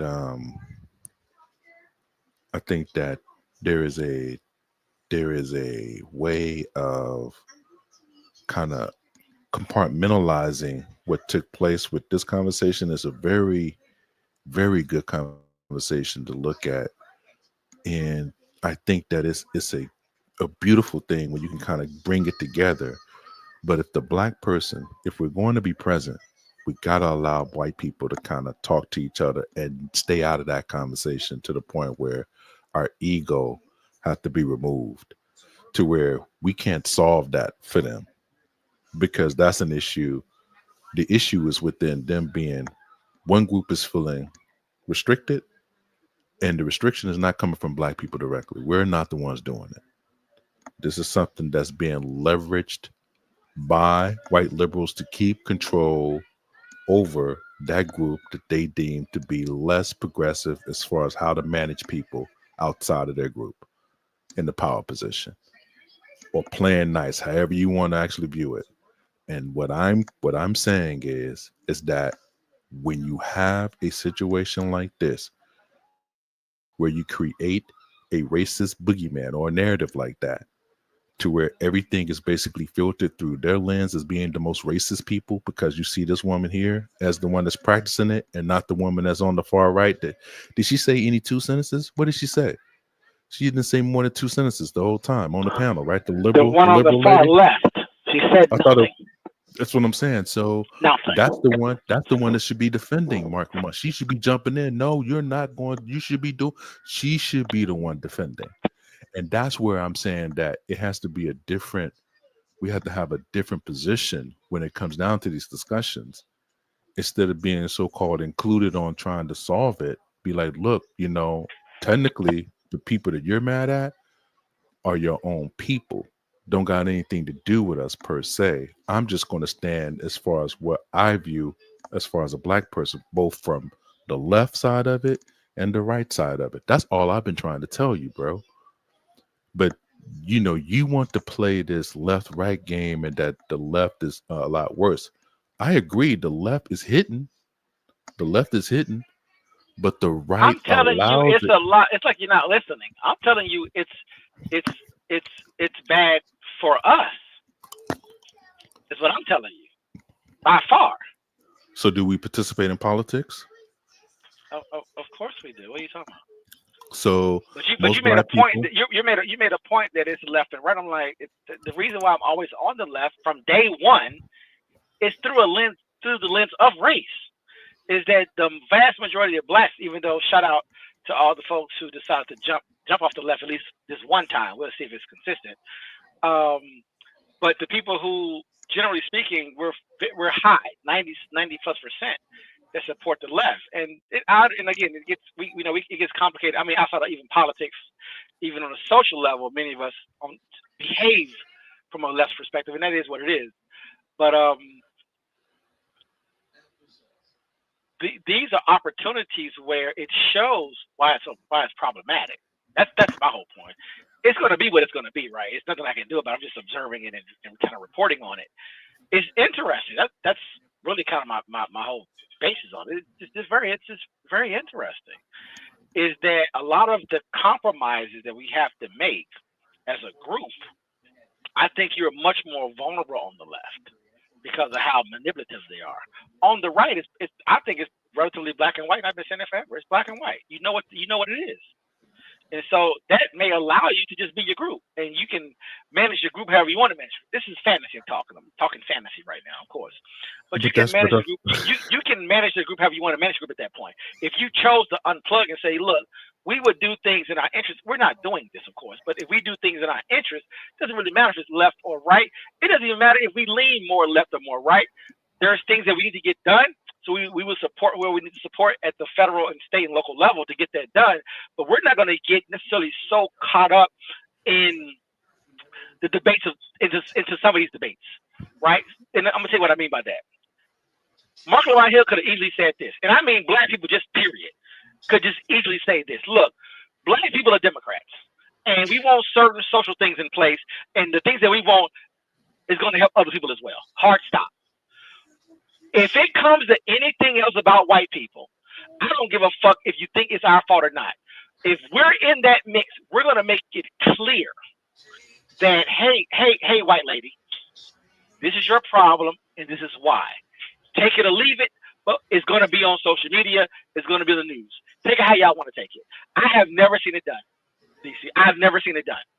In this modern time that we're living in, if you give me a black person like Mark Lamont Hill and you articulate that, hey, white folks, this is your fucking problem. White people own this much wealth, has this much. They're not helping you, and they're not helping us either. Take it how you want to take it. Mm-hmm. If you need to be responsible for your stuff, we're not oppressing you. We don't have anything. Like, there is ways to have that conversation. They don't have to accept it, but it needs to be. But when you're having these debates, that's what needs to get pushed out there.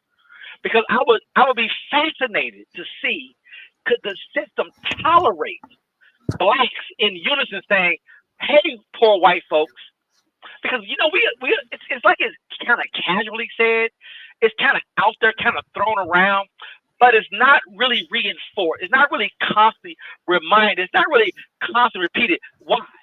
Because black people are compromised by the white left. It's why we're not constantly talking about it. Even from a social media perspective, where we're not even bound by the same rules, we still don't talk about it. That's all I'll be talking about. I would agree that. All they were talking about in the social media here with TikTok, you don't have black people of prominence constantly talking about some. Look, white people, I understand. I know what it is. I got you. But look, I know you're seeing this information, but let me show you this information. Every chance we get, that's not even happening, bro. It's like the shit that they're saying on this show is bullshit. He didn't check none of that shit. I think he was caught off people guard. hire none of you motherfuckers. White folks hate you. White folks hate you, other white people. Ain't nobody saying that. Who's saying that? White folks is the one that send the jobs overseas. White people hate you. White folks put you in trailer parks. White folks, your friends, the ones that you love, on the left, on the right, those white corporations that are billionaires, Elon Musk, Bill Gates. No one is saying this, DC.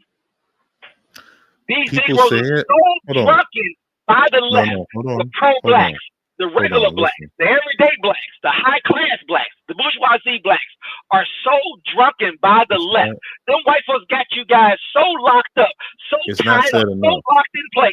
Say what? It's not said enough. Stop but it, when bro. it is said, right? It's not said. It's not. They said. do not care. They do not care, Paradox. You gotta keep saying it. It has to be a concept. It has to be a part, bruh. When Roland Martin went on PBD, when Roland Martin went on PBD, instead of him defending black people, that's all he had to do is talk about white on white situations. That language, that conversation, the system will not let it in there. I have heard Roland say exactly what you said, by the way. I have heard Roland say exactly what you have said, by the way, on his program. On his show. On his show. I have heard him say it. On his show. On his show. I know. I think he did not allude to it. He did not allude to it. He did not allude to it but enough. His philosophy is democracy. His philosophy is Democrat. My point is that black people have a loyalty to democracy, not to black people.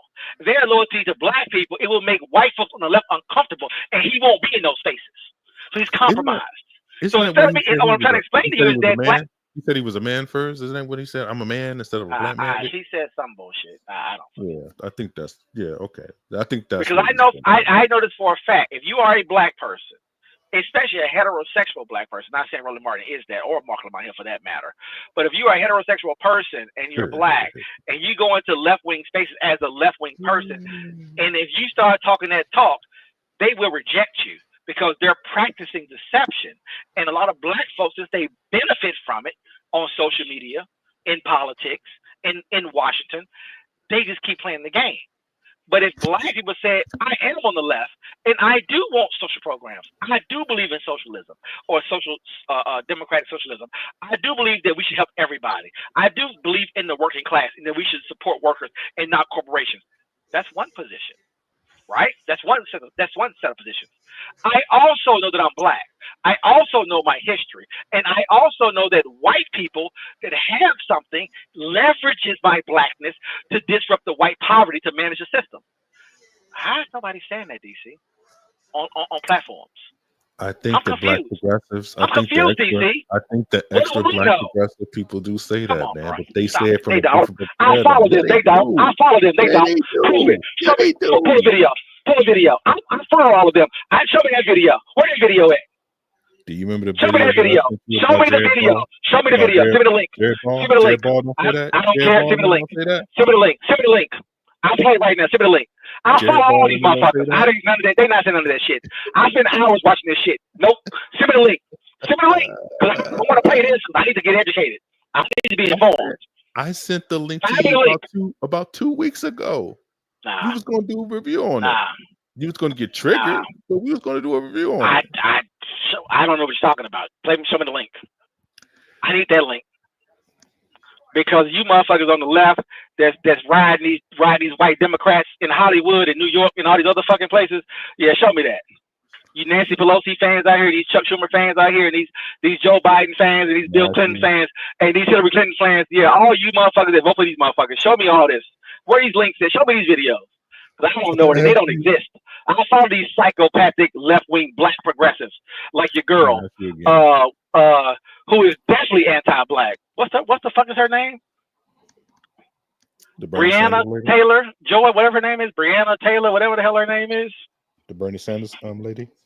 All of them, bro. They leverage blackness when they use it. It's used as a convenience. But they have ideologies that don't have anything to do with race or black people. They just leverage it because they're defined as a minority. So they leverage it. But if you listen to them long enough and let them keep talking, read their books, read their blogs, I don't know if you be on Substack like that, but them left motherfuckers are all over Substack, bro. I'm wasting all my money buying Substack subscriptions. They writing some crazy shit on these Substacks. And these are your far left people who are like, well, where does blackness? Oh, blackness only matters when you want to leverage gender and blackness. So the intersection matters. And so a lot of times black people who are outside looking in will say, well, the black woman is a black. I say, yeah, they're you can define them as black women all day. They ain't really black people to me. These are socialists. These are communists. And they're just leveraging their race or their gender or their class or whatever to push an ideology that's even beyond a lot of people's understanding when it comes to those positions, either a socialist position or whatever, right? Like, they're doing some other shit. They're just able to kind of mask themselves and use language to sort of pull in black people. It's like, bro, what do you really believe, though? Because you're not believing in race first. You're talking about some other shit. You want some other shit. And Bernie Sanders to me is a phenomenal example of what I'm talking about, by the way. Yeah, he believes in race first with his Jewish, but we'll leave that alone, right?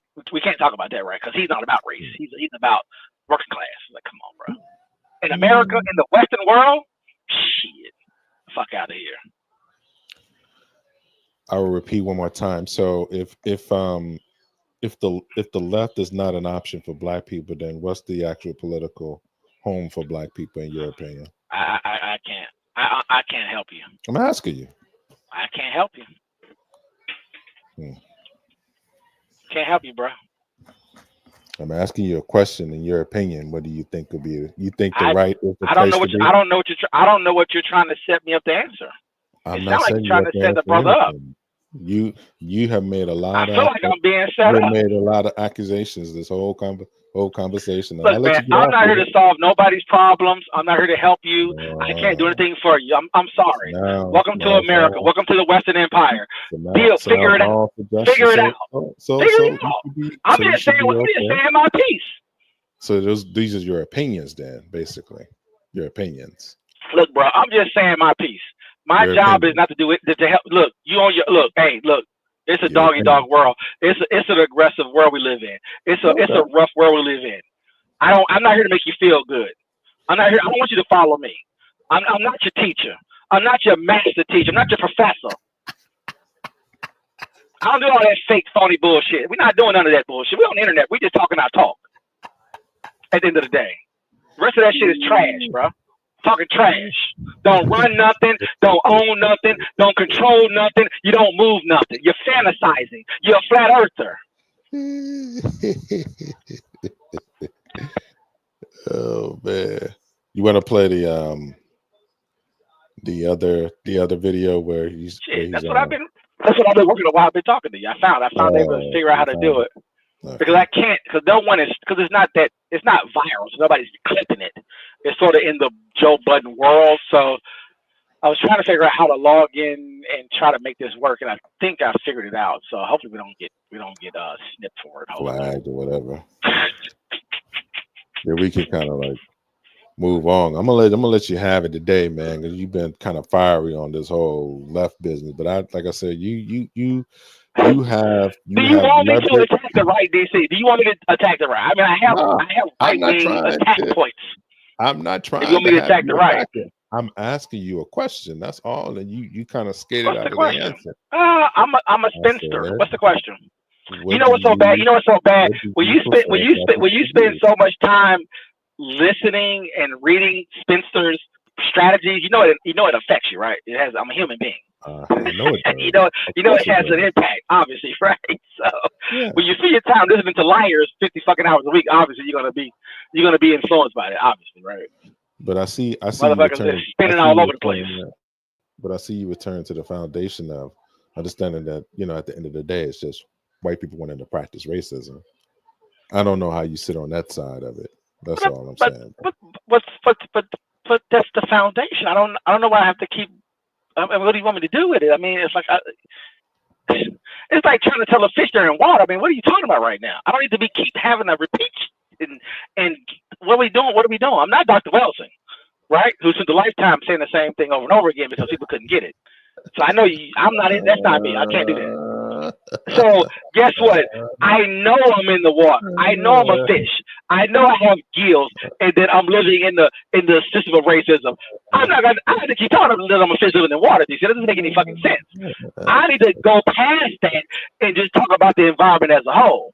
And when certain things happen, then we can have those conversations. So race needs to be brought up in certain scenarios where it needs to be highlighted. In other scenarios, it doesn't need to be highlighted. It's not. I don't think it's necessary. It just depends on what it is and what we're talking about, right? Am I tripping about that? That's like me and you talking about football and saying, well, the slaves that they're running around and there's some slaves. What are we talking about right now? Exaggeration. They're on a plantation out there playing NFL. They're on the plantation in the NBA, and these white people run the thing, and they got white audiences and the white folks watching them, bruh. Stop it. Another exaggeration. This ain't wrong, bro. This ain't wrong. You guys are fighting lions and dying as slaves, bro. You're billionaires. I mean, stop playing right now. Well, there are more billionaires. Are you fucking stupid or what? What the fuck? What world do you live in? Are you fucking retarded? But it does play on people's emotions to connect them to something that's not really there to manipulate the environment. I'm not doing it, bro. I can't. Sorry, DC. Apologize for that, bro. Look, I'm gonna play this, and if it happens, it happens. If we get clipped, we get clipped. But let's just see if it'll work. 5-year-old right now. Come on, man. We got to talk to our brother, man. We love you. We got to help our brother That's out. how you start off in an intervention, by telling We're having a Dark Lamont Hill, because I really think that Dark Lamont Hill played a part in this somehow. Like everything he do now, I don't see him as Mark. I see him as Mark/Dark. Yeah.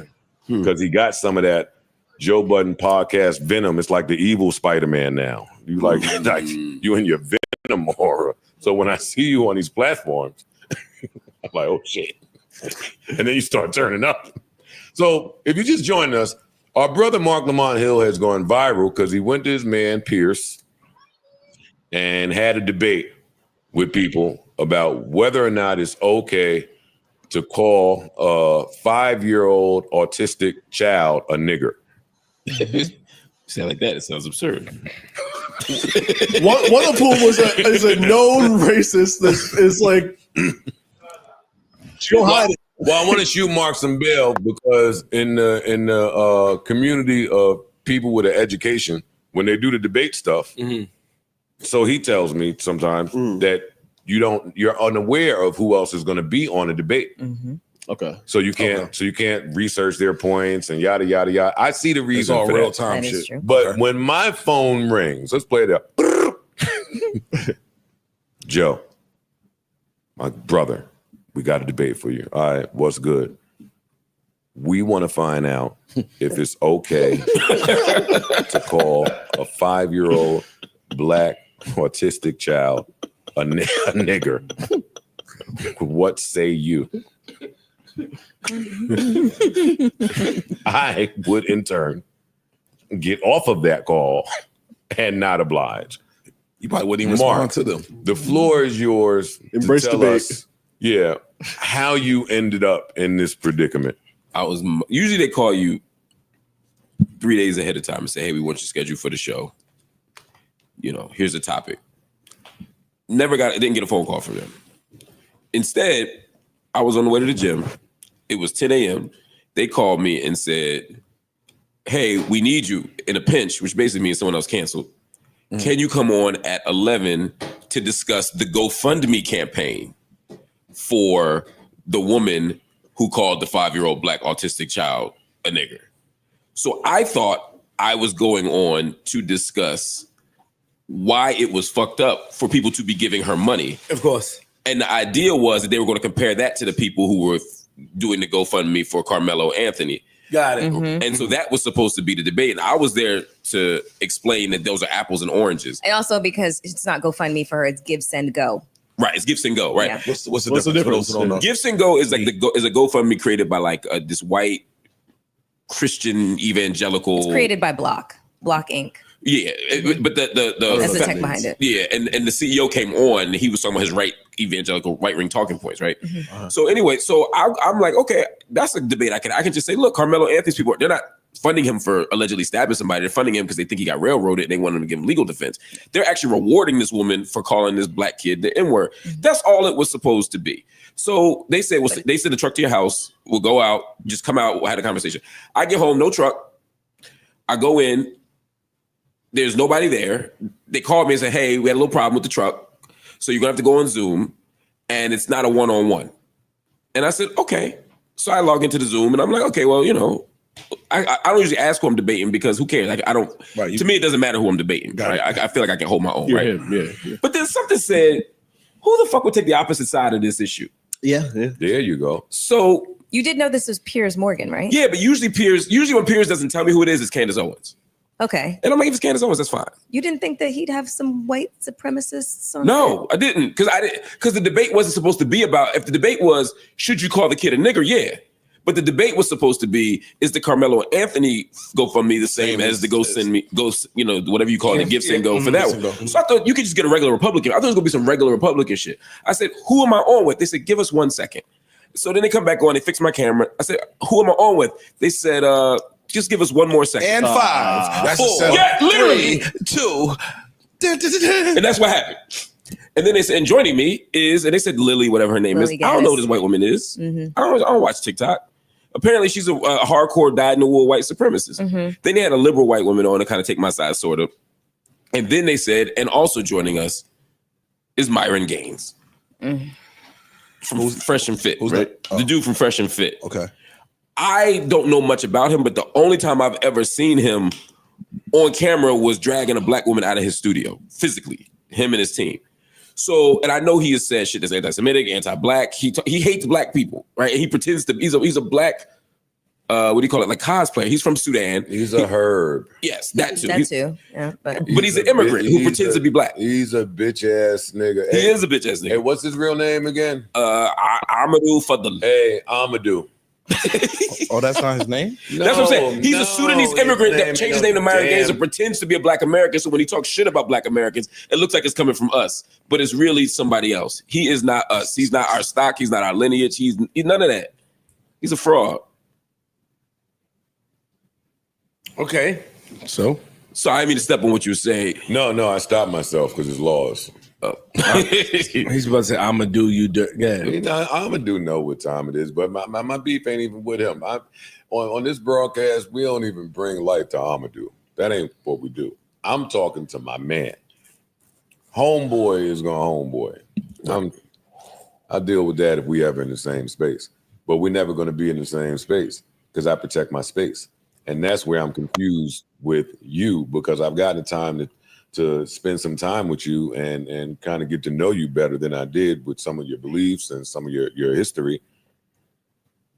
It seemed like you on some of that type of time, but then you will create a space to share with these people with these views. And yeah, I should have asked. But maybe there's a possibility that they wouldn't have been honest with you since this whole thing. But they would tell you if I had asked at 10 o'clock and they said Myron, I would not have gone on. That's why they didn't tell me. They usually tell me, and when they don't, like I said, it's usually Candace. And I'm like, whatever. But that's why I fucked up. But not just him, but him and the little white chick. Yeah, I should have Googled. Who I wouldn't have known who she was either. However, I know that this platform that I go on has these debates stylistically. Yeah. So I should expect that it's going to be some racist white girl who I didn't like seeing the smiling and the smirking when you was getting in your bag. See, as a black person, that affected me differently than whatever the goal is in content world. And now we have one of our brightest brothers, one of our most well-spoken brothers. I don't need to sing all your praises. You know how I feel about you. Debate with sharing a a fucking space doofs. with just doofs. That's not even and I know that good you, enough term. and I do know that you get off on sharpening a sword or just debating. I know that that's your thing, so I try to mind my business. But I'm compelled to tell you that you're missing out on one of the greatest perks to building your own, owning your own, and just creating your own, which is you don't have to share space with these people. That's real. That's real. I should have walked away. And that's the thing and that's the uber professionalism, which I don't even want to call it that. It is. To a certain extent, it is. Is it like I gave my word, I'm here, it's live, I don't want professionalism. And not only that. But even that, stop, because even that's a backhanded compliment. Yeah. Even that is some Westworld language that they convince you of being super professional, which means we know what it means. Yeah, I don't have to say what it means. Yes, right? Yes, you are absolutely right. It means not niggering when we give you a reason to nigger. So yes, Mark is a professional. You'll let us play in your face. But Mark professionalism was never in question because Mark has made his rounds for over 20 fucking years. We are well versed on who Mark is. Exactly. Yeah. So are you saying this because of his reaction? Because why wouldn't you share a space with them? If he's there representing the culture, he can go in there and have the conversation and explain to them why the two GoFundMes or the GoSendMes are not the same. I think that sharing that space isn't a problem. But that's not the goal. goal. Are we basing this off of his reaction, how he exploded and how it was viewed? What are you basing it off? Because you're going to be in rooms with some of these people. You're going to be in the content world. You're going to be set up and be put in these situations. It's about how you react. Cool, but he's trying to have a conversation with people who do They not don't want wanna to have a see his conversation. point He probably of don't view. know them niggas. Wait, and I'm not. And that's why I fucked up. Wait, but Yeah, I I'm don't not think gonna, he knows hold them. up. I want to reply to Flip because I'm not just going to let that go unchecked. You are responsible for where you land in content world. Yes. And contingent upon how you view yourself / your content, I'll use me for example. There will never be a space, scenario, or instance where in the name of content, I'm sharing space with someone who proudly says, I think black people are niggers. I think this 5-year-old autistic kid is a nigger. I respect my right of free speech to be able to call y'all niggers, and I don't care what y'all think about it. There is not, for me, I'm not telling nobody else how to Can I move. respond to you after you finish? For me, there isn't a scenario you could create where that person has the opportunity. I think we got solved, man. I watched Phil Donahue. I watch a lot of people from back in the days put different people to debate. You're naming a white man. Huh? Excuse me? You're naming a white man. All right. But you do that a lot where you compare Oprah. us to what white people do, and I'm not going to do that with you. I don't give a. It's not about that. What I'm saying is that we got soft when it comes to content. You're always just trying to, don't put yourself in that position. When back in the day, society started like that. Niggas, people will put two people on the opposite side to have conversations. Malcolm X, you can talk about Malcolm X, you can talk about whomever. That happens. He didn't do nothing wrong. And it happens. And now it's like, you can't be frowned upon. You did what you're supposed to do. You handle it how you're supposed to handle it. You're going to be in the room with some of these people. Some of these people gain so much popularity, they're going to be in the same room as you. See, I think we got soft by... It's either you get up and you walk away. I think we got soft by letting Nazis and racists let's hear their side. Yeah. No. But that's soft. No. That is soft. All right, but the power powers that may be are the one in power and the ones with the attention that can get you to spread your rhetoric around or defend the culture. Mark, so sometimes you have to take that stance and say, I'm going in here to defend our culture. And it shouldn't be frowned upon on the man that goes in there and defend the culture. Mark, and you can't have a conversation by yourself, though. That's the thing. Some of these folks is not trying to have people always want to cower. But Flip. Oh, come on. I'm going to save my space. Not you. I'm not making fun of y'all. But I don't think you're wrong. I'm just trying to tell you that the other side of that, somebody like that dude, he ain't trying to have a conversation. I don't know anything about him. But the first time I heard about him is when Joe did that for the shit. Everything you see from him does not show he's trying to have a conversation. If two people want to have a conversation and try to, I want to hear your side, I want to hear your side, that's one thing. Got it. If I'm in here, because now in this level of content world is something different. It's, I got to do the extras to go, I got to, it might not even be shit I believe. I just got to do the extras so I can be seen. I'm not trying to have a conversation. I'm not trying to hear you out. Why? Mark, let me ask you a because y'all question. come in here and stand on content over everything. So a lot of times, I'm the only one that do that, and that's not true. This is a foolish angle. That's and not then true. he adopts some of these niggas believe in content over everything. Yes. So as loud and dumb as I could be, it's gonna get picked up by the network. So they running with it. Absolutely. Yeah. Mark, I don't believe in that. Mark, let me ask you a I don't question. believe in that. Let me ask you a question. When you saw the panel, and I know that a bunch of things, went through your head as to whether or not you should participate, did it cross your mind that if I leave, then this panel, like there will be no proper representative of somebody who's intellectual, scholarly, and can articulate the points, the being on the right side of history? Yeah. Did you think that if you weren't part of this conversation, that it would just be them? Yeah, exactly, and it would be derailed by the racist bitch. Now you can't argue with fools. I have thought that before, and that's been an argument that a lot of us use to go to these places that we want to be. Mm-hmm. And I think sometimes we use it to let ourselves off the hook. Like, I can always convince myself that there's value in me being there. And for any of us, our presence is added value. But sometimes we don't want to legitimize those spaces with our presence. Yeah. There's a lot of factors, and everything y'all said is connected. There is the content thing. When I go on Piers, 3 or 4 million people see it. Those 3 or 4 million people then often come to my YouTube channel. They then watch the stuff that I have to say. And that is how the game is typically played. Yes. He also lets me cut down the clips and put it in reposition. So I get paid from doing it. I mean, there is an angle to it, both politically and financially, that I don't want to be dishonest about. But then the other part of it for me is I do see myself as an educator. And I do think that intervening in those spaces and having a conversation that people otherwise won't hear does matter. But there has to be a line. For me, Candace is like that line, right? Candace is as extreme as I want to have a debate with. Same. By the way. And Myron Gaines, I didn't quite, I know he's a provocateur, but I didn't quite understand just how off ridiculous he was until I watched it. The white woman, I didn't know who she was. And Piers, from what he told me afterward, didn't know that she was a white supremacist. Now, I'm curious as to how she even got on the show. Like, because all you got to do in this content world, to Ish's point, is just say that kid deserved it. But who do they? And if you say that loud enough on TikTok, somebody will book you and give you a bigger platform, because some people believe in content or everything. I think she believes it, but I think she's just loud. She's not anybody of substance, right? So she jumps up and does that. And so when Piers said, do you use the N-word? Everybody thought she was going to say no, because I've been on TV for 20 years and no one's ever said yes. Even people I know who use it. And she was like, yeah. Wait, you use it at home? Yes, I do. Yeah, so it took him by surprise. I didn't see the whole thing, but it took him by surprise because he kept being like, so you think you're a disgusting, deplorable individual? And she was like, no, okay, right. Whatever, nigga. So that's how she was looking at it. Right. And that's the moment where I was like, where the fuck am I?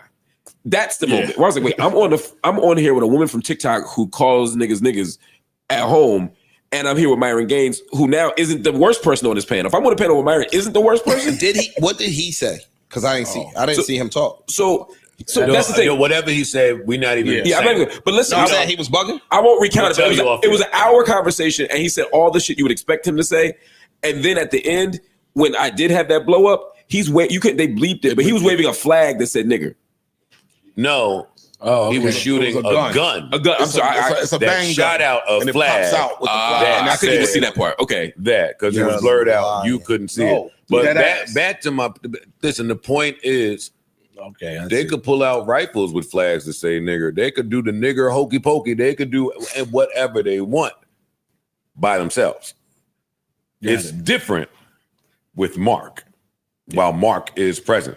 The second I'm sitting there and I learn who this person is in real time, because I do get Piers might have been surprised too. And I get there's some trust between And Pierce, you and Pierce have a rapport. Yeah, but we've been working together for 15 years. We weren't CNN together. Yeah, but for me, that contradicts the thinking of some of my Muslim brothers. There's a common belief that I won't say. And if that, a little bit of that is there, then I don't trust you enough with this, Pierce. I can't. I don't care how long I've known you. I don't care about our rapport. I don't care if we've gone out for dinner. I cannot ethically and who I am and my whole everything I ride for. Trust you. I see. A white man. I don't understand. To protect certain things. He's saying no matter what I can't. The report You can't. is, I can't trust you. You cannot.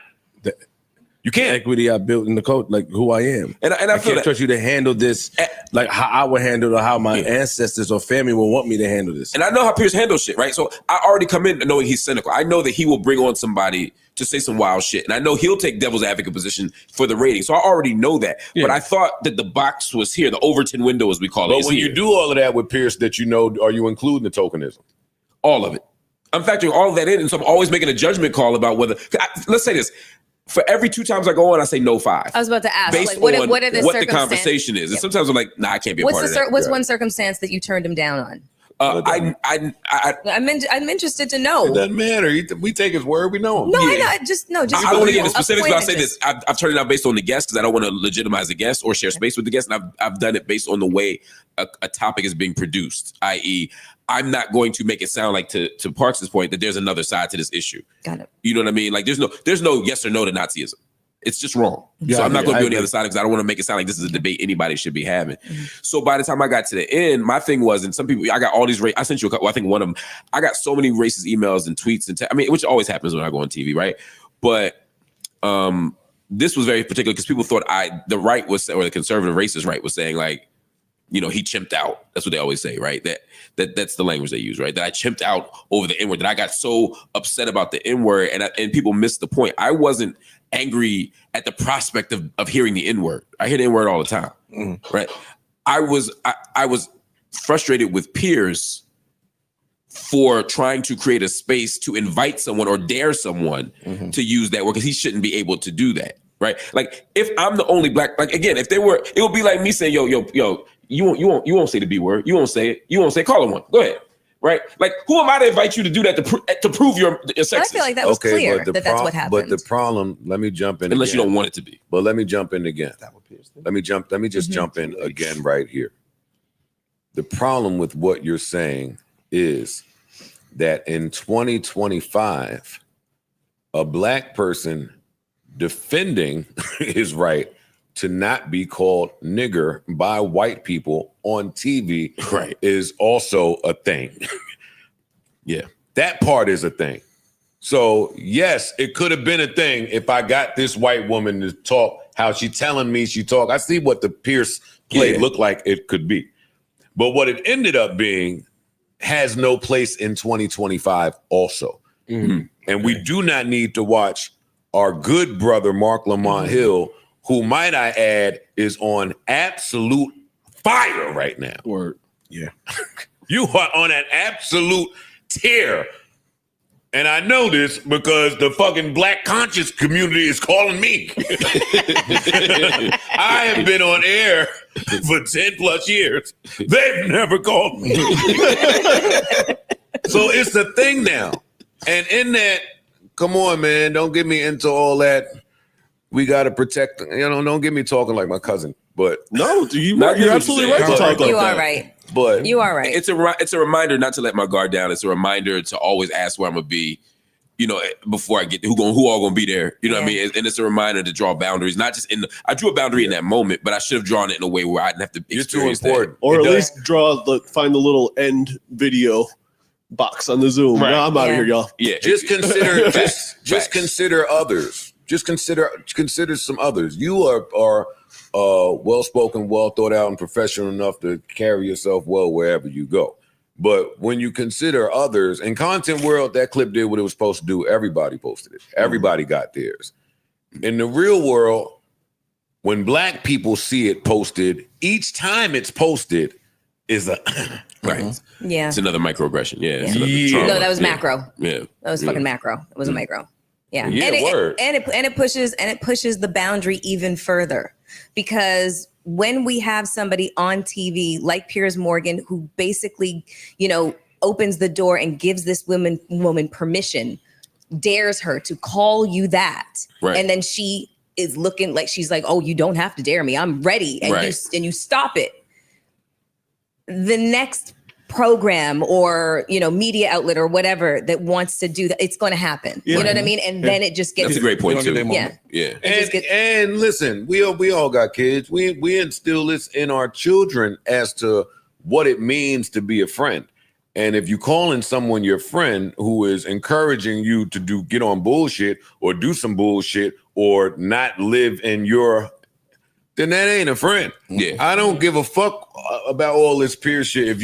If this is where you'll go in the name of content, while I'm present, I got to just step back and reassess how I view some of this stuff. And I had to do that in that moment because I don't think his biggest intent was to expose the race. I think his biggest intent was to get ratings and content. Trying to get a moment. I agree. He wanted a moment. It was a moment. And the fact that you would do that at my expense, whether you think black people are intellectually or morally inferior or not, that's not the only way I assess people's racism. Yeah. You know what I mean? It's like, you're willing to let this happen to me? That shit gotta mean even something. past that, sometimes white people don't know when they doing it. Yes. Yeah. And I think that was happening then too. Yeah, that's what I'm saying. Yeah, like, you're right. he might not have even seen that other POV that's there. He ain't able to. Especially he's British. Right. It wasn't until because when I said it, I know Piers, because Piers argues every point to the end. But when I said that to him, he said, I accept that. Yeah. I was appreciative. Yeah, I hated everything up to that, but I appreciated that he at least stood down on it and that he didn't edit it out.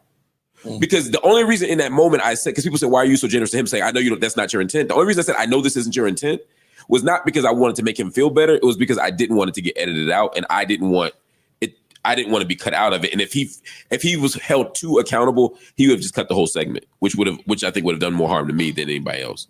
So, but yeah, so I was trying to be strategic even in that moment. That's a lot of mental gymnastics. Yes, and I was like, it's all for something I didn't even want to do.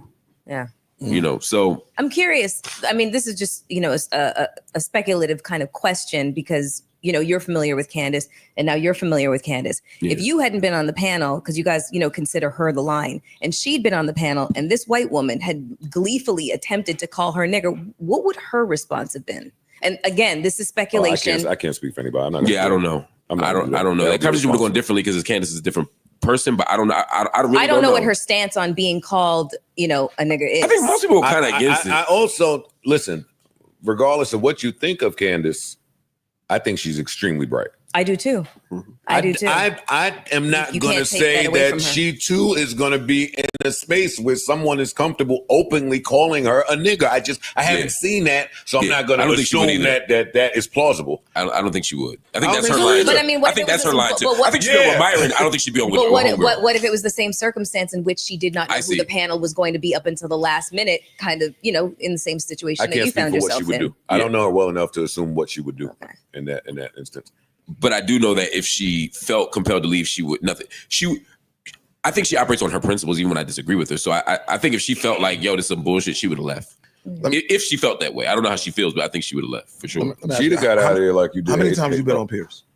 More times than I could count. All right. Have they ever pulled a move like this before? Where it's we like, even when you asking, yo, who's on the panel?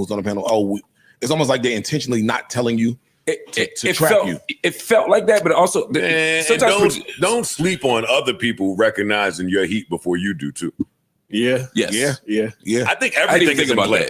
That. Everything is in I'm play. thinking this is all a play, like from the rip. That's interesting. I didn't think about that. That's a good point.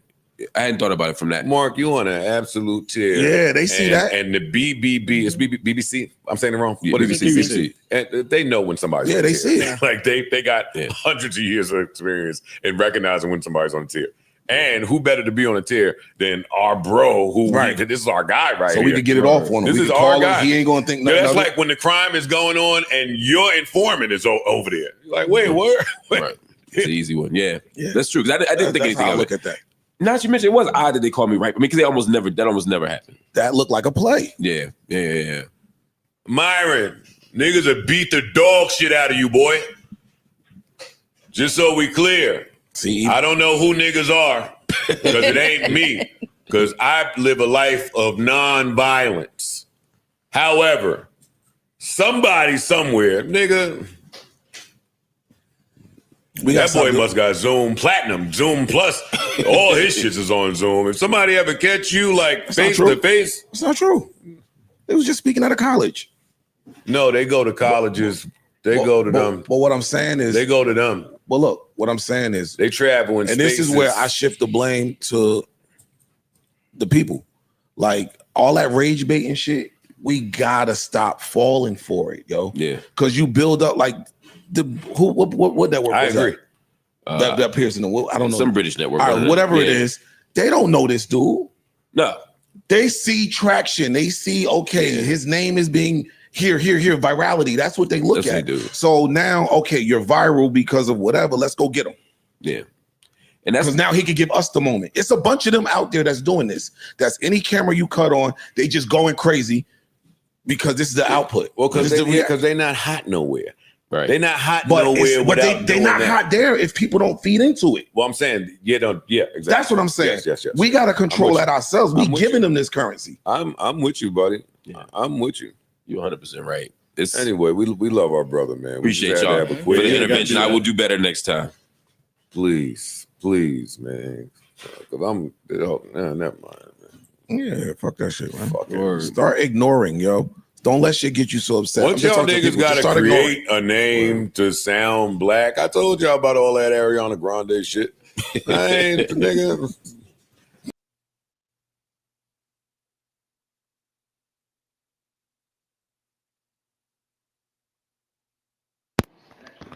That's pretty good, man. That's pretty good. Paradox, where you head off to? All right, so Renaissance Man, are you up? Yeah. What's up, DC? Yo. Yeah, can you hear me? Can you hear me? Yo, can you hear me? Who started the system of white supremacy? Hold up.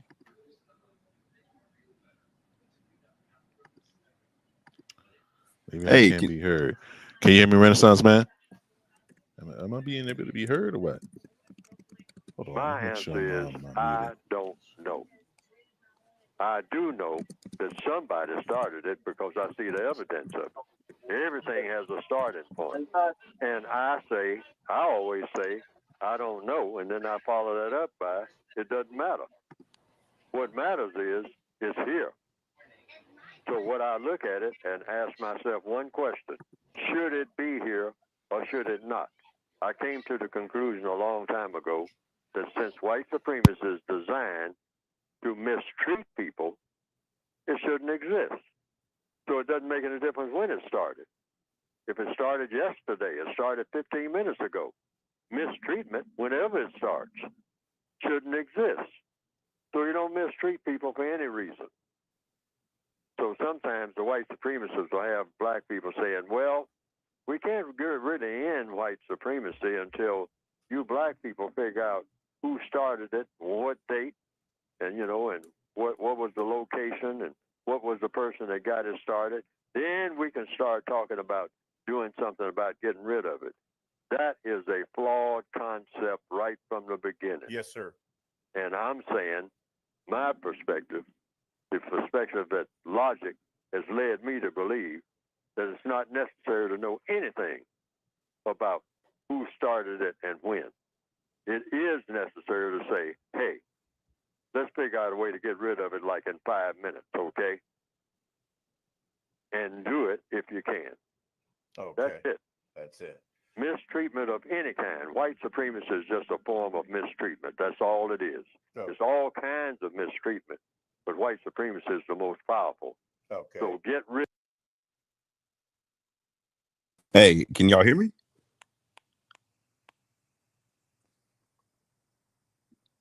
Can you hear me? I can hear you. We can hear you. Okay. No, I had to change my devices. No, I'll let you finish playing, DC. Rid of it without even having to think about who started it and when and whether or not it was on a Wednesday or Thursday. So the code position is that anything that anybody comes up with that they think will work, then go to work with it. I have written a book called The Textbook for Victims of Racism, addressed to the individual person. And I say the way to get rid of racism is for each individual to try to do the things wherever he or she is as an individual person that will be the most effective action, thought, speech, and action that will be effective against racism.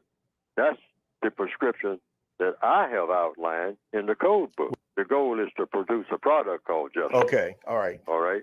But you have to get rid of racism. I mean, and you're producing justice when you're doing anything that gets rid of any kind of mistreatment of people. Yes, sir. So that would include racism.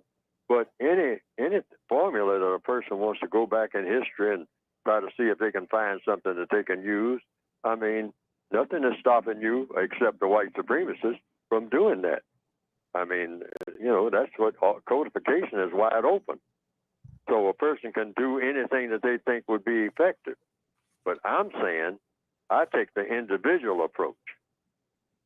I tailor everything that I do to the individual, not, you know, groups and armies and organizations, because I say, well, that's just not something that I do. Right. But anybody who wants to copy how the Greeks did whatever they did, or the Persians, or some tribe, you know, ancient tribe somewhere in Africa or wherever, I mean, you can study what they did that worked and what they did that didn't work, and use that if you think it's effective on a day-to-day basis for somebody to do it. Okay. And then do it. All right. I mean, the whole thing is in what you do, what you choose to do. It's your choice. Your choice. BGQ.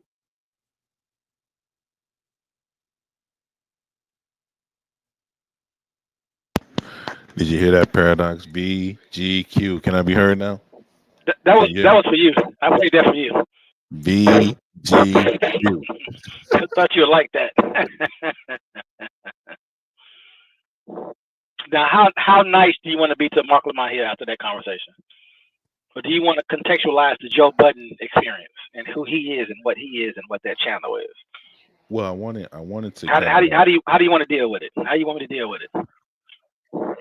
Well, I'm gonna let Renaissance say what he has to say afterwards, but I just really wanted to reiterate the part that they are kind of seeing a little bit of the actual opening of his podcast, I guess, to a brand new kind of audience, or getting more kind of eyes on them because of Marc Lamont Hill being there. So it's kind of like it's piqued their he's helped broaden his platform in a way that I didn't know was happening. When you told me that he was first on there, I thought that he was going to just be like maybe a temporary guest or not be on there as much, but it seems like he's part of the crew now, right? Like he's officially part of the actual platform.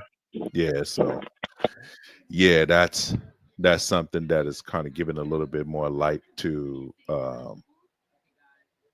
and speaking to what you was talking about earlier, this is him kind of throwing his hat into the ring of being, you know, with people that kind of speak plainly or speak on a regular basis, even if they think that they are very educated, like a Ish, because I know Ish kind of gets a little bit ahead of his skis, and he'll get in conversations where he may think he's the most informed, and then, you know, he speaks to Mark, and then Mark kind of be like, nah, that's not really what's going on, or nah, this is really what it is. Did you read this? Did you know this? Or, you know what I mean? Not sunning him, but just kind of correcting the record. So I think it's interesting that way, where nobody else that will be there that would actually do that in real time, or at least that's what I see. So.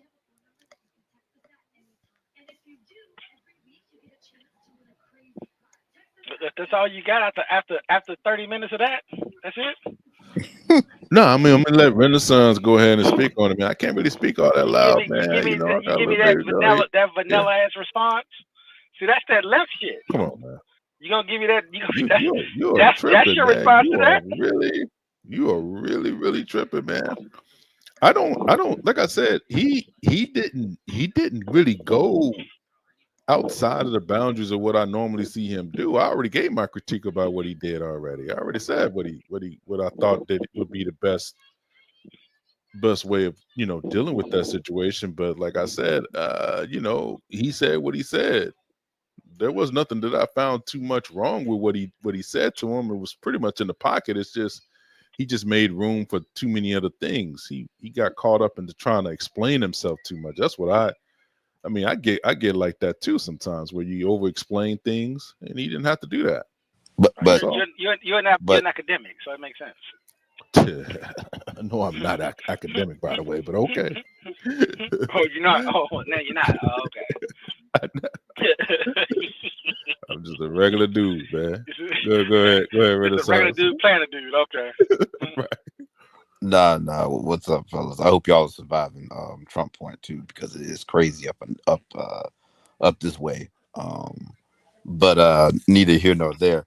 Now, I think one thing is Mark got jumped in that situation, so I give him more grace just because I don't think he would put himself in the situation. He doesn't feel where like, hey, I know this woman is going to really take it here. Now, granted, Piers Morgan has a reputation for doing stuff like that. So, but I think Mark was kind of reacting in the moment, so I give him a little bit more grace in his reaction. But now the other thing too, I was gonna say, like, Paradox's boy be in the chat with the left. My thesis is this. You may disagree, but I think that's what I think the layout on the left. I think honestly, at this point, at this juncture right now, I think that's where a lot of black people want to be.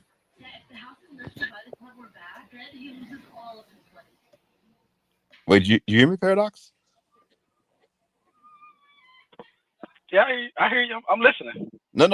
Because what I kind of get from your stance is that, hey, you say that's dangerous because nobody is going to then come out and say the left and the right is problematic, and then, hey, black people need to move accordingly. But that assumes a very pro-black politic that I don't know. I don't think exists anymore. Fair enough. Yeah. I think I've had this discussion with other people, especially when you start talking about younger black people. I think pro-black has been replaced with get the bag at this point.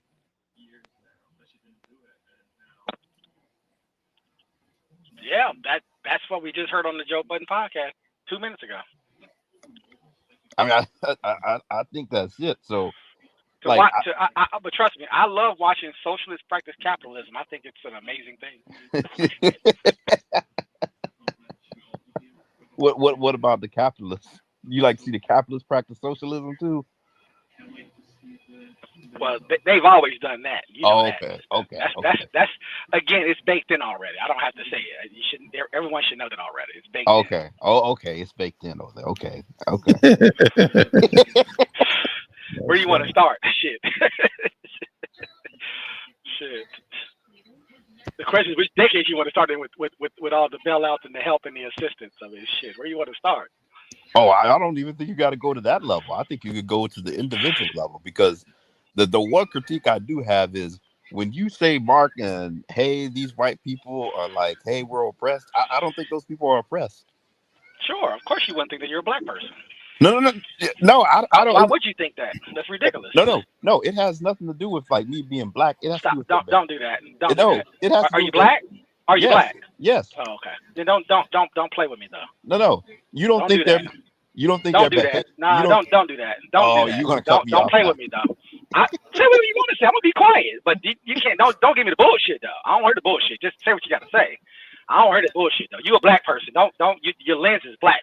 My lens is black. We not gonna act like that ain't the case. That's what you just did. I mean, come on, we're not doing that. But here's the thing. I'm judging. A black person will never think. A black American. Are you a black American? Yeah, absolutely. Or you an immigrant? Okay. No, I'm black American. So as a black American who has lineage in this country, you're never gonna think a white person is oppressed. That is ridiculous. Am I saying something incorrect here? That's ridiculous. No, I'm not. But I'm not coming through it from a black lens, though. I'm coming at it looking at their behavior. Like I look at it as like, okay, if you came to the slaves back in the day and said, hey, you can get freedom, but we're gonna have to compensate your slave owners. They're taking freedom. They're not gonna look at, well, slave owners gonna get compensated, this and that. They're taking freedom. You come to a white person and tell them, well, we're gonna roll out this program that's gonna help you, but it's also gonna help black people. You can have a good bit of white people who say no, we don't want it. That's why I can't look at it as they're oppressed, because they purposefully vote with the oppressor in the name of keeping someone else down. Okay, I mean that's a perspective. I can live with that. Like if because like I said in the chat, it's kind of the Bernie Sanders argument you're making. But Bernie's argument is, hey, let's go talk to these white people, and if I give them an economic program, that's really what their grievance is. And they're he's drawing a lot of crowds. There are some white people in there, yes, that will pull them back into the fold. But there is a large contingent who it is not a pure economic problem with them. Roland Martin talks about it too. He basically says, hey, he's called them out, basically saying, hey, because Bernie did get called out when they were like, oh, the working class is experiencing economic anxiety, and people are like, yo, this isn't just economic anxiety now. This is some element of race and hostility. And I think y'all kind of hitting on that where this woman was like, hey, because with her it doesn't just stop with, hey, I want to be able to say the N-word. Like it goes back to this entire movement or framework that is there, where I have to treat these people a certain way. They have certain rights. Like I want all that gone. It's kind of the same way I saw this with Glenn Lowry. Like he was shocked when DEI was rolled back, and then they also they wanted to. He didn't have a problem with DEI getting rolled back. He was shocked when Trump signed that executive order on discrimination in hiring. And I was just sitting here like, did you really think that DEI was the only thing these people wanted? Like they want it all. They use DEI as a Trojan horse. She's just using the N-word as a Trojan horse.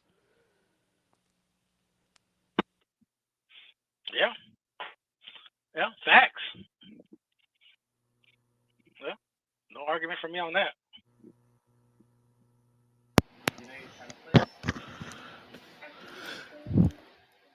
So what else you got, Renaissance man? You got something else on that? No, that was just it. That conversation was interesting. I guess one more thing I will ask Paradox then, like, because you say that when those arguments occur, black people should just kind of stay out. Do you think we have a vested interest in one of those sides winning out? No, that's what I didn't. That's what DC said. I would have to go back and listen to the show because that's DC trying to frame me. He's trying to frame me in that way. Nope. Hey, I'm gonna let you do the talking. And you gotta frame yourself a certain way. That's all. I said what I said. I mean, I just want people to just make a decision. That's all. I mean, you said what you said. Mark, like I told you, I don't want to. I'm trying not to just go at him. I mean, the way he just said on Joe Budden is so fucking wild. If you just pretend that he didn't say anything that was crazy, it's interesting in itself as a leftist, but that's fine. I won't replay it. I won't replay it and break down some of the crazy shit he just said. I was gonna let you. I wanted you to just go at it, but I noticed that I don't even know if you were listening for the last 20 minutes. Maybe you wasn't. But anyway, I'll let you have that. But I think that Mark in those environments. I mean, I have an issue just with everything he said, really. But I mean, do you have an issue with Mark? He needs to figure out. Oh no! I follow Mark. Yeah, I've been to. Oh no, because some people have an issue with him. No, I don't do that. Okay, no, because I was gonna. Go ahead. Mm-hmm. No, I was gonna say Mark to me is one of the more sincere of the academic class. When you start looking at, say, a Michael Eric Dyson, a Cornel West, Eddie Glaude, Mark to me is more sincere than several of those people. That's just me though. Yeah, I don't have an issue with any. I mean, I love everybody. I mean, it's all good. You know what I'm saying? I like people that, these are very smart people who are very informed, but I should be allowed to critique people. I should be allowed to break them down or discuss them, obviously, right? I should have that freedom, that right, right? From Mark's perspective, like I told DC, I'm not going to go crazy at him. I could do it, but I'm not going to do it today. I was just saying that and I know that, and I understand. If you understand that he was getting ready to go to the gym, and they just kind of grabbed him real quickly, so he wasn't really prepared. So I'm gonna give him a pass on some of it. But when white people, especially, which again, giving an English white person a pass to me is fucking hilarious. But I'm gonna leave that alone, even though he's an Irishman, but he loves the Queen. But I'm gonna let that sit over there on the side for a second, which I think in that conversation is hilarious. Him working with Pierce and how he framed that is funny as well. But I'm gonna let that go as well. But in that space, when you're having that dynamic there, he could have. I mean, again, I'm critiquing him after the fact, right? It's Monday morning quarterback at this point. You know, he could have approached it in a way to where, if he was clever enough in the moment, to get white folks to go at each other about that situation. So he could have said certain things, which I don't generally hear anyway, because I know that we're not kind of set up that way anyway, as far as how we think about things. He could have dropped certain things into that space just to see how they would eat on it when it comes to white poverty, white suicide, the massive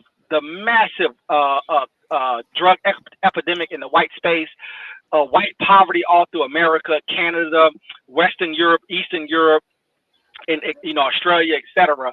All the struggles that they have, all the issues they're dealing with different systems that they have in place. You know, the former Russian Empire and how Russia impoverishes those 20 European countries or so, and on. And we can just go on and on and on about white issues that they have in their society. Be it 50% divorce rate, the murder rates, the crime rates just in general. We can just keep going forever, right?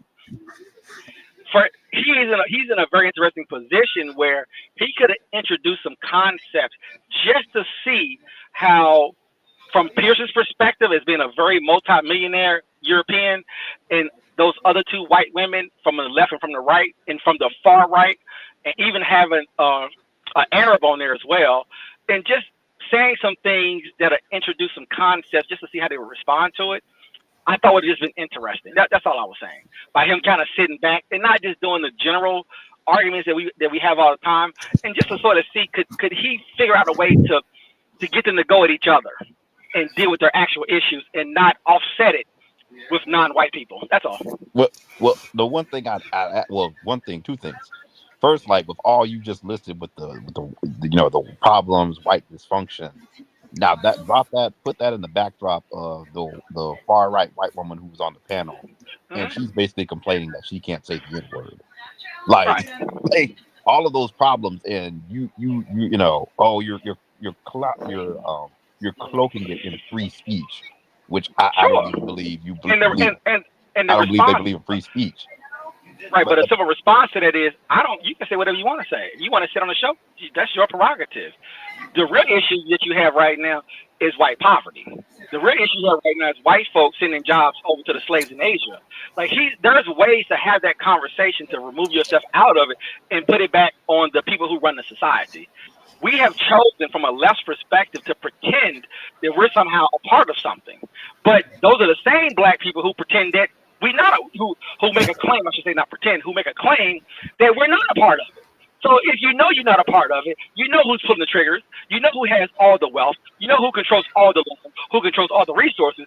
This is your moment to set that up in a strategic way to see could you get them to go at one another. Well, that's all I'm saying. But do they genuinely, when people make that claim that they're not a part of something, do they genuinely believe they're not a part of empire, or are they complaining about the spoils that they're getting from empire? That's a great question. I honestly don't know. That's a great question though. Yeah, that's a great thought. No, the only reason I say that is I think we're to the point where, I mean, it's hard if you're an upwardly mobile black person to sit up here and pretend like you don't have a stake in the society, versus like 60 years ago, you could legitimately say a large portion of Black America did not have a stake. That's right. In society. Fact. Now I think when you hear people say that, I think it's more of a, and it's sad to say, but hey, everybody is a part. I mean, you all know we're in the DMV area. You know we want it to be. Yeah, no, I agree. We want it to be. So it's not. So we can't. We gotta pick something here because it causes more confusion, in my opinion. No. Which is why I hit the left as hard as I hit it, because it's a little strange. It's a little strange to me, to be honest with you. Well, no, that's what my comment was earlier when it was like, hey, people want to take this pro. I'm like that angle has been the whole pro-black. We're not on either side. I'm like that's done. I think most people want to be a part of empire, whether we, as uncomfortable as that may be or not. The way we're framing it is that you're not going to find a large contingent of black people who are truly going to be like, hey, and especially at this point, maybe if things turn, very negative, you'll see that sentiment flip. But, especially like 20 years ago, Obama, you're not going to hear people trying to say, hey, we want to separate from America or from the American dream.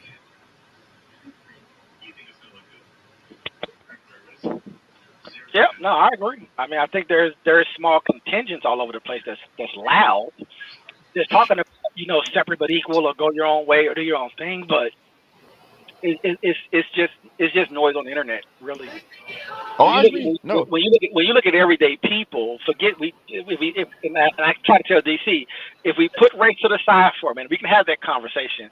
But if we shift race to the side for a minute, and you look at America globally or even domestically, and understand obviously automation, quantum computing, AI, the shifts in economics over the last 50 years, how the average American and the below average American, for that matter, is being impacted by economics, and how economics will then lend to crime, gangs, drug abuse, systematic oppression by the police department, by the military forces, etc.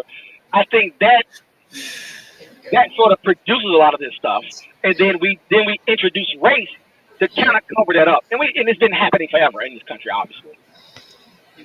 I just think that a lot of our people who are very informed and very educated should break some of that stuff down a little bit more and explain those things. And when you have those moments in time, which to me was a great moment in time for Mark to take advantage of, instead of assuming that every white person in America, makes $100,000 a year or $500,000 a year or whatever these assumptions are.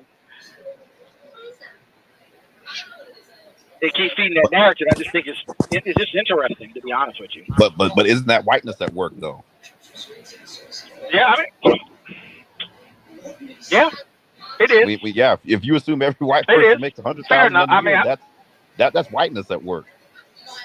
It is, but I mean, you have blacks and whites who put out statistics that I think are extremely exaggerated. Extremely exaggerated, actually. And they run those narratives to take a racial position. But if anyone in this country doesn't realize that there's tens and tens of millions of people who are not just black, of all racial categories, who are dealing with a system that is extremely expensive. The more you go left, the more you go progressive, the more you exploit other nations to drive your economy, the richer you get. It's a very interesting way of how you have to manage your society, be it Europe or America or Canada, North America, I should say. It's just interesting. Race plays a role into sort of distract what's really going on, because you can have those people who want an all-white nation. Okay, so what? They don't want that.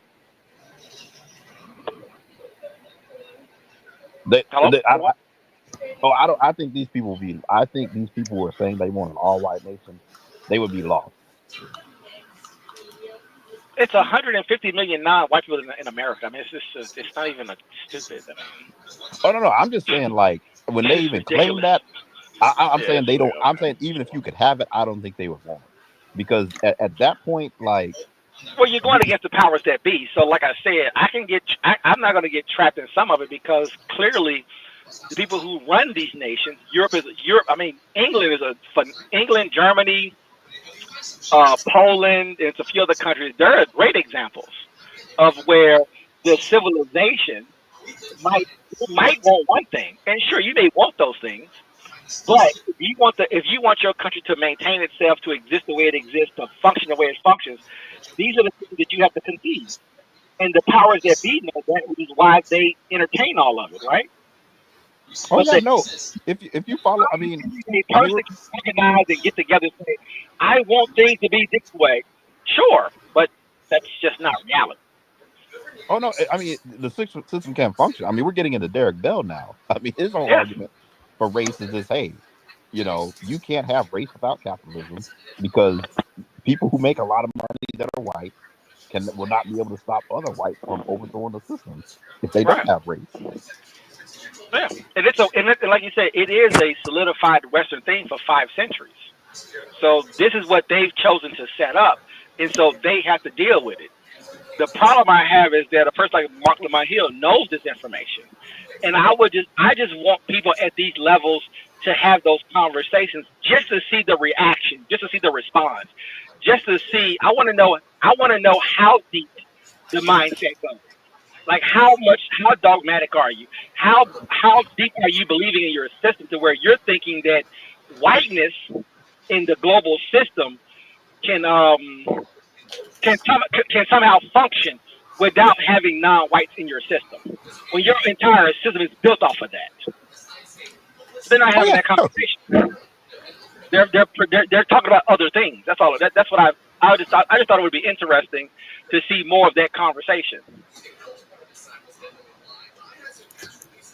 No, that's true. That's true. I don't know if there's no Asia, if there is no Southeast Asia, there is no China, there is no India, there is no England. If there is no Africa, there is no France, no Spain, no Portugal. We can just keep on going forever. I mean, we can look at Russia and Eastern Europe and kind of have that conversation of what the alternative looks like for Western Europe, right?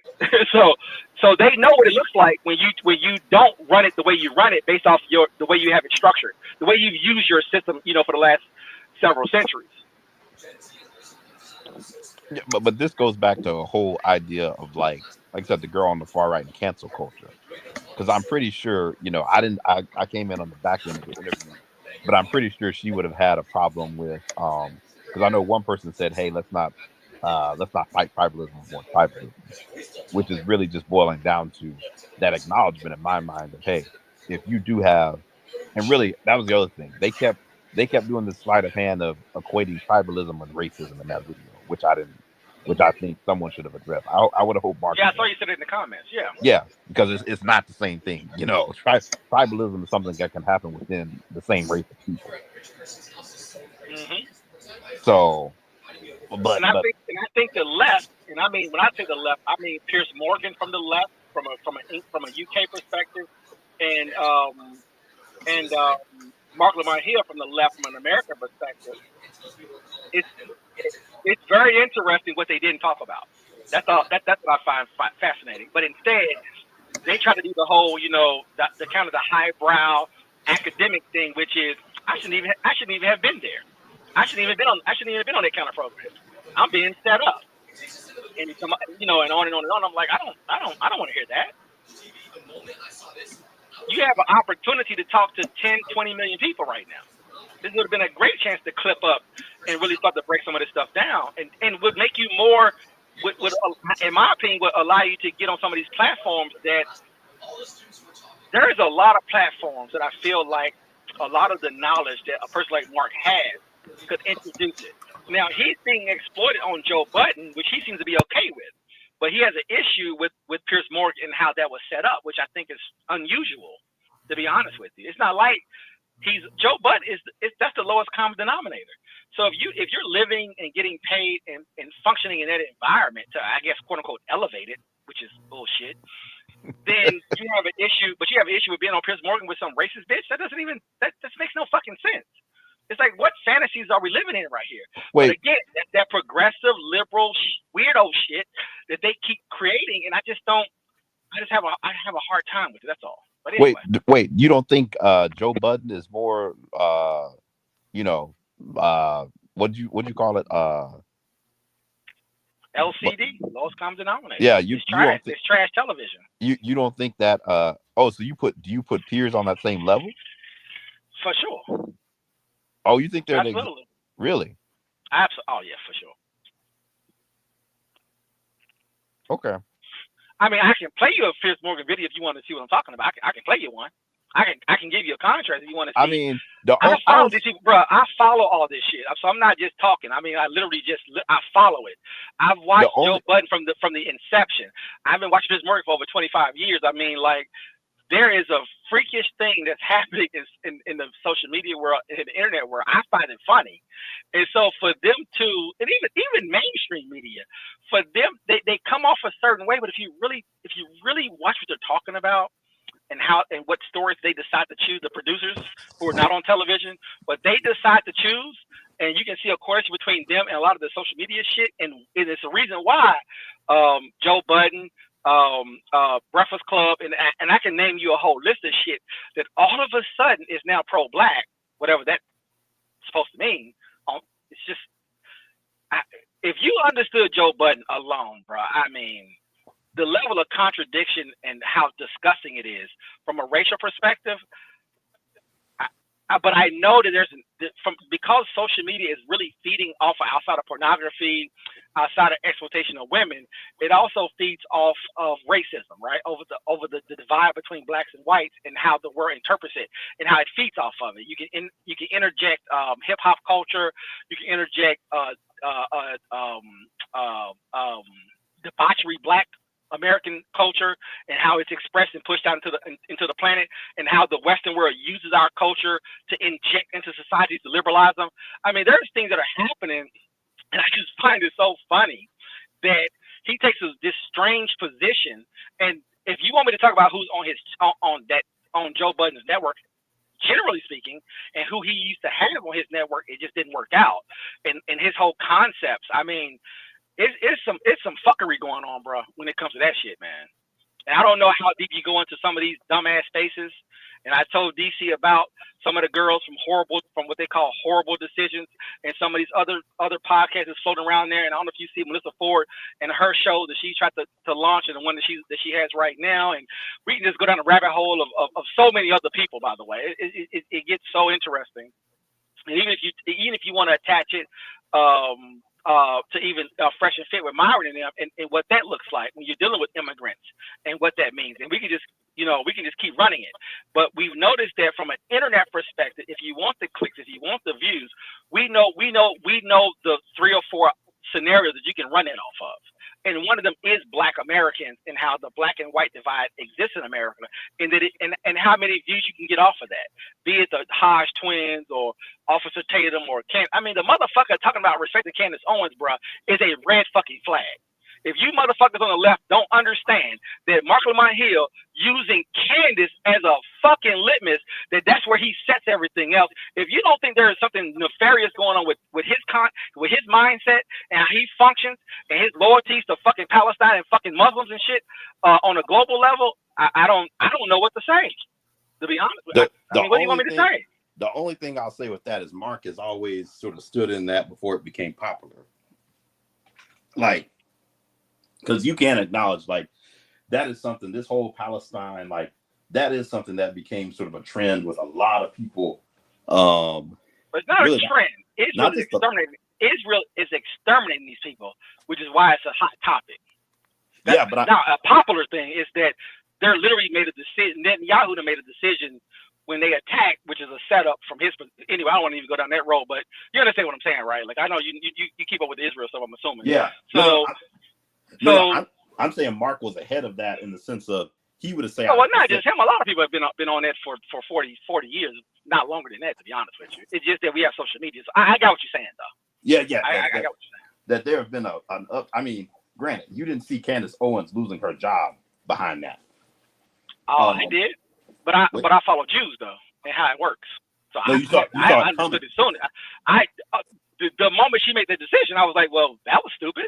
No. I mean, did you see her making that decision when she had no choice popped up on the scene? They had no. What do you mean as far as going anti-Jew? Yeah. No. Yeah. Not that she made the choice. She didn't have to do that.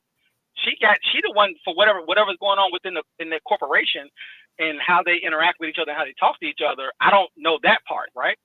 I just know that she made a decision I thought was unusual. Same with Kanye, is that if you don't think Jews have enormous global influence and power for at least 1,000 years, you're a fucking idiot. It's the reason why they was getting put in ovens. I mean, their level of intelligence the way they can integrate into societies on a small scale and can have massive influence and massive power. I mean, you just go do some research. So when you're playing with that, you have to be very careful, or you're going to learn the hard way. She learned the hard way. Kanye, I mean, it's a whole list of motherfuckers that learned the hard way. I was telling them, and I got some people who are connected to some environments that deal with Jews, and the first thing I say, relax. You don't need an opinion. You're trying to get your money. You want to keep making that $300,000 or $400,000. Relax, because it's some complexity here that's beyond your understanding. And you know what I'm saying? Just do what you got to do, because that's who they work. You know what I'm saying? That's who they work with. That's who they deal with, or whatever, right?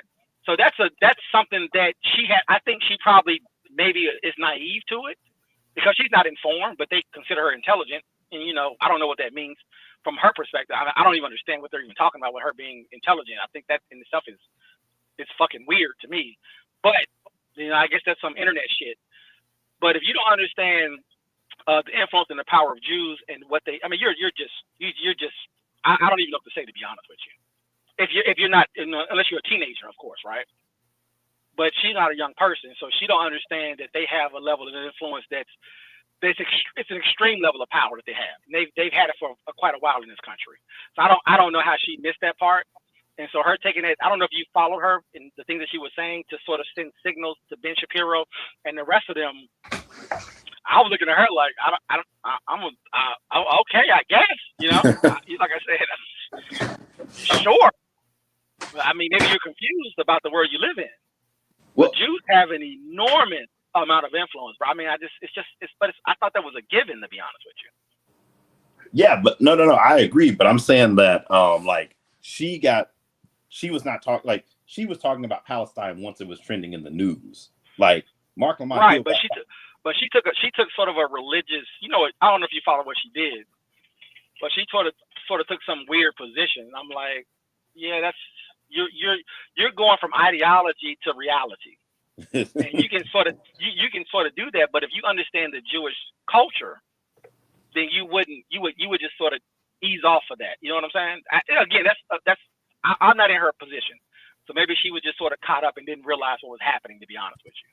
Oh no, I'm just saying, the only thing I'm saying is that Mark lost his job in 2018 behind this. Yeah, 2016, 2018. Yes, I'm right. Yeah.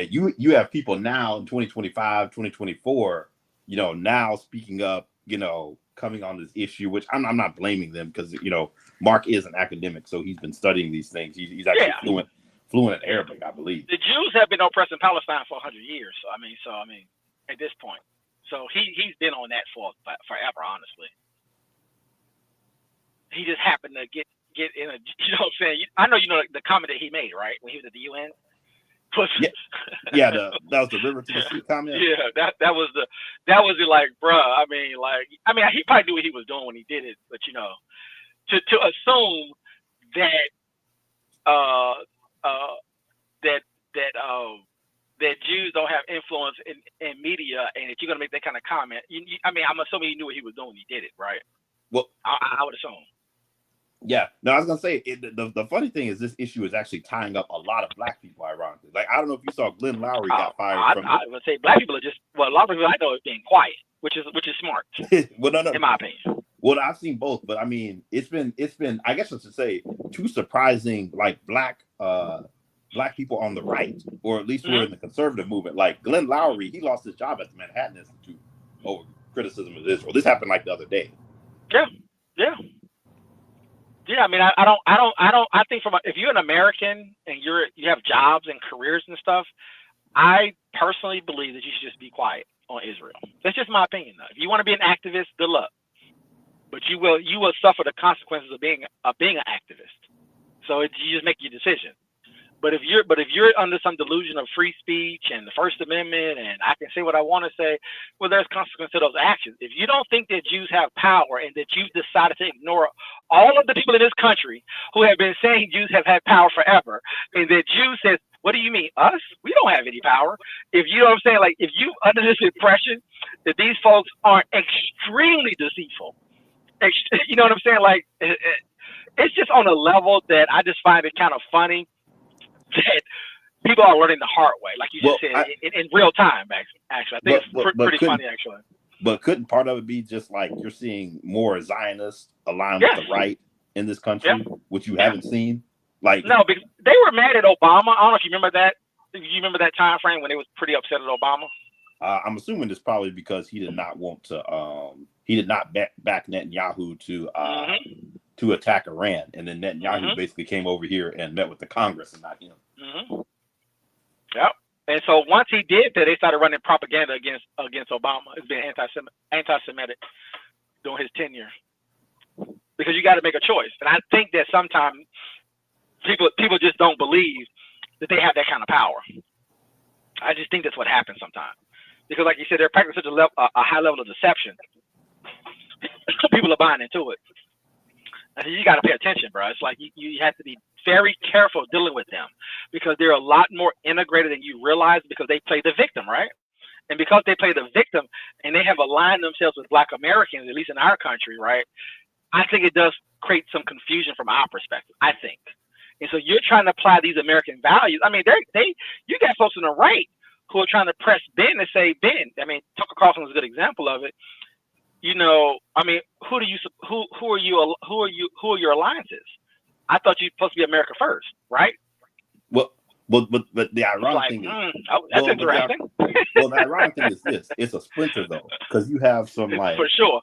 You have the far right Zionists. I do have friends who are liberal Jews who are very critical of Israel and like what it is doing. But I think you've seen more of like the Zionist forces move to the right, because what was happening on the left was, you know, the Palestinian movement had sort of wrapped itself in with, you know, DEI and, or at least they have alleged with DEI and sort of, you know, frameworks of, you know, of oppression around the world. So you had more and more of the critique of Palestine slipping in on the left. And that's where you're seeing, you know, people like Ackman. It's pushing groups to the right. Yeah. That's where you're seeing people like Ackman, other prominent Zionists move to the right to be like, no, like, but the thing is, I'm like, you got to be careful over there, because those very same people. Even though Jews vote 80% on the left, which is kind of funny. Yeah, no. But like I said, the thing is, when you go and jump in bed with the right, you're jumping in bed with those very same people who, you know, they hate you. Yes, exactly. And then you have those very same Black folks who I don't know if they're confused or, you know, like I said, it's just been surprising to see several Black folks come out and, you know, lose their positions behind this on the right. Yeah, for sure. For sure, it's, like you said, it's complicated. But like you said, I don't care. Like you said, what's going on? You need to know who you are. Well, I just figured they would have kept quiet. For sure, or support the Jews. Shit, play the game. Yeah, play the game and just observe it. You know, just try to understand it better. It's obviously just. I think the Jewish situation shows, in my opinion, it does show the complexity of our society on a global level. Because once October 7th happened, that's all they needed to happen, right? Right. So you pull all your troops out, you keep things open. They come in, they attack. That's been your plan anyway, from my understanding. And so at that point, they want America to support 100%. But once America makes that decision to support, especially when Trump gets, Biden supported them too. But when Trump gets in the office, like you said, the trigger at that point is going to be, you have a whole lot of opinions on the right, and you have a lot of opinions on the left. The left, I think they may have expected the left maybe to be a little bit more probably divided between Israel and Palestine. And like you said, since you already had DEI running, you already have the race, oppression thing running.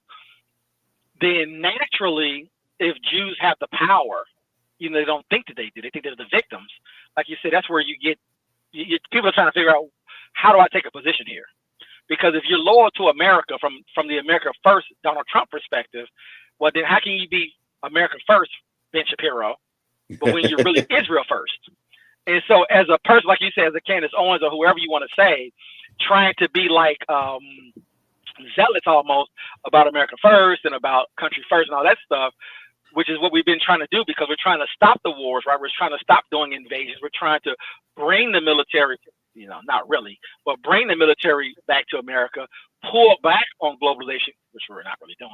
You know what I'm saying, right? But we're running that propaganda. Do you know it's propaganda, right? Because I can give you a list of geopolitical people who have been saying that, oh yeah, America needs to, we're cutting back, we're pulling back on the Navy, we're going to allow regions to handle stuff. I'm like, yeah, okay, Sure. When I see it, I'll go with it. Yeah. Right? And then I believe you when I see it. Until it happens, though, I'm good. We're gonna keep those 900 bases around the world. We're gonna keep putting the military bases down. And we just did a deal with Philippines, doing You're gonna have Trump propose $1 trillion defense budget. 1.2 trillion, right? Something like that. Yeah, $1 trillion defense budget when you talking about pulling back in America first. Okay. Of course. Yeah. Right. So, like you said, so we can. So the distinction between the propaganda of it all and understand global hegemony from an American perspective. I'm just like, well, we'll see, right? Like, I just do not believe Trump and his cabinet and the Republicans and Democrats, right? I just don't. I need for it to happen, just for me to start to change my position, right? But I cannot change my position until I need to see it happen. I need to physically see something happen. If you close down the bases, fuck renaming bases, right? We're gonna put it back to Fort Bragg. Whatever that means. Fuck all that shit.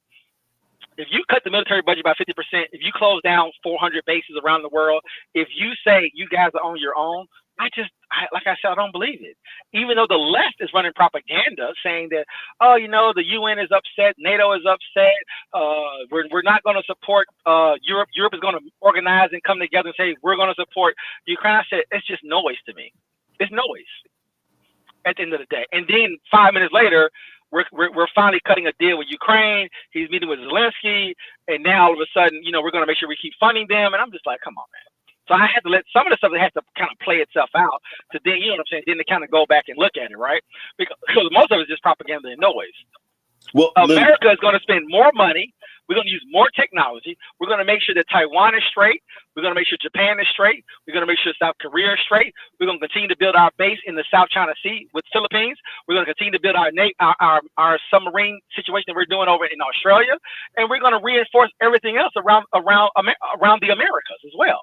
So you know what I'm saying? So physically, real life, one thing is happening, but the rhetoric is something totally different. Well, that's the other thing. No, that's the other thing too. Is if maybe these people got caught reading the rhetoric, maybe Candace Owens and the rest of these people really took them at face value and really said, "Oh, America first," and then thought, "Oh, well, if I go and criticize, how much money we're giving to Israel or something like that, or criticize, involvement in foreign conflicts, that hey, people are really about that program," and they were like, "Nah, not really. Like this is just rhetoric," and you got caught too far out on your skis. Bruh, trust and believe me. If Trump stops funding Ukraine, stops funding Israel, close down some of the CENTCOM in is it CENTCOM in Africa or whatever it's called? AFRICOM. If you start to close, if I see that happen, I will start to shift my position. Right? I mean, I need it to happen. I just don't need to hear the rhetoric.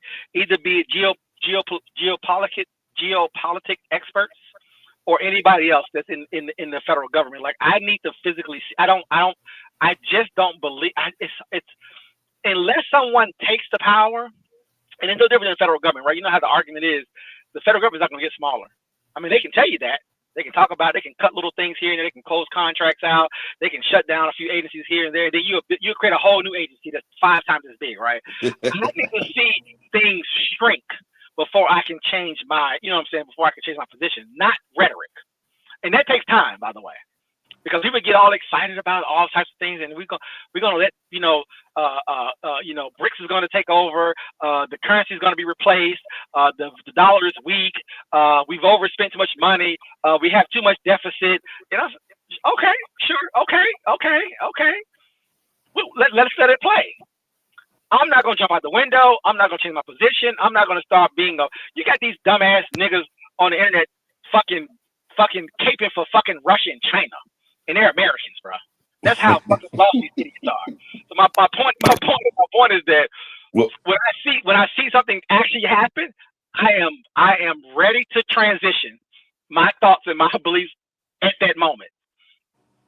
But until that moment happens, which I don't believe is going to happen, because I think it's hard to let power go. You may want to let it go. It might be, like you said, it might be too expensive. We might be running a $2 trillion deficit, roughly, I think, something like that. Yeah, it's only going to go up under Trump. Yeah, well, of course it is. Of course it is, because I just don't think.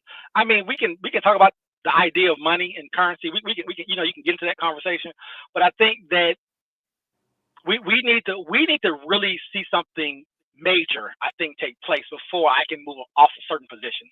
Which I'm willing to do, by the way. But I need something to happen. I don't need fake ass Nostradamuses, projecting. And I'm talking about not dumbass internet people. I'm just talking about people who are so-called experts, right? They can project all they want. They can write all the books they want. They can come on the internet and have interviews, and they have 400 degrees and know everything about finance, everything about economies, everything about the global economy, the dollar, etc. And I'm just like, well, I hear you, and I'm processing. I'm trying to stay informed on all sides, but I need to see someone make a move, right? I can tell you that there's a conflict. We don't have time to talk about it now. There is a major conflict between Russia and China, right? Now, no one discusses this conflict, and I'm not going to go into details right now about it. But there are certain things that are happening there. People are under some weird impression that that certain countries are together. But when you really kind of dig into resources and positioning and power and who wants to take responsibility for certain things when it comes on the global level, it's just not there.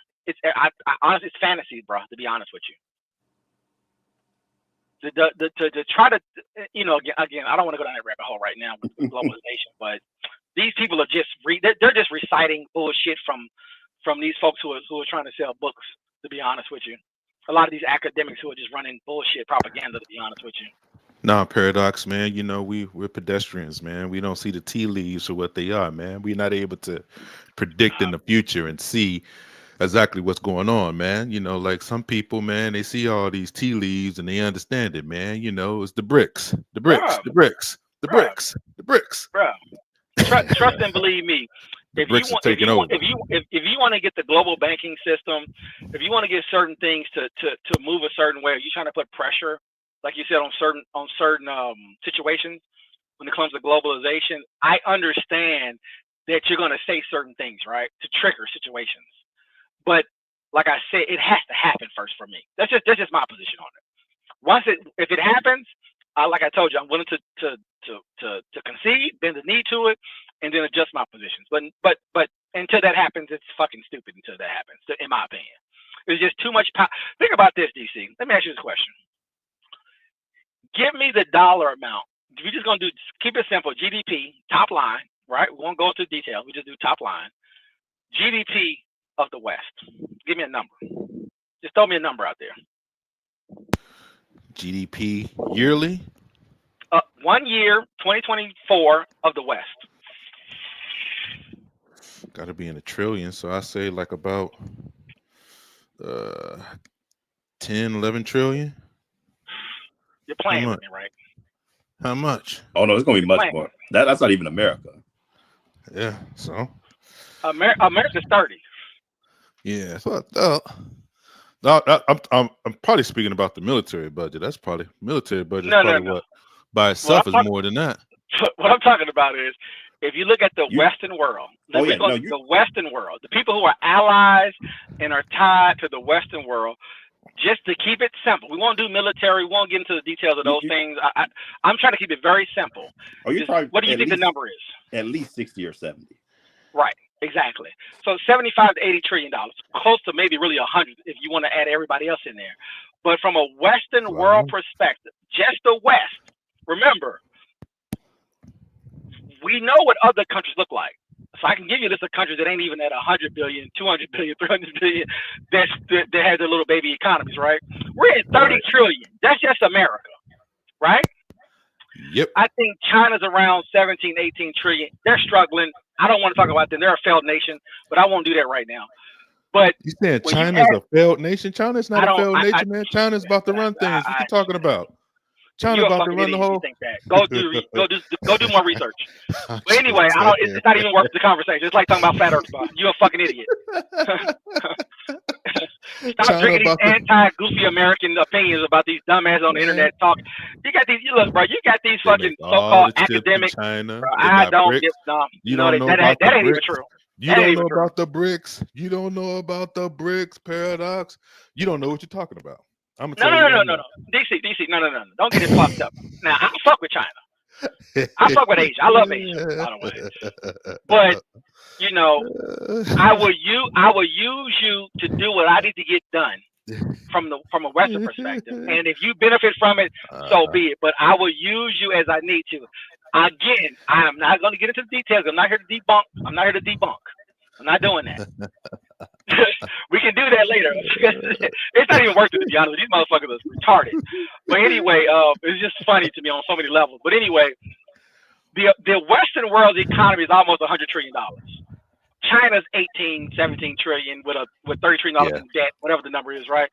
There's 17, 18 trillion. We feed almost 90% of the economy. I want to get into that conversation about the West, but they exist because we allow them to exist. But we won't talk about that for right now. We have almost $100 trillion economy from a Western perspective. China's at 18, Russia's at 3, Brazil's at 200, South Africa's at 150, whatever, and the rest of these Iran and these other countries and African countries are what 50, 20, 30. These bullshit numbers. They don't do nothing. They don't run nothing. They don't control nothing. They have no access. Don't even understand how to do this shit. By the way, that's even the funnier part. But anyway, these people are these. It's insignificant from that perspective, and to exploit them to do what we need to get done is what we have to do. That's just what it is, right? What's funny is that you're talking about economies that are $100 trillion, $80 trillion, $90 trillion a year, DC. Mm-hmm. The machine is running. And you got people who have the nerve to talk about these little countries out here that we're exploiting for labor, and that they're going to do something because they done built a few army tanks and a few aircraft carriers. It's just funny to me, to be honest with you. It's funny. It's not even a conversation. Honestly, they're gonna call you Captain America, man. You know that, man. You caping for the American system, man. You know I live in America, so that. I mean, it is what it is. I mean, unless the numbers are all fake, I mean, we know what it is. and you know what's so funny? And because certain economists will start to create fear, right? We going crypto. We're going what do they say? They're gonna I forget what they call it with crypto, but anyway. Currency manipulation, as you know, DC, is a common thing. It's not uncommon. We manipulating currency. The UK is manipulating currency. China, Russia, everybody. We're all playing the same game. And but to make it, like you said, it ties to everything. If you're running propaganda and you're trying to get things to happen, right? You're trying to create events. You produce fear. So you'll make an argument and say, well, China or Russia or Iran is doing X, Y, and Z. What's interesting is that, as you know, you're creating propaganda to leverage against those countries, right? You're trying to get an excuse to either invade those countries, to topple those countries, to have to put pressure on the governments to replace the leaders, right? There's things that are happening where I think people may take things a little bit too seriously on some level and don't realize that we're running propaganda. The same with Saddam. I mean, pick what's the former guy who ran Russia? What's his name? Gorbachev. How do you say his name? Yeah, Vitaly Gorbachev. Yeah. Yeah, or it could be Hitler. I mean, pick somebody, right? Like you're running propaganda. You're producing fear within your country on some level, right?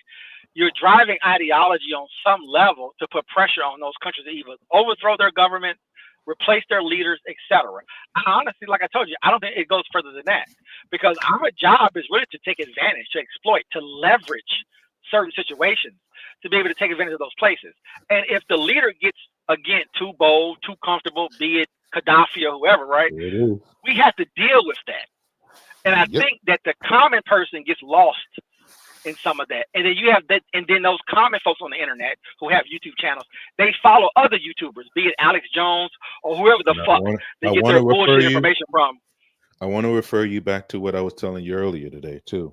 That's what I'm saying. I'm glad that's why we full circle with it now. So that's the reason why that's dangerous, because people will get on here and leverage these points and say things that can't be really proven, and not like they're the expert on these situations, and they just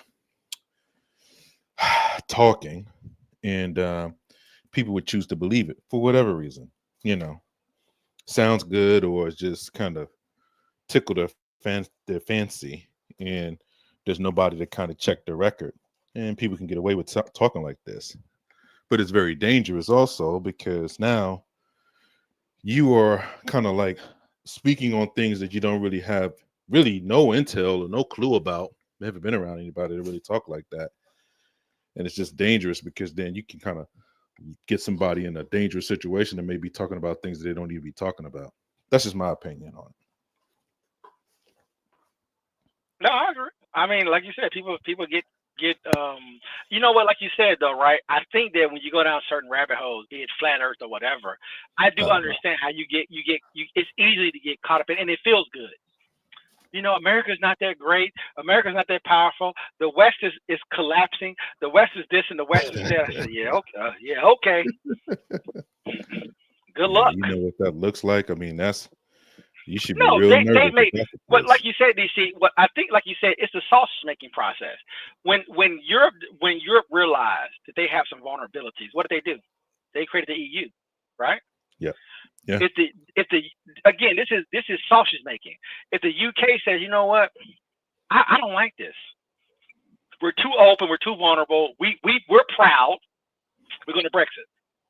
Now, half the country didn't want to do that, and then they're kind of regretting it. But it is what it is, right? And they would figure it out. We'll negotiate a deal with them. We'll help them out. We'll negotiate with EU. We'll help them out. We'll make sure Germany is straight, and we can just keep going, right? But I think that what happens is that Alex Jones, or just some random person, whoever it is, pick somebody. It could be some of these dumbass socialists from academic where I won't say names because it's going to trigger me, so I'm not going to say their names. But they start giving you these fantastical ideas, and I'm not saying they don't feel good, right? I'm not saying they don't feel good. I can make an argument that a place like China or even Japan in the 80s, honestly, we can make arguments that America isn't always on the cutting edge from an everyday person's perspective, right? We're not building new bridges, and why don't we have the most advanced roads, and why do they have it over here? And I think that can easily manipulate you into thinking some things, right? Like, for example, China is able to make cars that are 1/4 the price of like a battery car or whatever. America is selling a battery car for $150,000, and China can flood out markets tomorrow and crash it as far as the car companies tomorrow and replace us. They can replace every car company in America tomorrow because they're at least from a battery, from a EV perspective, because they're able to do it cheaper, more efficient, right, faster, or whatever. That logic, because you can make arguments from many economic experts to say, well, foundationally, you need to have a strong manufacturing base, right? Historically, that's an argument. With technology, with automation and other things, I would argue that it's less of an argument. But from a market perspective, we've always known, we're the ones that set China up. So we know that we have to be very careful with how we introduce products into our country to support to support American businesses. I think that what get lost in that sometime is you think that means it's the end of something. And I think that people sort of run with that information. It's my whole point. But I hope that makes some sense. I think people kind of run with that, like, oh, well, if they can do that, then we must be behind. It's like you're missing it. And like you said, it's hard. It's on some level, I think it's hard to explain that, to be honest with you. If you're exploiting a nation, and that nation is also, be it India or whatever, is on the rise, America would position you as a regular person to consider that your enemy, right? But DC, you may disagree with me. I don't think China's our enemy, or India, or really most places, to be honest with you. But I think that America the West in general does a great job of demonizing people to drive a narrative for people to eat off of. And and there's no way for me to change folks' minds on that thought, because once they introduce the thought, it is what it is, right? There's probably 10,000 books that have been written from Western people to talk about the rise of China, the rise of this, the rise of India. India's next. We got to be concerned about this. We got to be concerned about that. I think that, like you said, people run with those things. You can get a lot of clicks from those things. You can get a lot of people to buy into those ideas. I don't know where you stand on that, to be honest with you. From my Western perspective, it's a 0% concern for me. But how do you view that? I think that for power to be taken, I think that is one clear way to take power, in my opinion. It's been that way for the longest time. Empires do fall internally, but most of them do fall through direct violent conflict. And most of the time, depending on the technology and the grasp of the power that's at hand, the more power that the so-called nation has, the more of a hold on the world that it has, on our planet. And the more detrimental, the more death that happens during that time frame. I think that everybody's aware of said thing. So I don't think that that is a real thing in its totality. I think it will be more of an agreement of how to run the planet. Hey, look, shout out to the NSA, the CIA, and the American military. Don't be confused, you dumb motherfuckers on the internet. Don't be confused. Don't confuse exploitation and manipulating somebody's economy to make it appear a certain way. Yeah. To know that we can take them whenever we can take them whenever we want to take them. I don't care how efficient they are. I don't care how good they are. You know what I'm saying? It's like I think that part gets missed. And like me and you say, if Russia can manifest destiny, DC, take back your 25 nations in Eastern Europe. Finish your job in Ukraine. These motherfuckers are still stuck. Now Russia they do like this kind of war, so we won't go into that detail. They do like this style of war. But if you're struggling taking Ukraine, you failed at taking Georgia some years ago. The fear that you may take Poland and that you're going to force Europe to, get stronger, bind themselves together more, understanding that liberalism is fine and great, but it's time to put that work in, right? What does that look like? Does anyone give a fuck about Africa or South America or Central America, DC, or Mexico or Southeast Asia or India for that matter, or Pakistan or the Middle East? Really? It's a joke. It's a joke. But people make a lot of money off of it. I don't want to spend a lot of time on this as we get into the weeds a little bit. But I just think things do get lost. I think things do get kind of lost in those conversations because there's so much propaganda. And by the way, from very smart people, from very informed people, from people who are really market heavy people. I mean, I follow folks who hate America. They're American. All of their money is in non-Western currencies. And they have a belief that because what America is doing, they can make more money by investing in other markets, right? That's their position to make money. But guess what, DC? They're still Americans, right? They're still in the mix. They're not confused. They still follow and comment and discuss everything that we do. So I can understand that if you're trying to make money, you can get into other markets, right? You're trying to generate income. There's other markets that don't have a lot of debt. There's other markets who have solid currencies based off where we are right now in our system. But I think me and you both probably agree that regardless of all those things that are happening, if the Western world isn't running the entire system, those things don't even exist. So I think from individuals who are doing business, they can say whatever they want to say, and they can get people to follow that and regurgitate that information. But it only exists because the Western world is in charge. Hard stop. The moment the Western world isn't in charge, all of those markets will collapse. Period. And what comes from that, honestly, I don't think anyone knows. I think you're a liar if you think you do know if it collapses. The BRICS once again. That's funny to me. Yeah, the BRICS or whatever it manifests. Well, people are kind of like pointing the at BRICS is a failed idea, bro. I'm just gonna put it out there. No, don't do that. Not yet. Not yet. It's still okay. Do your research. It's Brazil, Russia, India, China, and South Africa. That is the country that make up. There's other countries that have been invited. You name 5 failed nations in the 30 other bullshit countries from Asia to Africa. Good luck. Good luck out there. They're confused, bro, but it's okay. And I hope that because those countries have a lot of people that we would consider to be brethren or share the same bloodlines as some of us, especially in Brazil. So it'd be a shame for that to be like a DC to rely on a Brazil place. to run a global economy is fucking retarded. You Well, are really, so fucking China- you are so fucking stupid. You China- should never talk about economies, bro. Be it South Africa, be it Iran, any Middle Eastern country for that matter, any Africa. These are all failed countries.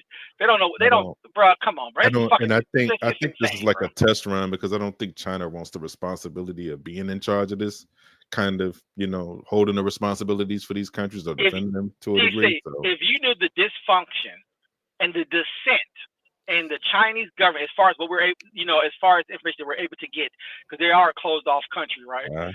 If you I look know. at that shit, and you look at North Korea, and you look at some of the dynamics, even tying back to World War II, it doesn't matter. I think in a lot of ways that America, the West as a whole, is transitioning. They're making adjustments. I think that's the confusion part. Is that as they're making adjustments, people are under some delusion that somehow the power has been decreased, not knowing that America is the one that's maintaining over 200 countries. They're existing because of the West. There is 0% evidence. There is DC. There is zero evidence. They can have all the meetings they want, bro. You hear me? Yeah, Saudi Arabia can buy all the resources they want in other currencies. Good luck.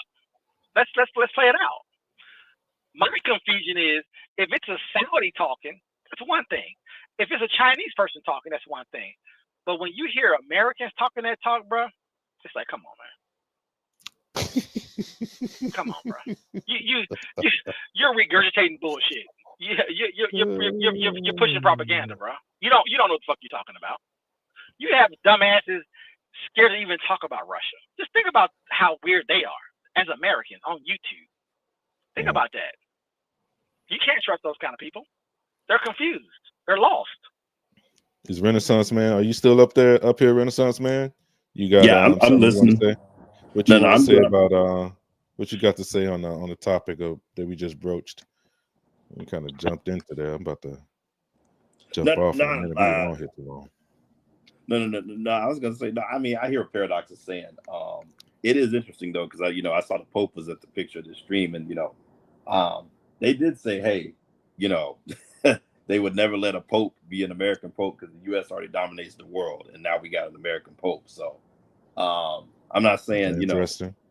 Yeah, I'm not saying it's the end. If you don't think that was done on purpose, man, you gotta be. You don't understand. You don't understand the Vatican for that matter, or the church. That's crazy. Yeah, any church for that matter. Yeah, that's crazy. No, I was talking to people before. They were like, hey, because there's, talking. There were two black ones that were in the running. And I was like, one, if you get a black one, it's gonna be, just racism you never seen from a lot of Catholics. But then two, I would think that's a play to try to recolonize the continent at that point. Because those things are not done for no reason whatsoever.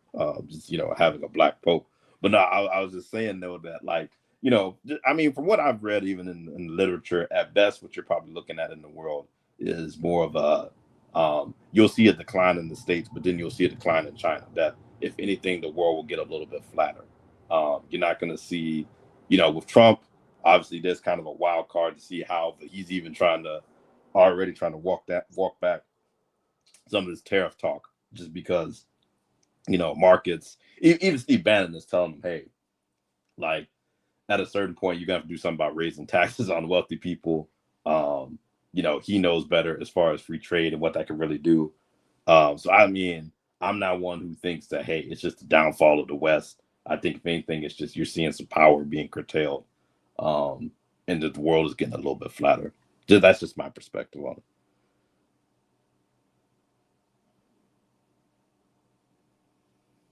Yeah, it's good stuff, man. Good spit. What else you got? DC, let me ask you this question. Yeah. How long has the idea of what they're organizing as the West have been in charge of the world? How far does it go back? The West or just America in West. particular? No, the West. When the way they we gotta go framed back it. to- Yeah, we got to go back to Britain. So close to 400 years, 300, 400 years, give or take a few. And Because if then you include, I'm looking at if the you, expansion of the British Empire into South Africa, right, especially during the seven-year war, during the Boer War, and all that. yeah. During the If time you they kind of if you include Greece and Rome, how far does it go back? Shit, Which I don't necessarily agree 1,000. with, but that's how they frame Yeah, it. that is how they frame it. Well, that's different, How though. far? I mean, that's you're talking about before Christ, so we're talking about at least 2,000 something years. Yeah, Right. if you want to go that far. Right. Just put that in perspective. Think about in the last 3,000 years, all the empires that have came and gone and reorganized, reshaped itself. Who's still in charge? Just think about that. From that moment, we want to include, because really when you say the Roman Empire, you're including Africa as well, of course. But Yeah. you got to think about those 2,000 or 3,000 years. Really, I would say more like 3,000. Just from a historical perspective, and look at the reshaping, the reorganizing, the reformatting, right? So you might say the Hungarian Empire, the Ottoman Empire, the French Empire. You can play the but if you look at who's operating this thing, I always just find it interesting that the people who tested that, right? The Germans tested it, the Russians tested it, and other countries historically have tested that, right? Just look at how long it has lasted, and to be under this fantasy that the system is pliable, adjustable, adaptable. You know what I'm saying? Yeah. And just the benefits that come from it, right? The opportunities that come from it. It'll be interesting, at least in our lifetime, regardless of what changes happen with robotics and other technologies and things of that nature, and drone wars and robot wars that's going to be coming in the future, and on. We can just keep on going, right? That someone can try to create an alternative to that. With what I'm saying, you think to yourself, well, what information that you have that me and you are both following, by the way, right? But we're looking at the same information. What information that you have that can show you? Because remember, nations have tried it, empires have tried it, kingdoms have tried it, right? For almost 3,000 years. Not saying that at some point things come to an end, because all things come to an end. But the time frame that we're living in, with the level of technology, right? That's from spy technology to the Space Force, from Space Force. I mean, you can just kind of go down the list of if it, I would argue this: if we were doing the reverse, if we was trying to not do certain things, we was purposely trying to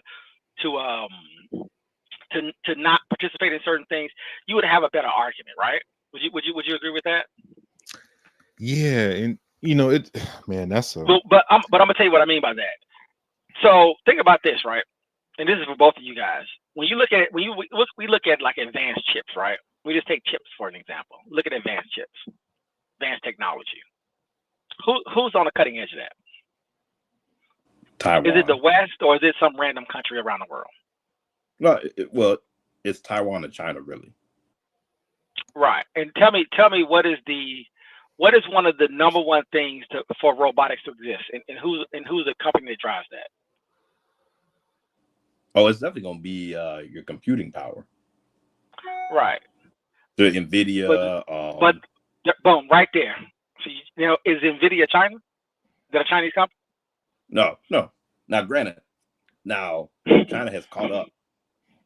China has caught up with on their own chips, but I think the U.S. The thing is, Biden basically tried to slow them down, and they kind of proved hey, we can prove chips that are decent enough to get where we need to go.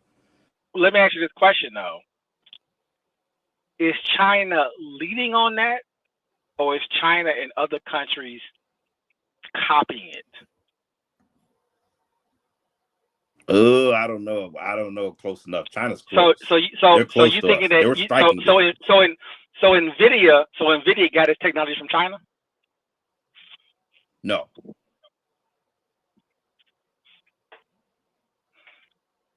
Who's on the cutting edge of robotics? No, China and the States.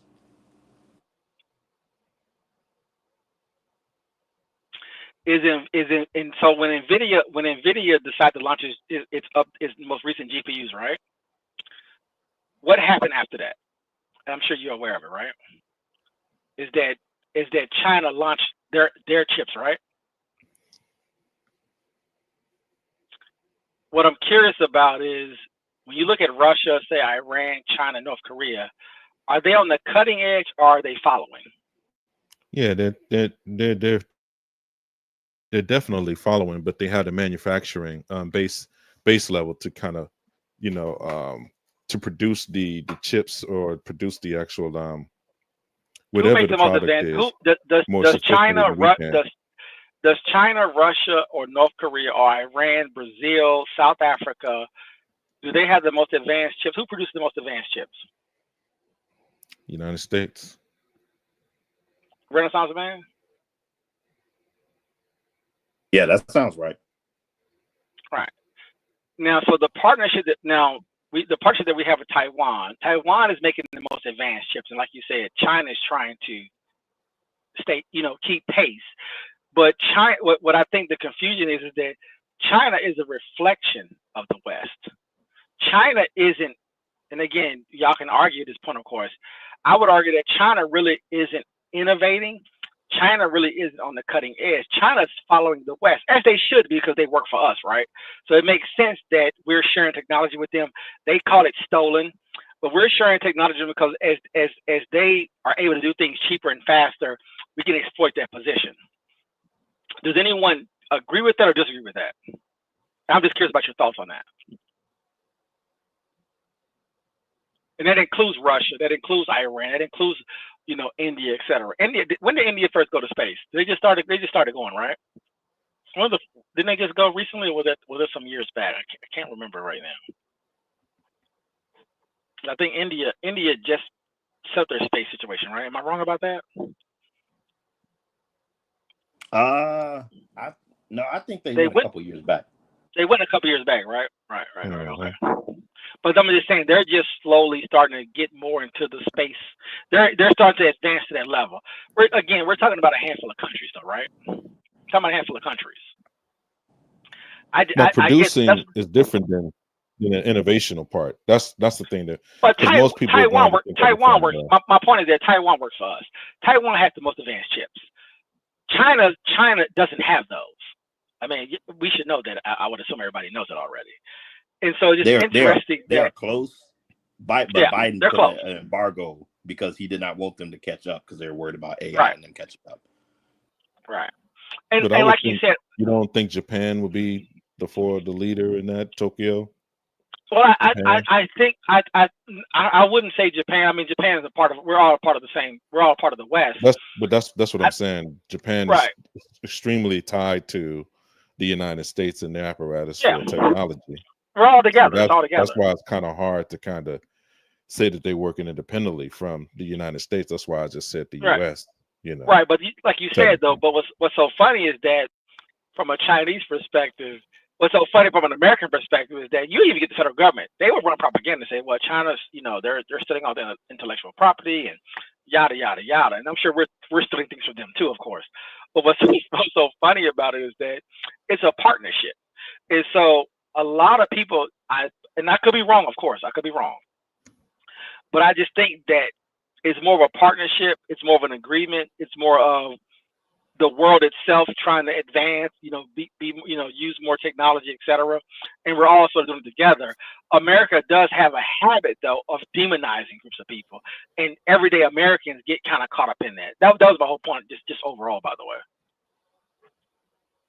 But I would argue 100%. You got to remember, like, it's a difference than saying that, do they have more people that work in technology? Are they more technology savvy? I will argue and say that they are are more technology savvy than we are, and that they push their technology out to the forefront to their citizens more so than say the United States does. The United States like to kind of remain Japan archaic. does it. Yeah, they do it. Yeah. Yeah, I'm saying the United States, because like if you look at their movie, they still got like the very thin phone. It has like a kind of like a clear vision on it. I think it projects up.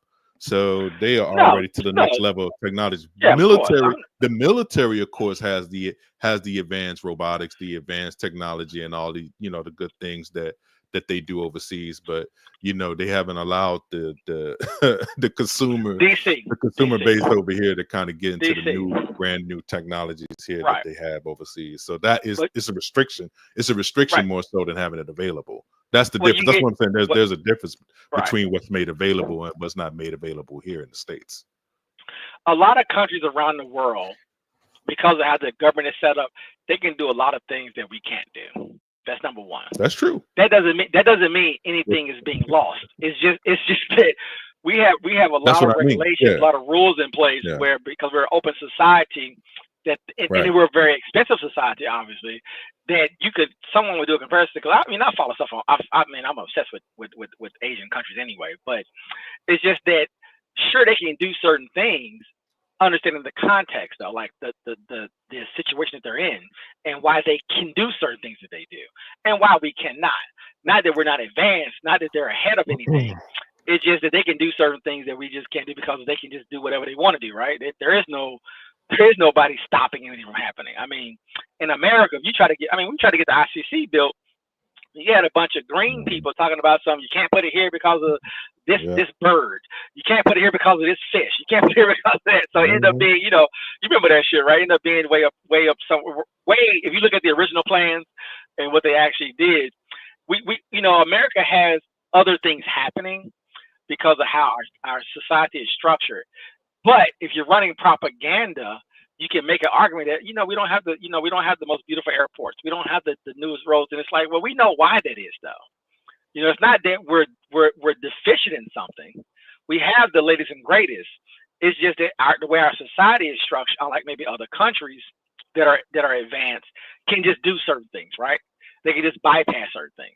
When you look at anyway, not to go down that rabbit hole, of course, but I'm just saying that it's just interesting that it's so easy to run the propaganda about advancement and technology. We're the most advanced society. We have the latest and greatest technology. Hard stop. But because we're bound by certain things because of the type of country that we have, if you contrast it against a country like China or even India or some other countries, there's reasons why certain things for the everyday person we cannot do, or it's a challenge to do it, and those things get conflated. I think that's a disconnect because because DC, as me and you both know, I always think about there's certain things I've seen. It's a good movie, an illustration in Transformers where I forget which movie it was, when Prime was in that, he was up in space, and when they found that thing, he just instantly woke up and just went to work. And it's almost, it makes you think about things like that where you're sort of, you can easily get lost. You can easily get lost in some of the things because they're pushing so much. And you see all these great technologies, these great, like I said, the cars and how fast they were able to catch up with everybody. I said, the thing is that the day I see a non-Western nation truly do something that we've never seen before, do some things that is just so far forward. Yeah, I would be more concerned at that point. That is my whole point, by the way. My ultimate argument is that when we see something like that happen, then we can change the conversation at that point. But it can't be a back and forth thing. It can't be different countries stealing information from each other. Each country is leveraging each other. You know what I'm saying? But it's right side by side. It's not that and like you said, you can flood because of how you have your slave labor. You can flood any market to disrupt it, right? I want Chinese cars here. You can go to Mexico and get them right now, right? They're a better price. And as an average American, I want the better price. And we're built off of that, right? Yeah, way But more I'm efficient. not, but I understand that we're gonna put 200% tariffs on them, right, to keep it from coming here because there is no more GM. And me and you both know GM is dead. And my GM Ford, I mean Ford is have better books, but GM Ford, come on, bro. Yeah, We know them, what that is, right? Come on, yeah, we know that's what that is. legs. It's been 30 years, right? 30 years, right? So you know what I'm saying? We know what it is, right? So it's just a funny thing that when you're trying to protect certain marketplaces, you do certain things, but you can spin that and it becomes a whole other thing from a political perspective. But I digress. Let's roll out, man. I think we done We enough. got a guess. We got a do guess. Oh, we do? Okay, cool. What's up, Go Mike? ahead. Hey, peace, man, peace. Can you Oh, hear me? these are tech guys, man. Go ahead, Mike. Oh, nah, man, you about to roll out. DC, I know I was gonna get him up here though. I know once I said we just wheelhouse down, so I already know I was, anyway. Oh no, you about to roll out, man. So I'll No. We not rolling out. No. We good. We not going nowhere. Take your time. Oh, what was the last thing you just covered? I didn't hear that part. We just talking about technology, science, China, America, Japan, South Korea, just technologies and advancement and Who's the most advanced, who got the chips, technology? who got the technology, AI, quantum mechanics, quantum physics, just the advancement of where we're going as You in the as MIT a world. space too? Harvard? Yeah, so you right over there in replacing that human corridor. beings with robots and how it's going to change society and who's number one, who's in charge, that whole, same old. Yeah. I think from an go ahead, Renaissance, please. No, I was going to ask you, Mike. You may know this better than me. I mean, me and Paradox were saying the U.S. would still be considered the leader as far as, or the West, because Taiwan, as far as chips, but China's not far behind. No, I think you're right. From a scientific index, right? From an innovation index, China is really catching up. I would say they're probably neck and neck for 2025 when it comes to artificial intelligence, robotics, drone technology. I think that they're pretty much on par with the United States, if not superior in a lot of areas, primarily because they leapfrogged the United States in a lot of areas where the United States failed at, right? So they followed or at least they tracked the trends as to what did the United States get wrong or what did Western countries get wrong when it came to technological development. And so they did do a lot of copying. When you think about Huawei was basically a company that was duplicated out of what do you call it, Nortel and Cisco.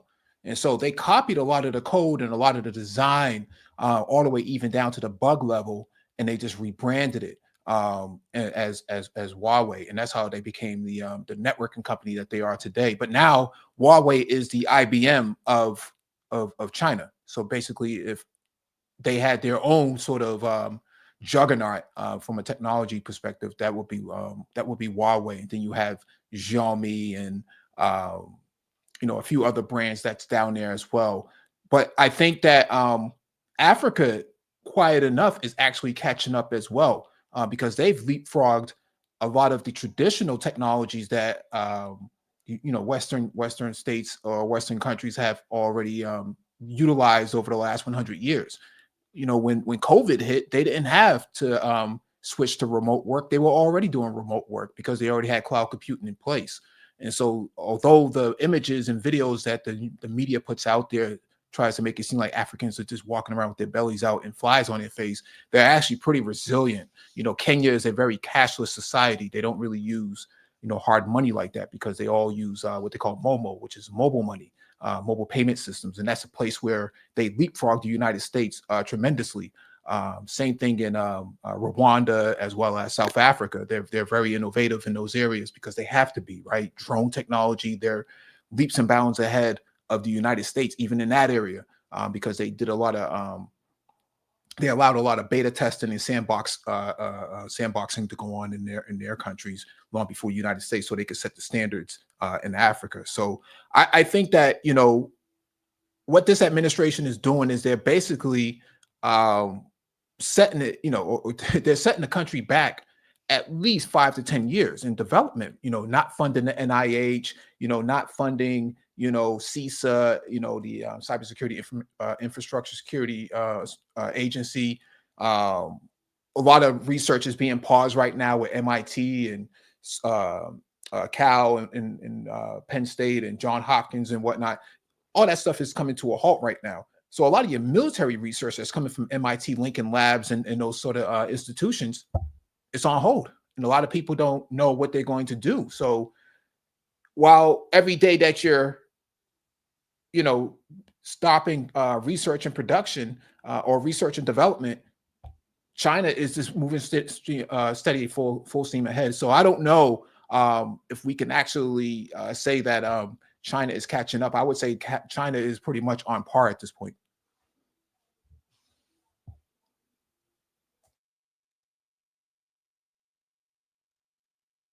Yeah, that's what I was thinking too, Mike, was that, it's really a US and China type of competition at this point, with the gap sort of shrinking.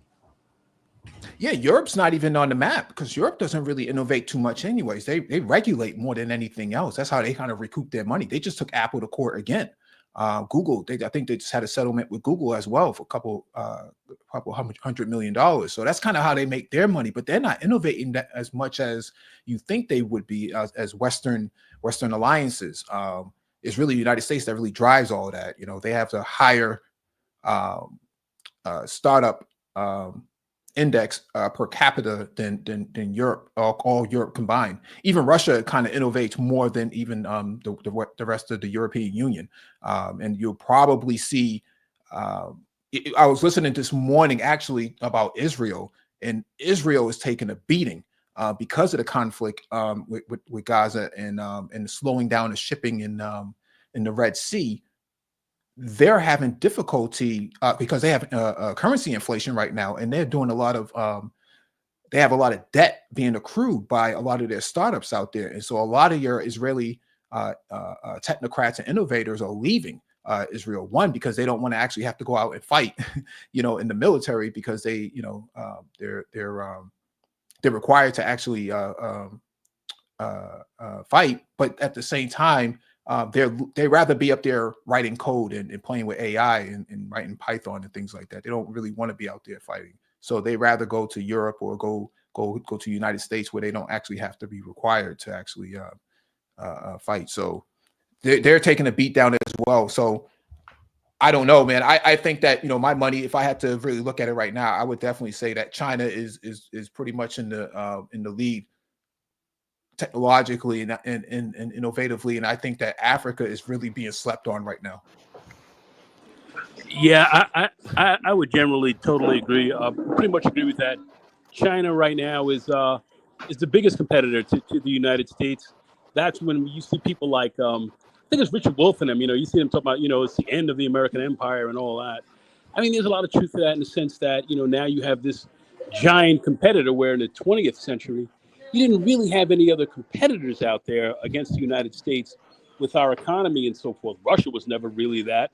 Russia did have, the bombs and all that, but they didn't have, the economy like we did. And the economy that's out there now that can challenge us is without a doubt China. So I think that's pretty clear.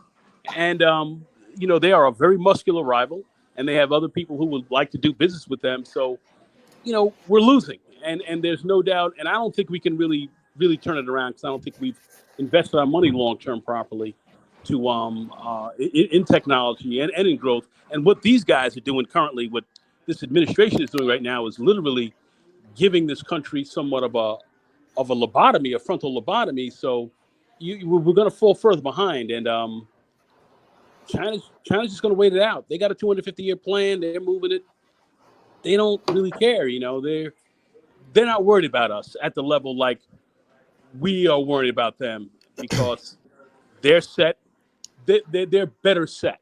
They've invested their money wisely in their economy and their people. We're not doing that, and we're gonna look to pay, I think, a heavier price down the line just by not being able to see that. So and Africa is up and coming. There's no question about it. Africa's up and coming, and this administration doesn't want to deal with that. They don't want to deal with Africa. They don't want to deal with what's going on the continent. So Very you say that short-sighted. China, you say that China is kind of ahead of the game when it comes down to technology over the United States?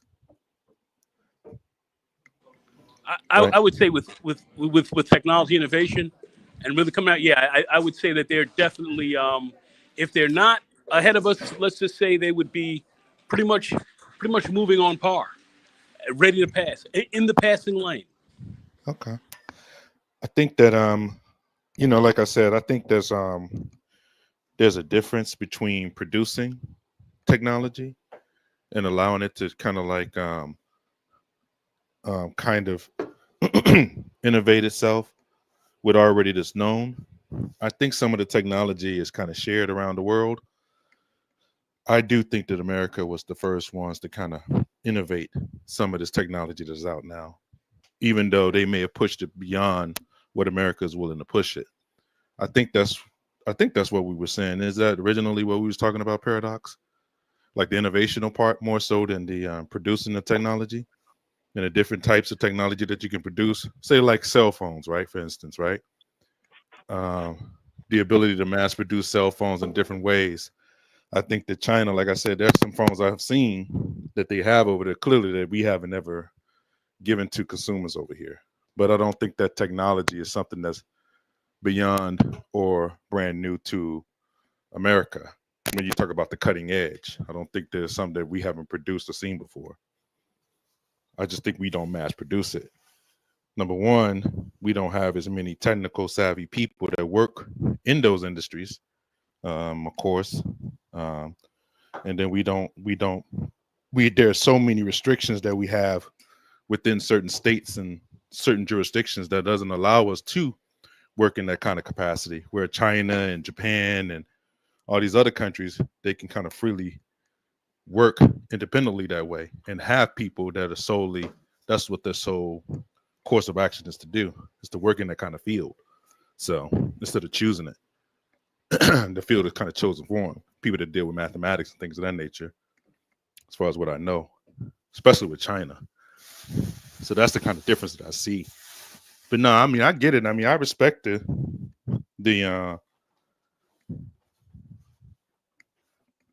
difference as far as the opinion, because like I said, I think it's really the way you view it. Do you think that they have made something that we have never seen before, that we have never actually come across, that nobody has basically been able to produce? Any kind of technology y'all know of any? I don't think so. I think a lot of the technology that they've gotten a lot from us. They've gotten a lot from others, and they've been pretty creative in being able to kind of not only mass produce it, but really utilize build it. on it, kind of make it better. Make it more efficient.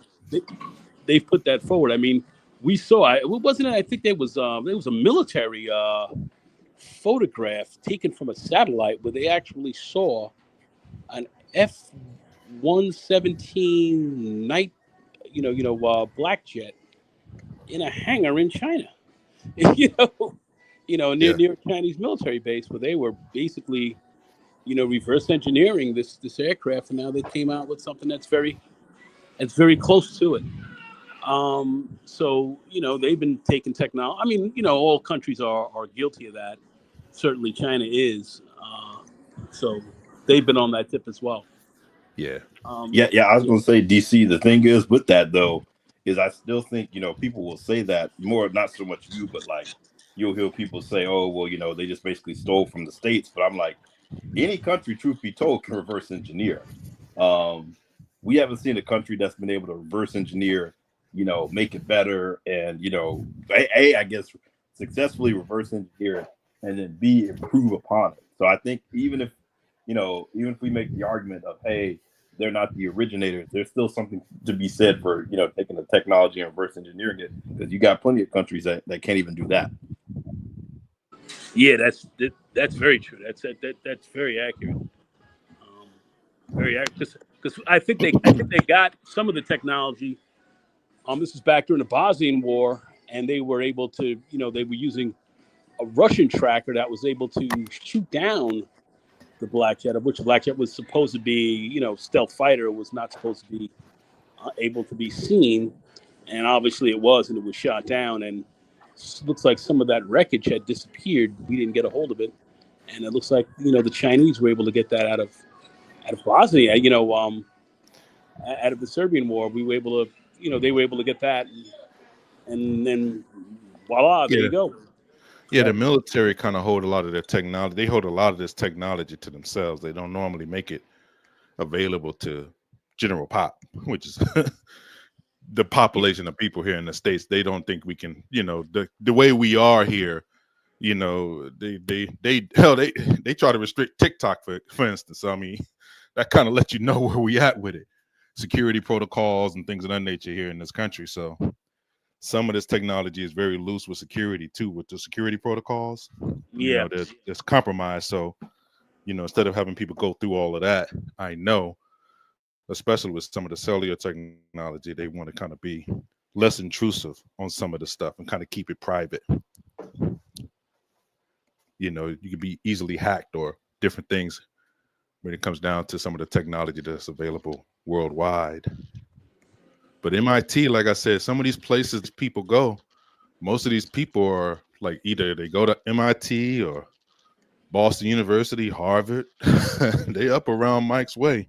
So a lot of those tech people, especially around here too, American University, Georgetown, they be from foreign places. They don't be from America, but they definitely work in the technological field. So they're aware of all the stuff that you're talking about. By the way. Oh yeah, absolutely. And Columbia University as well, and Cooper Union, and all these different places. That's what I'm saying. So they got a highly. That's what we're talking about. Like a lot of this stuff is already leveraged here. It's just, But that's where Trump is kind of freely. But that's where Trump is kind of hurting the states with some of these policies of snatching up students because they wrote in a school newspaper, deporting people off the streets, it kind of, and people even saying academics coming to the States that, they're getting stopped at TSA and, hey, we want to check your laptop, check your PowerPoint slides, see what you're presenting. All of those things are not good. You see, they told them to chill off that Harvard situation. That should let you know, where the where the intellectual property is. Like, hey man, look. No. We understand, but you're a little bit too upfield on this one. So you're gonna have to make another example somewhere else. Can't use this one, not on this one. Oh no, I'm sure that one was more of a discussion too of like, yeah, you can come. Once again, people were saying, hey, that was a dumb move because like you said, a lot of intelligence there. But I'm sure at some point, all you really have to say as the president is, yeah, we'll fight this. We just need the name of everyone involved here, and hey, that's just hey, we're making sure your kids aren't getting into this university, which we know at the end of the day, the Stephen Millers of the world, all these, as much as they claim to despise these institutions, they want their kids going to them. Well, I mean, you have to look at it from this perspective. I mean, we've looked at history, and we've seen where countries that have taken the view of getting rid of their trained or their intellectual class or their technical class, if you will, who are re-intellectuals and so forth, who really help to push a lot of this forward, they have not fared well from doing that. They have not fared well, and they've had to either take tremendous losses and come back and regroup, or just get beaten out all the same. We saw that with Germany, we saw that with Russia, and so forth. We've seen this in the past. So, why this guy would be taking that pathway, questionable, highly questionable. I don't think the results are going to be very good if they stay on this path. I'll just say that. Yeah, Paradox. That's my problem. When you say the white oppression argument that we were talking about earlier, that's my problem. Is at a certain point, like, you can sell this narrative to them, and hey, you're an oppressed group, which I'm not saying there's not poverty there, but at a certain point, like, yeah, you can run this to ground, but it's just going to end up in your situation being even worse. And that's why, like, people can tell themselves about all this stuff, but I'm like, at the end of the day, the only way this is gonna get better is that these people are gonna have to look in the mirror and say, hey, we were co-conspirators in this. Because I mean, one thing you cannot say about Black America in large part is we were not people who were pushing for our own demise in this. People were at least playing smart defense or harm reduction.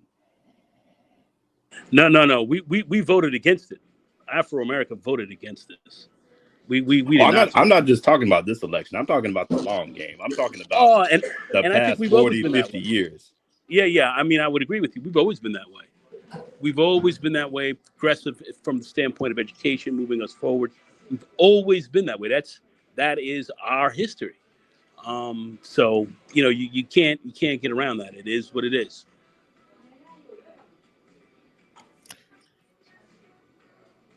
I agree. No, I don't have no disagreement with that.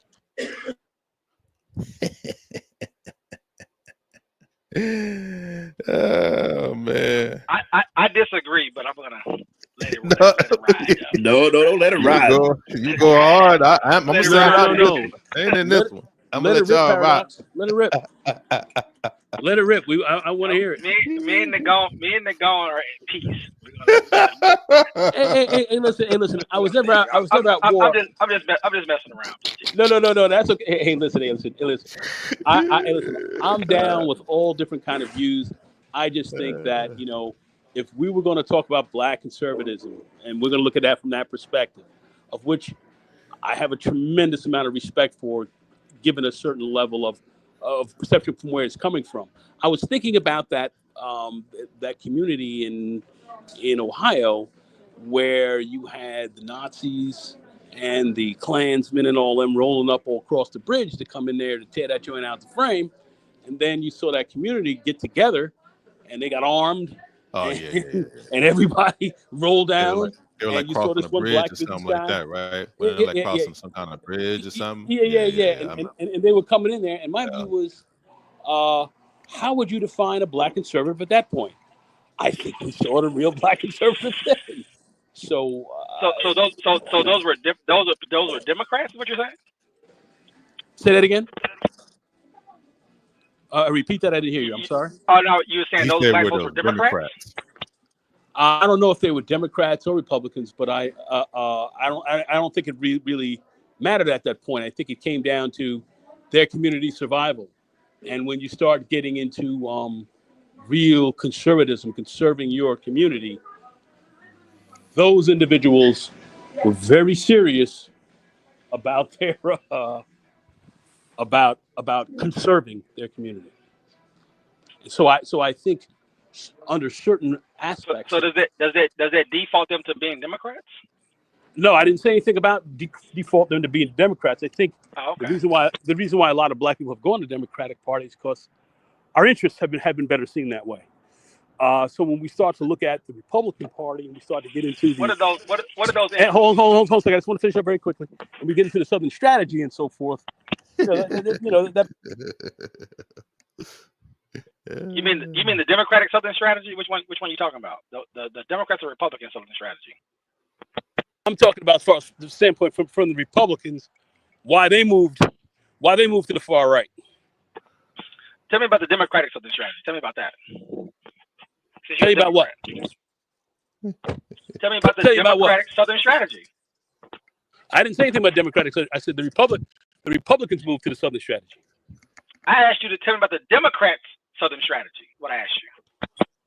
I don't know. I think you would have to tell me about that because I wasn't really talking about that at all.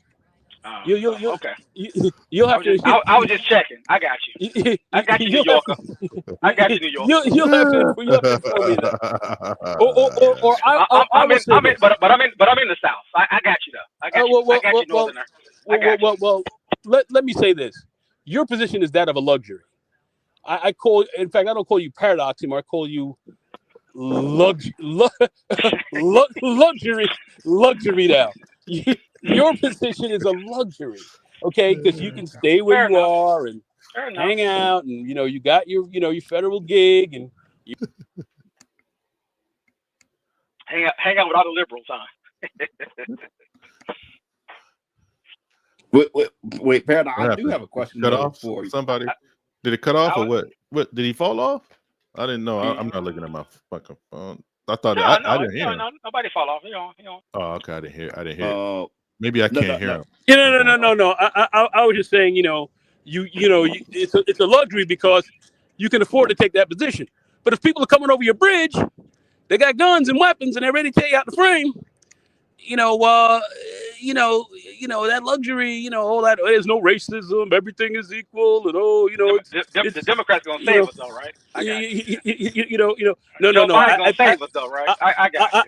I think it's you're gonna save them. And then you're gonna go with what party is gonna best serve your interest. Him and Bill Clinton funding all those prisons was saving me, right? Oh, come on, man. That's a straw man argument, bro. Because a lot of that has been reversed. It's a straw man argument. But what I'm saying is, my great grandfather. Argument for me.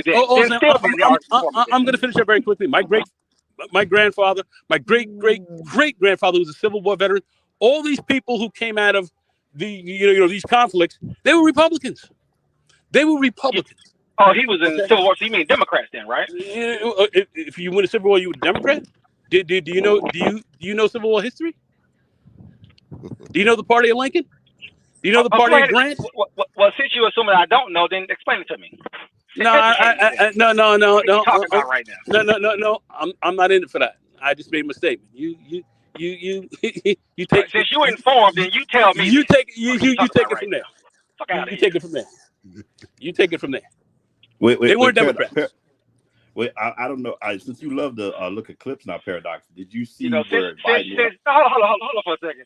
Since you love Joe Biden so much, and I know you voted for Joe Biden, I know your district and you certainly. Tell me all about the Southern motherfucking strategy. Tell me all about the motherfucking and I would have voted for him again. Lincoln Party. What the fuck are you talking about right now? Get the fuck out of here. Think about it. What are you talking about? That motherfucker building prisons and shit under Clinton and shit. You want to hold on a second. Hold on a second. Who's over here trying to reduce? Ain't no hold on. You're lost. You're a loser. Who's trying to erase our history? Be quiet. We own the House. Who's trying to erase our history? We own the judicial branch. Who's trying to get us out of the federal government? Who's trying to get us? Who's trying to get us out of the military? Hillary Clinton. What are you talking about? Pelosi.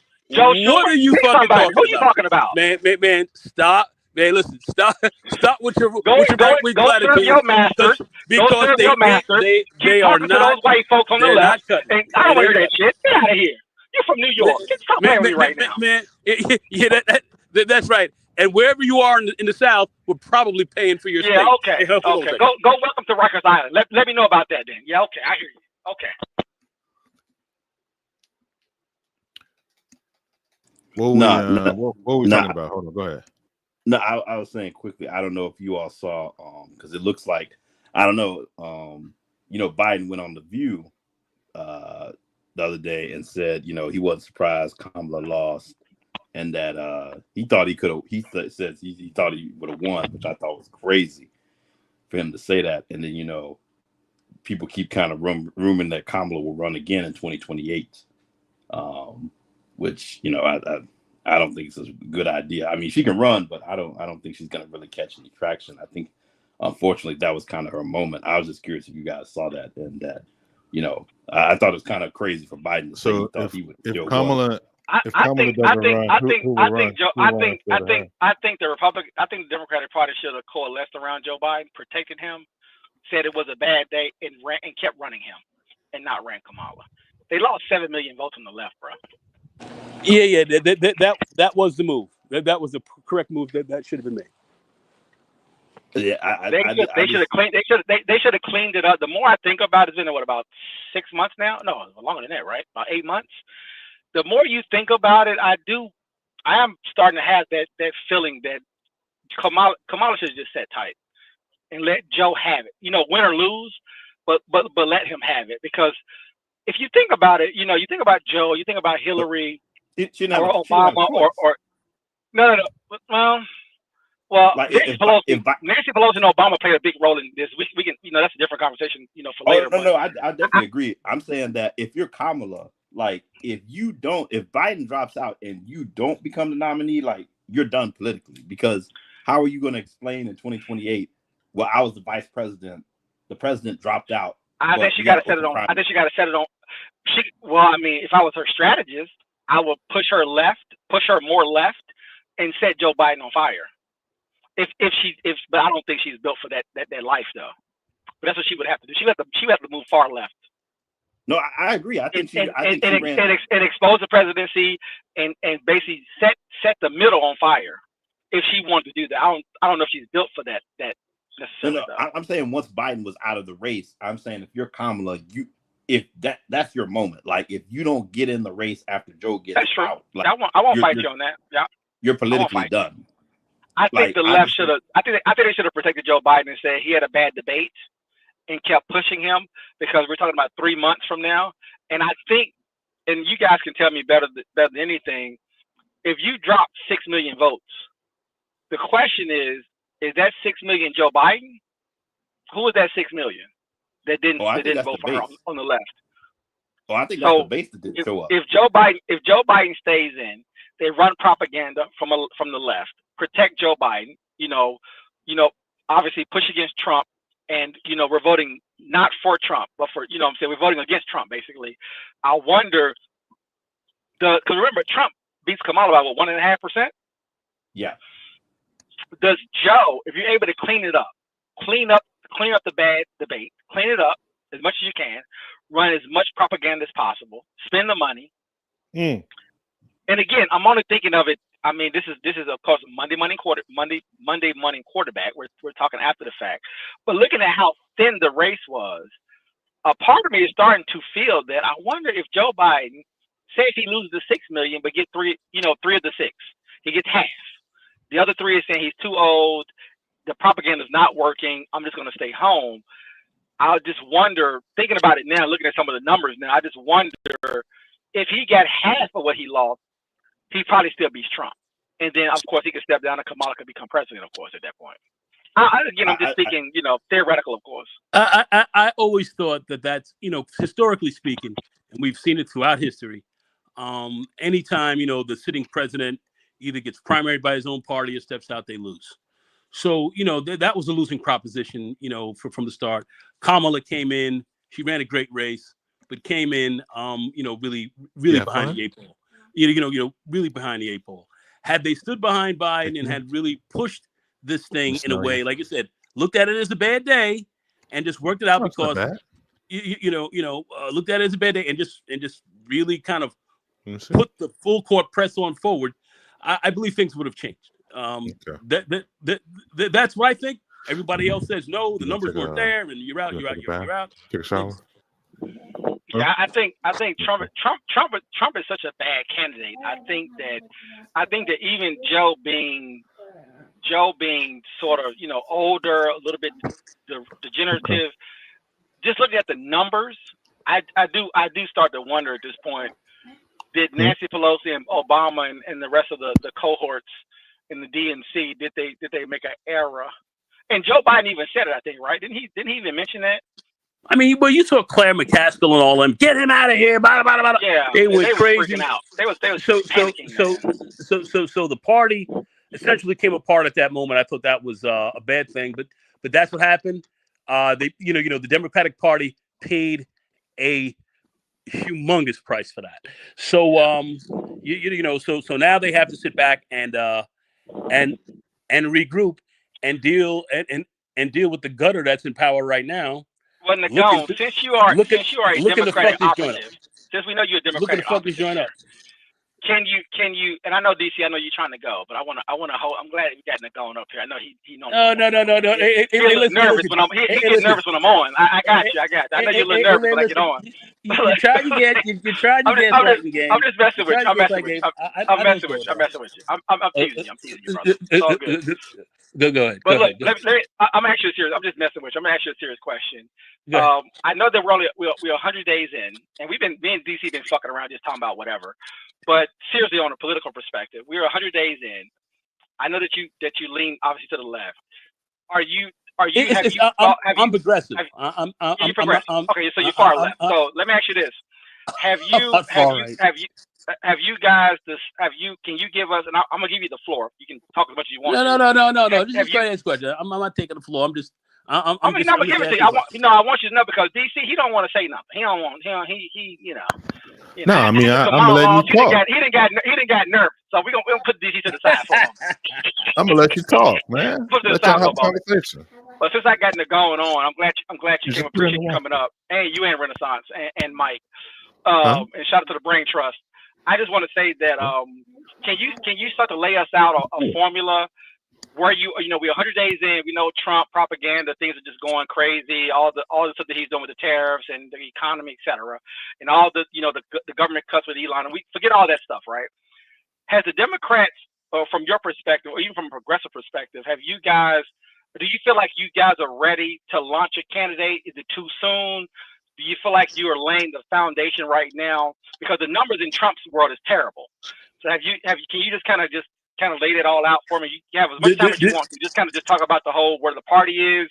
Where do you look at in 2 years coming up? We got about 20 months or so before the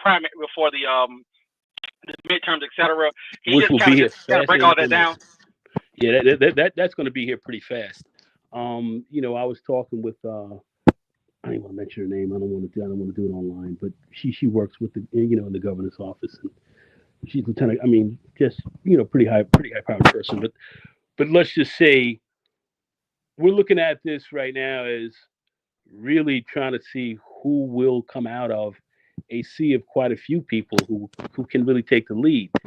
I don't, as of right now, I think the Democratic Party, in some ways, how the National is looking at certain things, talking about primary and certain Dems and doing this and doing that and having an inter-party war, I think is questionable. I think what we need to have really more is really find out who we can really look at as really a top national candidate who can carry their message across the country, and really galvanize people and get a real solid message out. And still, the Democrats, in my view, have a big issue with messaging. The Trump, I have to say, the marsupials and savages over there, they have been good.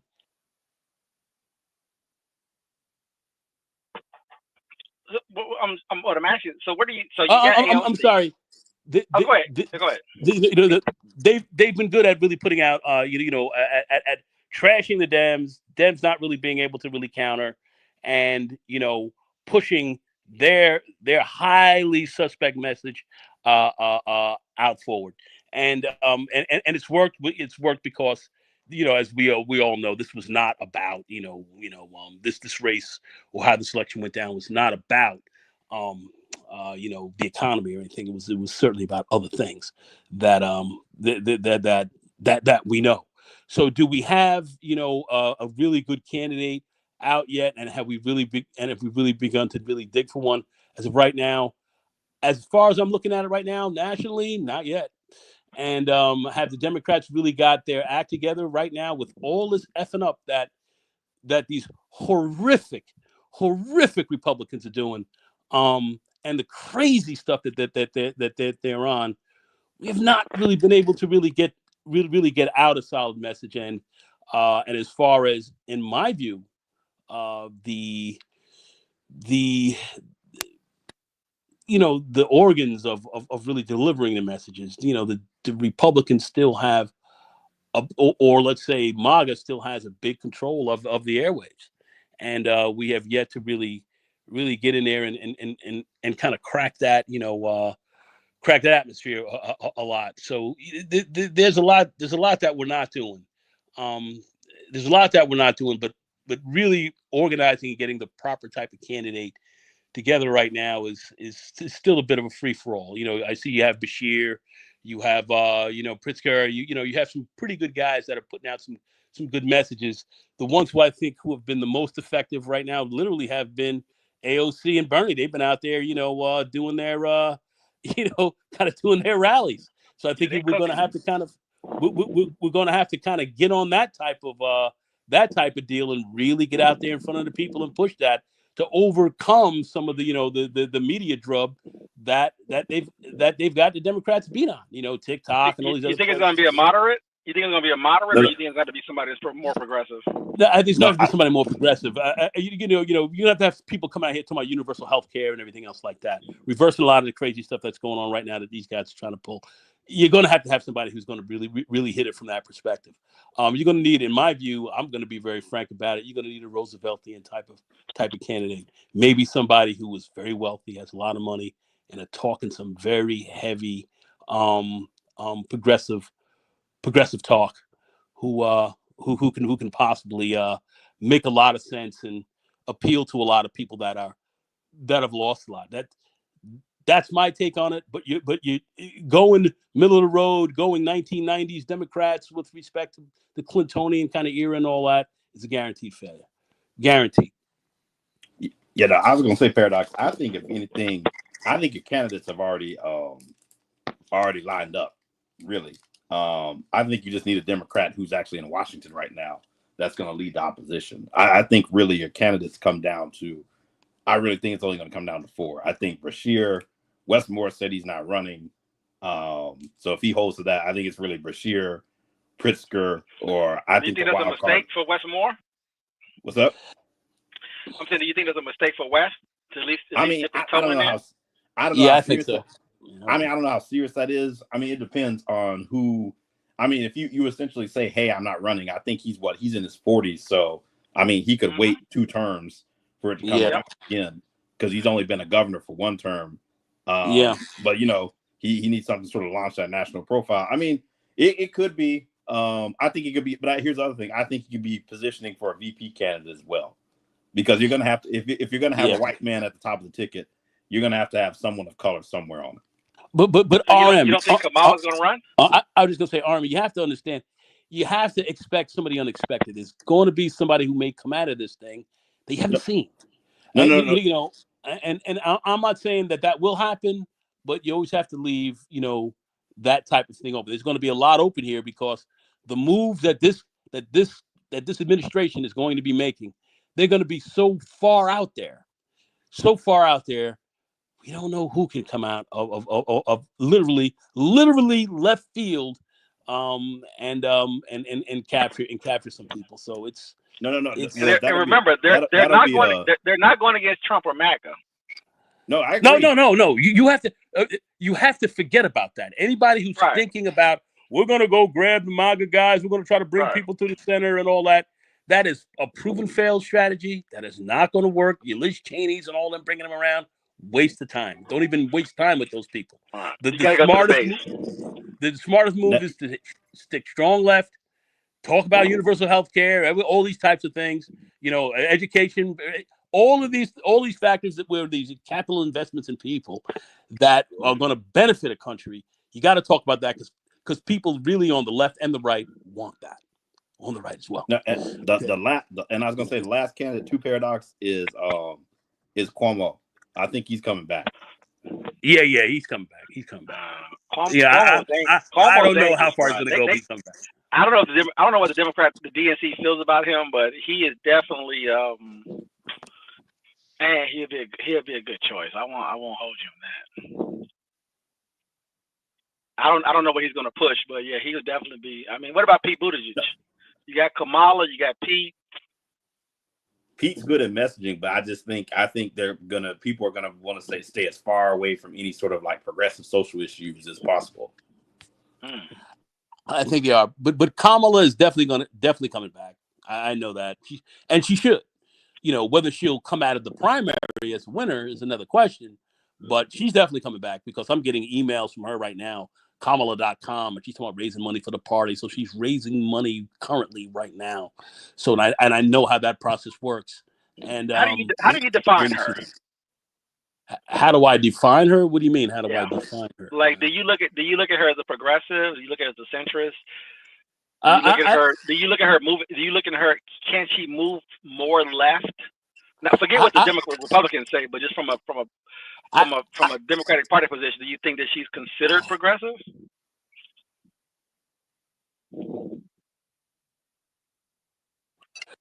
I considered her more more centrist before. She was kind of more central, but now I think she understands she's going to have to move further left, and that's where I see somebody like even Walls, who's sounding really good. He's definitely going to be moving even further left as well. So the party understands they're going to have to. They're really going to have to move further. I wonder. Would you argue that the party is supporting AOC and Bernie? And should some of these candidates, potential candidates, I mean, we're talking about 4 years from now, roughly. But you think some of these candidates should get on the campaign trail? Should get on? I don't know if it's a campaign trail, but get on the, the tour with those guys, with AOC and Bernie. I think Kamala or Peter, whoever, or are they too nervous about going too far, being looked at as too far left or socialist or whatever you want to call it? I have to be very frank with you. I don't think people have to worry about going too far left now. Okay. If you want to start getting all into the, you have these other people talking about the gays and all that kind of stuff. Yeah. But I think when we start getting into real serious policy, economic policy, certain social policies as well, but really more economic policy, and we start getting into healthcare and education and such things, people are definitely polling much further left, and we're seeing that even on the right. So people are polling further left there. That's where we have to. There's no doubt about that's where we have to go. Going far right and doing some of the crazy stuff and going MAGA and doing this, and going out against, certain people and, saying, let's get these guys out of here and all that. People really are, and especially when you start looking at the demographics and the numbers, these are very bad plans. This is very poor planning. So people are definitely going to be, let's say, conservative with these for the right, conservative with respect to family and so forth. Race, of course, is always going to be that issue. But I think some of the big issues as far as day-to-day living and so forth, it's definitely going to be much more on the left. And people like, I think, Kamala and them understand that. That's why I think she sat down and looked at what happened and looked at some of the things that hurt her. And I think with Liz Cheney and so forth, her message was dynamic in the beginning, and then she started to move like a typical corporate Democrat, moving more towards the center, and she lost a lot of people on that. Do you think she can find her? Do you think that if we just stuck with Kamala, do you think that she can find her base? I'm not sure if she has one yet. Can she? Yeah. I mean, she had a base. Yeah. So do I think she can? Yeah, I think she can. You think she had a base?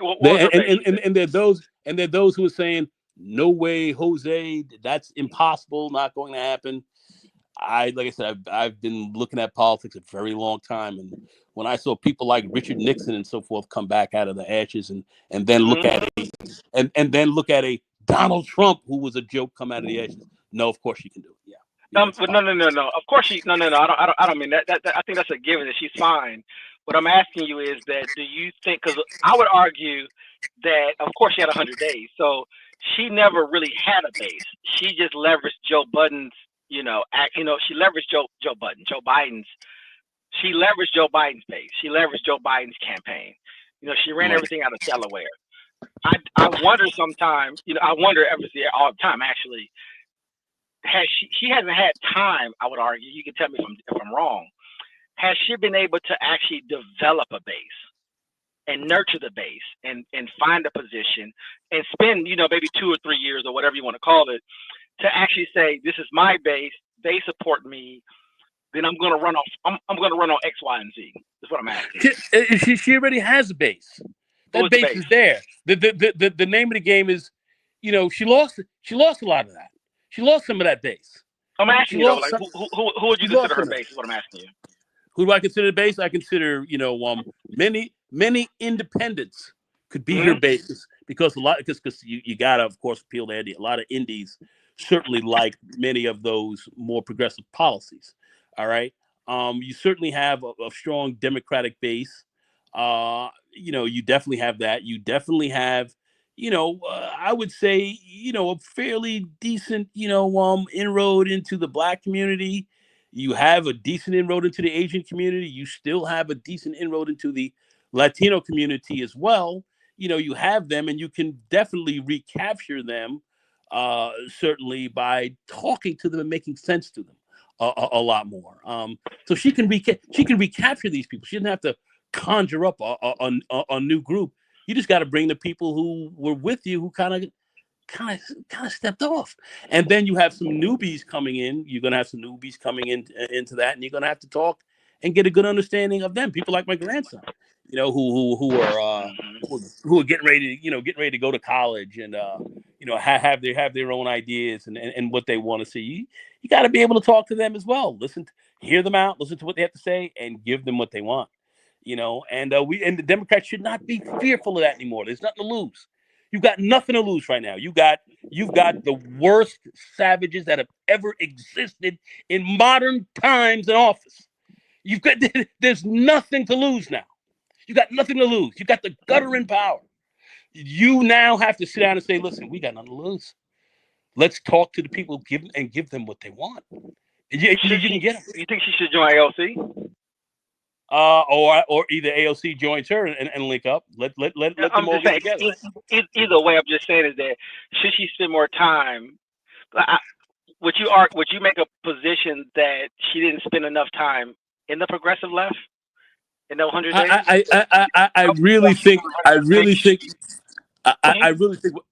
what these guys did was they fundamentally effed up by trying to move more towards the center. Walking around once again with Liz Cheney and these people, that was not the move. She ran a great campaign. It was hard to see everything, in the fog of war in such a short period of time. So, but certain things they did that they should have, in my view, kind of avoided as we do a postmortem on this. So, moving more towards the center and moving center right was not the move. That was Obama's time. He was able to pull that off a bit. But now, nah, not at all. Go hardcore left, because I'm listening to Walls, her former VP, who's definitely taking that view, and I think he's going to come out there and run against them all, in the next primary, and if he sounds good, he's going to be formidable. But in all honesty, what do you do about? Let me ask you one more question. I hate to. Sorry for interrupting you. What do you think you should do with the centrist right? And I'm going to give you a simple example: a Bill Maher type. How does she? Bill Maher type. How does anybody deal with that? When you have, my view. Listen to me very closely. I know how your channel runs. I'm sorry. I'm going to do this. Fuck them. Keep it moving. Don't worry about this guy. Forget him. These guys. These are your Clintonian types or whatever. Forget them. You have to really go with with more of a progressive base, and then pull these guys, and then let these guys get pulled along with it. Let them get caught up in the tide and get pulled along with them. Don't sit there trying to freaking bring this guy around. I'm looking at people like Joe Rogan and all these guys that I wouldn't have considered all that significant a couple of years ago. But hey, these guys now got podcasts. They got millions of people listening to them. And now you hear guys like him talking about these Trumpers, these guys are way out of line and everything else like that. Start talking the right stuff. Let these people start hearing the right things. Some of these people will come along. Let the gravity bring them along. But you don't have to target these guys. Don't target them. Target your base. Target your more progressive, activated, hungry base that's going to come out. That's going to come out in this next election. With a tremendous amount of energy. A tremendous amount of energy these guys are going to be coming out with. A tremendous amount of energy. A tremendous amount.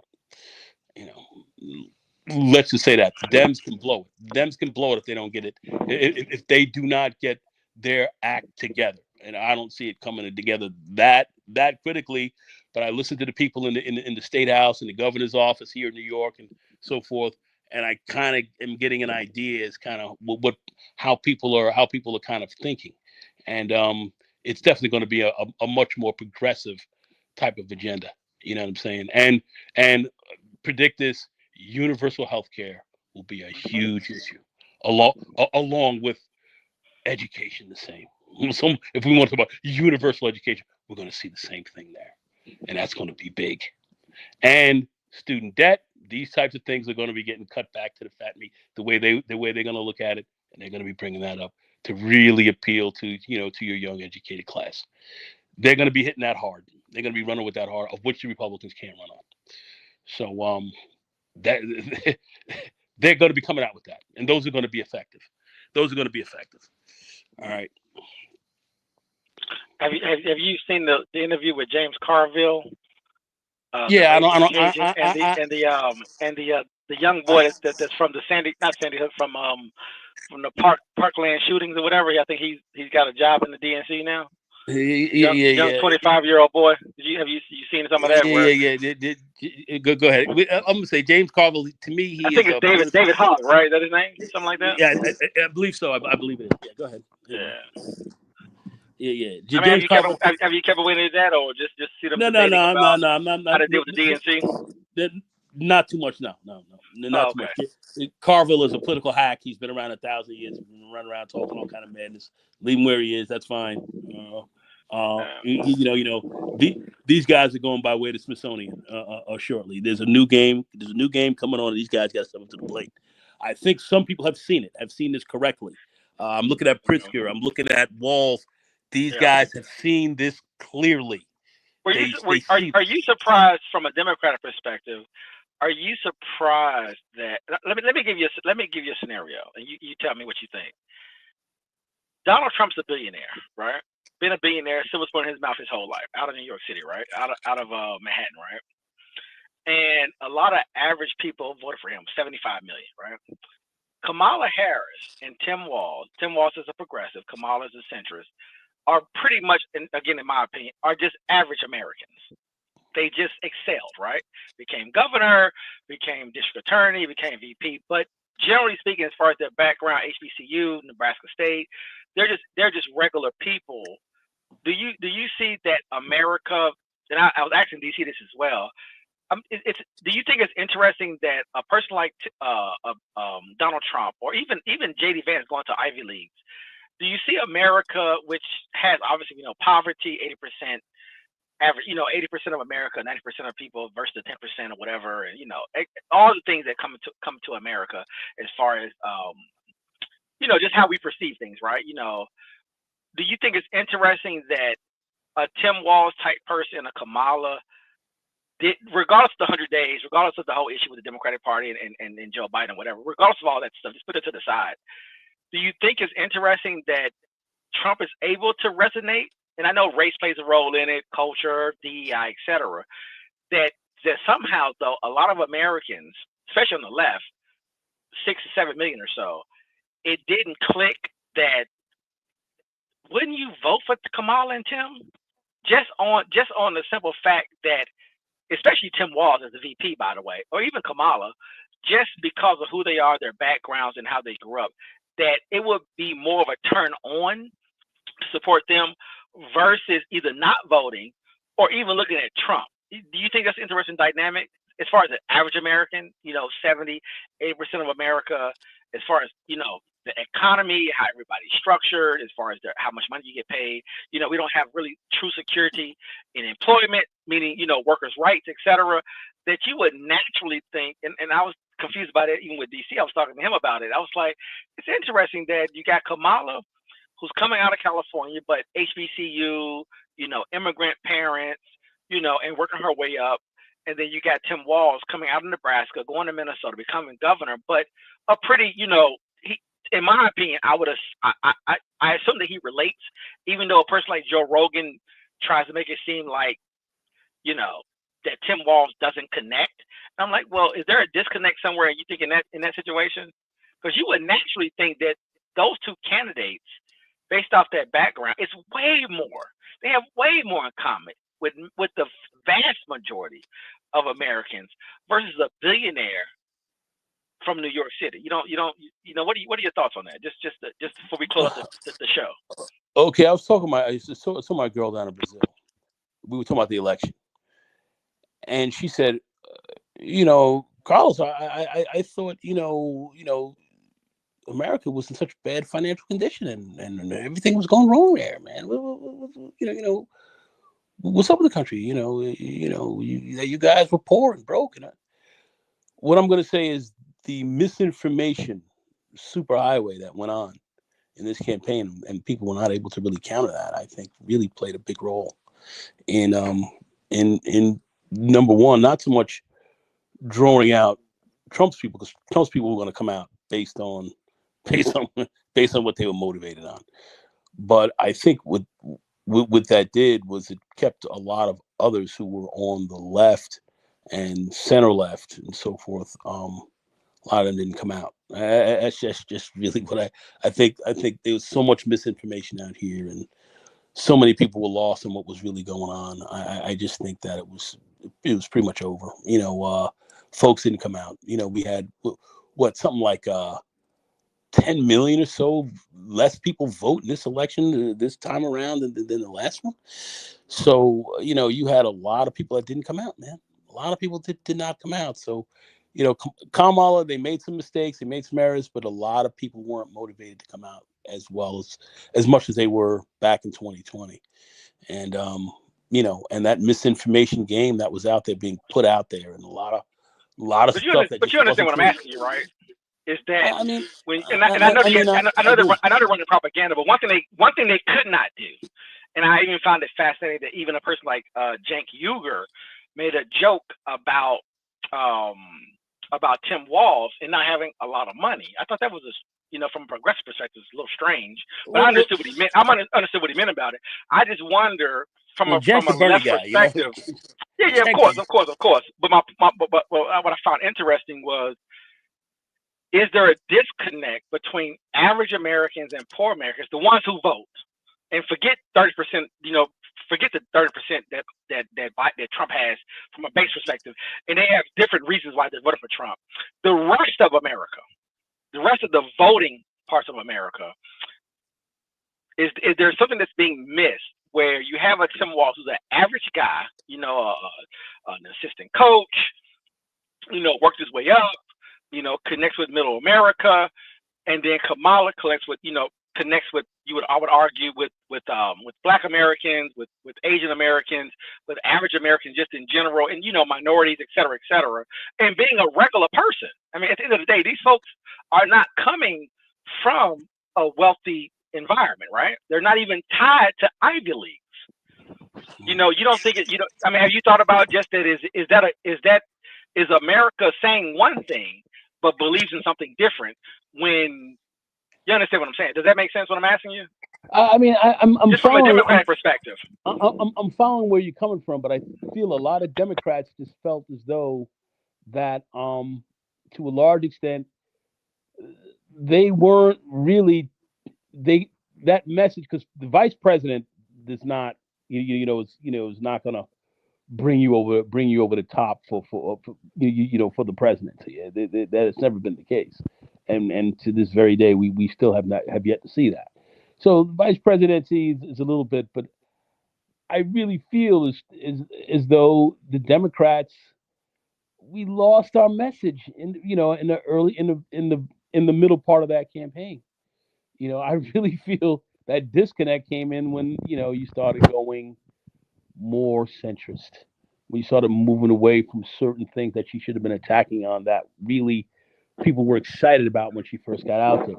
And she then would start talking about the women's rights issue and and reproductive rights and all that. And that was a good start off point. But you think she missed on Palestine? And then the Palestinian issue. You think she missed on that?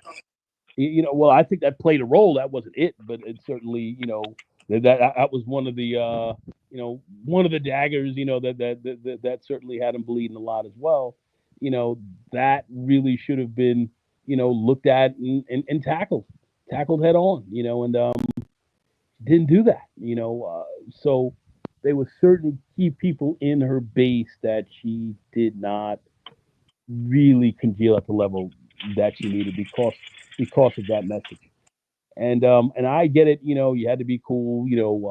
Biden was doing certain things during his administration with the Palestinian situation and so forth that maybe they didn't want, she didn't want to really get in the way of. But this was a pretty important race. I think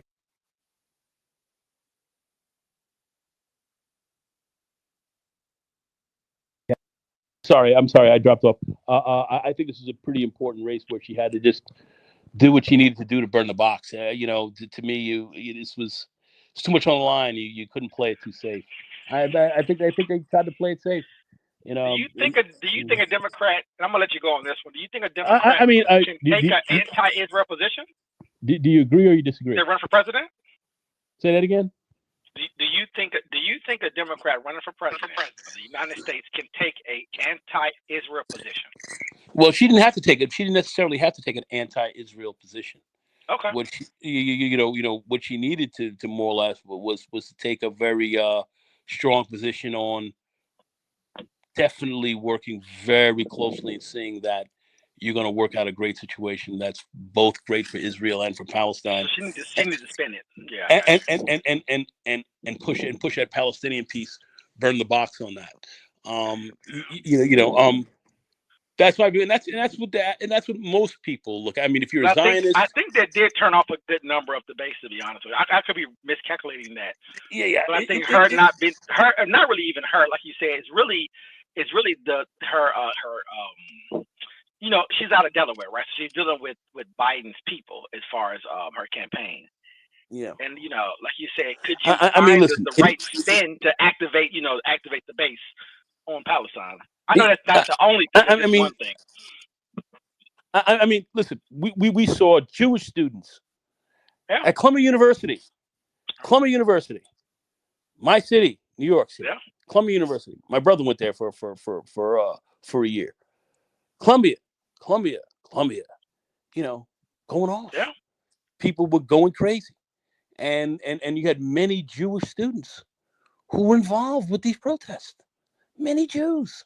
Yeah. So you know, to look at, you know, the whole Israeli thing and look at it as a monolith and so forth, no, that's definitely not the case. So many Jews were involved. You really you don't think taking a position on Israel wasn't a you don't consider it significant?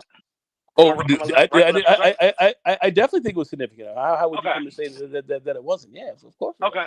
So I just want to make sure. So yeah. So she certainly, you know, there was some key mistakes that were made. That was a factor. That played a role. I would argue from a left perspective, I wouldn't consider her making a mistake. She just had to make a choice. And her choice, you can look at it how you can look at it. You know, when you're dealing with the Jewish environment in America, me and Dick talked about it earlier.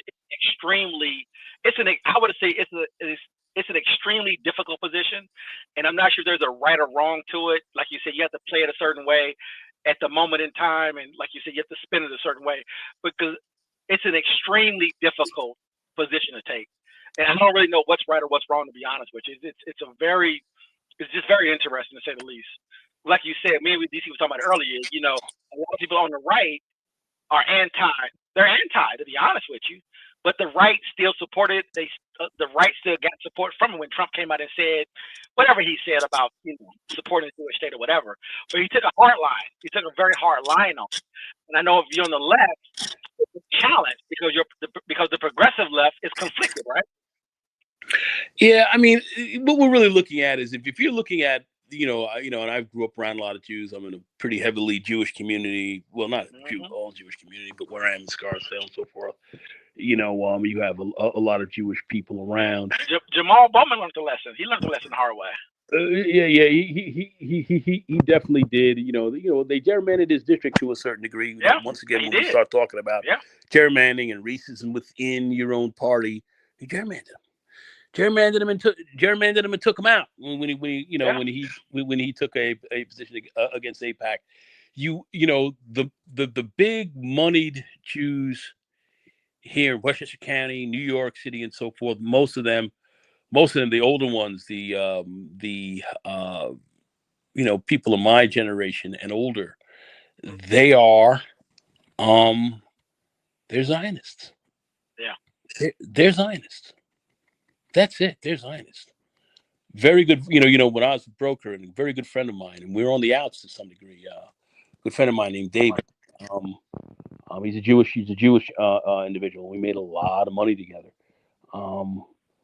But you know, his Zionism is a problem, and he and I talk about some of the stuff, and he knows I've been very close with Jewish people, very close. Could say, and I have a guy right now who I'm getting in business with, Douglas, a really sharp Jewish guy who I've known for many years, and we work together. We work together. Let's just say this, but at the end of the day, he's less Zionist than others, but most Jews that you run into who are boomers and who are boomers, silent generation for sure, and Gen Xers, that are close to the boomer age are very Zionist. They're Zionists, and they know the history. They know they know the Accords. The 1984 Accords. That were agreed, kind of pretty much agreed to with Camp David, the whole game, and then of course, you saw how Rabin, who was going to stick with that, ended up getting killed by his own people, and so on and so forth. And the downhill, kind of deal from there. You're dealing with tremendous Zionism, and I don't know how long I don't know if that's going to have a lot of legs over the next decade or so. I suspect that it will not be very positive. But that's what we're dealing with respect to that, and from the political perspective right now, from that vicissitude, how that flows, that's where we are currently with respect to AIPAC and so forth. You are dealing with a great degree of Zionism and a Zionist mindset. And a lot of people have to die out before things change. Because I know you heard what Cori Bush said. She was like, they had a meeting with me, and they just said, "We know you're not going to support Israel, but just be quiet. Just be, just be quiet on Israel, and we're good. You're good money with us." And, she made her choice on that point, and you said, yeah. Anyway, so I know it could be a challenge. But anyway, that's all I have for you. We're gonna shut it down. I know DC is probably over there snoring or something. Yeah. No. I'm not getting into any heated arguments. I just think that really looking from a Democratic Party perspective, to move forward, you're gonna have to be more progressive. Being centrist, middle of the road, milquetoast, you're done. You're dead before you ever started. So are you saying you think you're saying that based off of Trump, or if what's the VP name, whatever his name is, if JD Vance runs, or you're going against Marco Rubio, or you're going against whoever we pull out the woodworks, do you think that would open up some space to move more to the right? For who to move more to the right? The Democrats when they get rid of the right. The Democrats? Yeah. The Democrats. The way Clinton moved to the right, the way Hillary moved to the right, the way Obama moved to the right, the way Joe Biden moved to the right, etc. Yeah, of course. No, because you're not facing Trump. Is my point. You're dealing with JD Vance. You're dealing with Marco Rubio. You're dealing with whoever the hell else they're gonna throw in the ring at that point. So much of Trump also is his cult of his personality. Right. He's gonna be gone. That's a big part of him. But as far as really looking at things from a standpoint of policy and so forth, and culture warrior and all that craziness that we've got going on that separated a lot of people, the worst thing for the Democratic Party to do would be moving more center right. That would be a very poor move for them to make. They've already seen it. We've tried it. They've tried it. It's failed miserably. It's failed. That's their domain. Don't go in their domain. Just like in a boxing match. Don't fight another guy. Don't fight another guy's fight. Stay out of that. Right. Don't fight their style. Fight their style. Yeah. Don't fight another guy's fight. So the right is no place for the Democratic Party right now. They got to move away from that. And the more attractive candidates, if just look at AOC and look at Bernie running around, and these guys are sitting. These guys are talking in front of large crowds. People screaming, yeah. I mean, you see what's going on. It is what it is. It's there right in front of you. It's just, and this is not rocket science. This ain't rocket science. I will play along with you, but let me ask you this. I'm gonna let you go on this. So they have crowds. I don't know what the crowd is. I don't know if they vote. I don't know what's happening there. It's very, very early to 2028, right? Yeah, very early. Okay, so I don't want to jump out the window on AO. I know the media's pushing it, but I'm like, well, is it sustainable for 3 more years? Or No. I think what that's doing is giving you a little bit of a temperature of what the temperature is. Yeah, for sure. I give you that. It's giving you a little bit of that. And I give you that. And as we look at America, if we look at our history, anytime we've gone to whatever extreme, there's always been a violent bounce to the other, bounce back to the other side. So where these guys are going, we're going to see some great movement that's going to be moving countercurrent to this. Fair enough. Yeah, there's some seats that are definitely vulnerable coming up. And there's some messages. I was just at a congressman's Walters his town hall. It was, oh man, it was ill.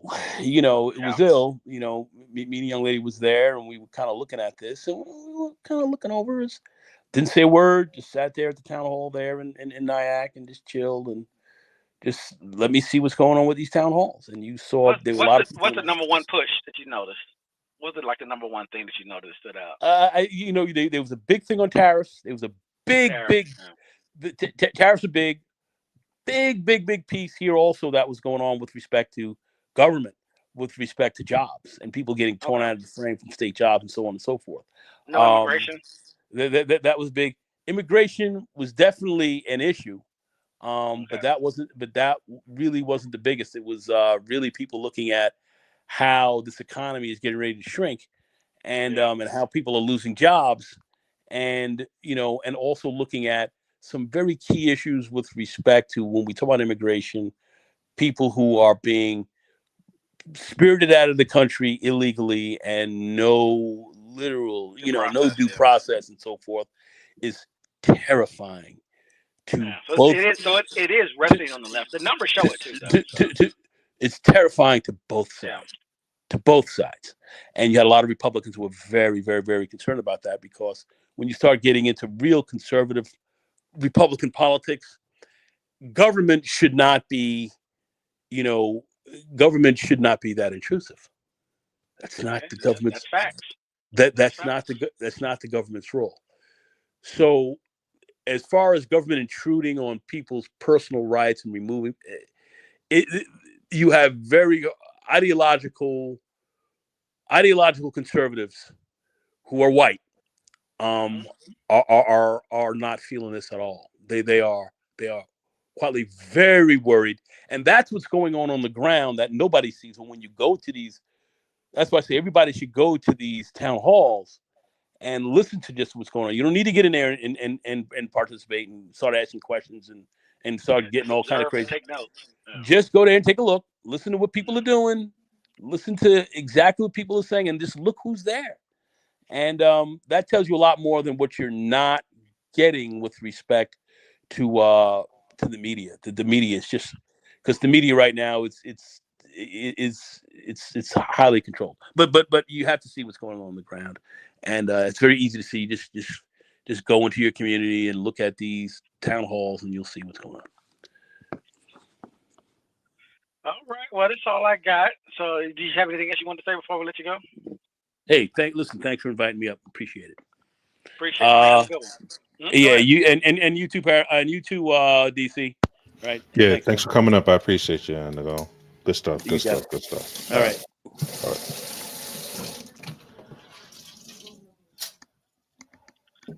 All right, DC. I know you've been over there napping. Nah, man. We've been over here, doing the daddy and the daughter thing, man. You know how that go. You know how it is. She demand all my attention, That's how it is with As it girls, should be. little girls, man. As it should be. Yeah. Yep. I've been Yep. there. Yep. I know. Yes, sir. But that was good stuff, man. I think y'all kind of like glad that you guys kind of had the conversation. I think that it's a very, very, very unique kind of deal. But I am going to just letting you know. You know, you've been giving all this smoke to the left. You're gonna have to defend the right, buddy. So if I gotta eat the left, you're gonna have to eat the right all day. So since it's gotta be like that, I concede all the time that the right is not racist, enough. anti-black. Yeah, not They enough. hate black people. They hate all non-white people. They want I'm to promote also- whiteness. I Nope. have said it. I have Not confessed enough. it. You don't play with me. I do it. I do it all the time. It's not enough. But like I'm in Kendrick Lamar. reality. I know where I live at. I know what I live Not in. enough. I'm not going to Not- pretend. Not enough. You not folks on the enough. left can keep fantasizing. You keep But I saying know that. Hold on. that You the keep white saying that. supremacists and I- are on the hold left. on. The First racists of are on the all- left. The white first of nationalists are all- on the left. And you motherfuckers can First of pretty all- that shit up with Martha Stewart's Target First of all- outfits all you want to. But First of whatever, all- Joe Biden, Bill first of Clinton, all- hold whatever on. you say, Nancy, Hold on. Joe whatever y'all Biden- say, good luck out there. Joe Biden Hillary Clinton. came back. Joe Biden came back and tried to do his due diligence. He did come back and try to restore some of the stuff, some of the damage that he actually did do. That's not saying much, but he did come back hat in hand. Look, I got you. He's an old man. He's vulnerable, and y'all took advantage of him. I Did got he? you. Did he do? I mean, I'm saying he did not have to do that. He didn't have to. do that. So okay then. I will concede that point. He didn't have Please to. do.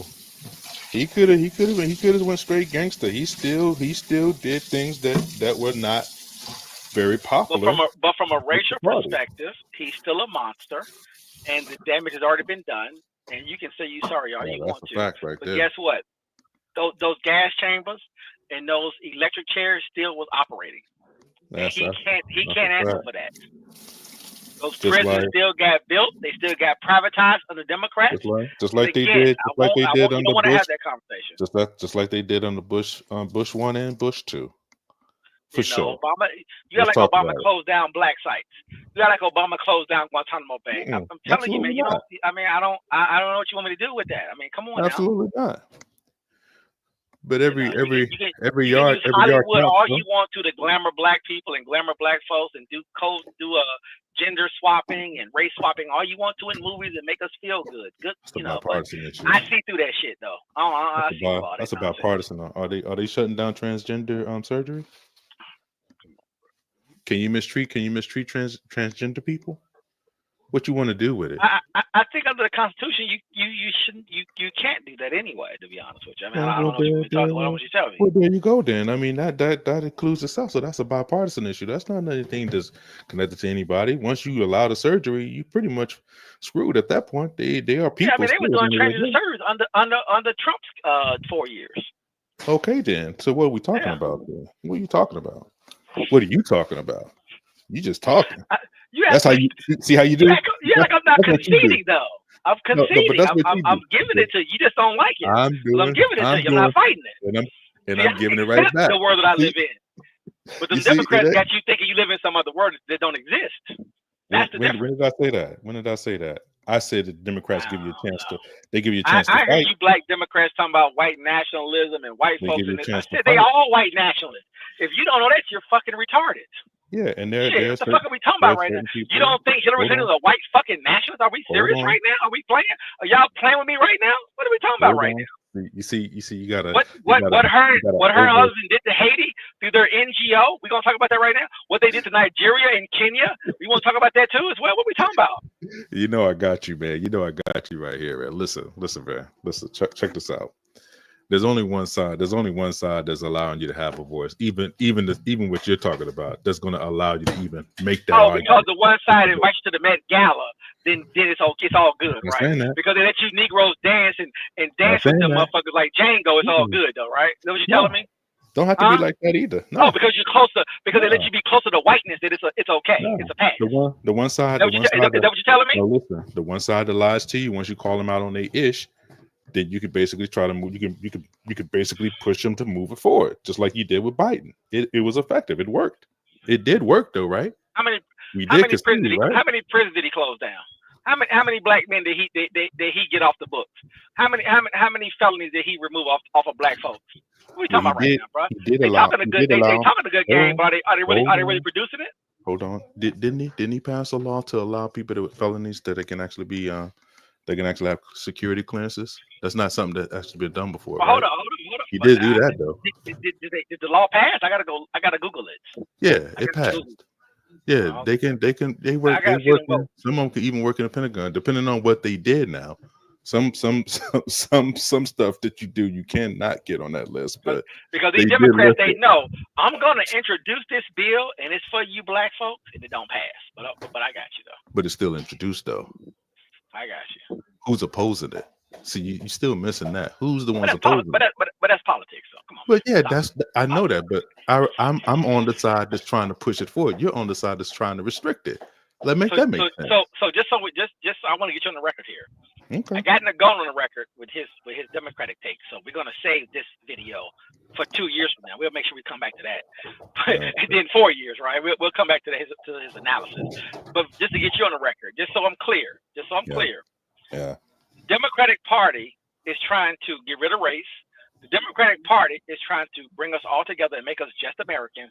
The Democratic Party is ending racism and white supremacy. That's your position, right? Just so I'm No. clear. Because they're No. passing laws to do that, right? No. No, I didn't that's say not. that. You sure? That's not what It I sounds said. like it. No, I said they can. I said they do push it forward. They are pushing it forward down the line. They are basically putting things on the books to where you can actually push it down to a degree to where we can kind of make it a little bit easier They to push maneuver. it. They push it. No race, or they push it Nah, more race. Let me nobody know. does that. Nobody Let me know does what they that. doing. Paradox. Nobody does that. Oh, Nobody. okay. And the thing that's so I crazy, was just what's so checking. crazy about it Well, you is selling me that on wolf. You selling me some wolf tickets right now because somehow, from your I'm not position, selling you no wolf tickets. Democrats are solving race. That's what they doing. Uh-uh. At least they allow dialogue. The Republican Party, nah, you got to be lock and step, Negro. You know what it is over here. We don't need Yeah, your because talking we're point. in the real world. Okay. We're not All right. fantasizing. There's no fantasy. Mm-mm. Like I just told you, man. So you're there are telling some me things. the left isn't producing fantasy for Black Americans? I mean, is that what you're saying right now? I just want to There's a make sure we portion. get that on the record. There's a portion of the left that produces fantasy, but that's not what I mean, Kamala. I That's not what play you. Kamala was selling. Was Kamala What? selling fantasy? Well, Kamala. her hanging out with Liz Cheney? You really Oh, want to do that? that's different. No, You that's want to do that? You want to that's do not politics? totally What you want different. to do? How you want to do it? That's placating to your side, which is stupid, by the way. We just went over that. Don't make a point that we're trying to don't try to make a point that's opposite of what we talked about. We talked about that at the particular time that was a mistake. Shouldn't have done it. They don't have no love for you. That's the thing. We talked about it already. It don't matter what you choose to do. That's the wrong move. That doesn't change the fact that they're not going to vote or do things for you. Same thing with the white women. We talked about that too. White women still did the white woman thing. That's the vote. And you let Marco Lamont Hill hang out with two white women, and he had nothing. I'm not going to sit up here and defend that, man, when I'm the main one to talk about liberal white women. Nobody talks about liberal white women more than me, dude, including you, bro. Get out of here with that. But You you need to don't get out think of it's here with that. interesting? You don't think it's interesting? I don't have. Listen, all my smoke basically. Listen, bro. Like I don't need to have that. I don't need to have that discussion with anybody about that. I'm on record. I'm on record on what I talked about. Who I call the apex predator. I'm the one that came up with that term. Nobody else, bro. That was before Get Out, by the way. Before Get Out, and we did a whole review on the movie about white so-called liberal people and white liberal women, especially how dangerous that is. That is extremely dangerous. Yeah, extremely. No doubt about it, bro. But like I said, like the arguments for what people do, because I see it all the time, there are a lot of progressive black people that hang in the shallows and they sound just like you. Just like you. They just don't vote for nobody. Like me? Yeah. They're mad at both sides. They don't vote, but they don't take a position. I Which take is still, I'm not mad at I know. both sides. Hold I on. know where I live at. You misinterpreting what I'm saying. You wouldn't know the difference between what you say and what you basically believe in, and what they say, what they believe in. But what I'm telling you is that they haven't decided on how to put their politics into a working kind of environment. They don't know how to work it, because at the end of the day, you have to come to grips with it. You have to come to grips with the decision that you make, good or bad. Is going to be positives and negatives. And I know with you was basically with the 94 crime bill and then other things that the Democrats do. That's fine.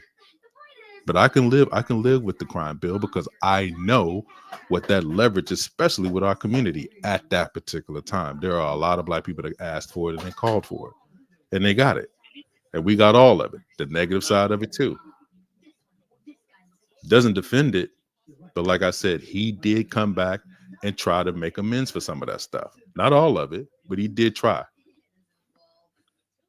He did. Yeah, I give you some of that. Yeah. Okay. What thing did he promise to Black people that he did not actually do?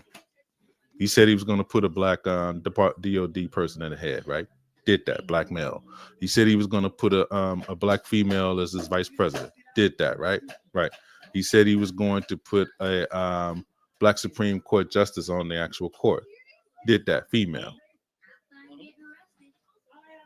That matters, by the way, because it could be 7-2. It could be worse. It could always be worse, though. You know that, bro. It could be bad. It could be 7-2, where you won't see a lot of this stuff go through, and it could be a lot more. And the thing is, what's so crazy about it?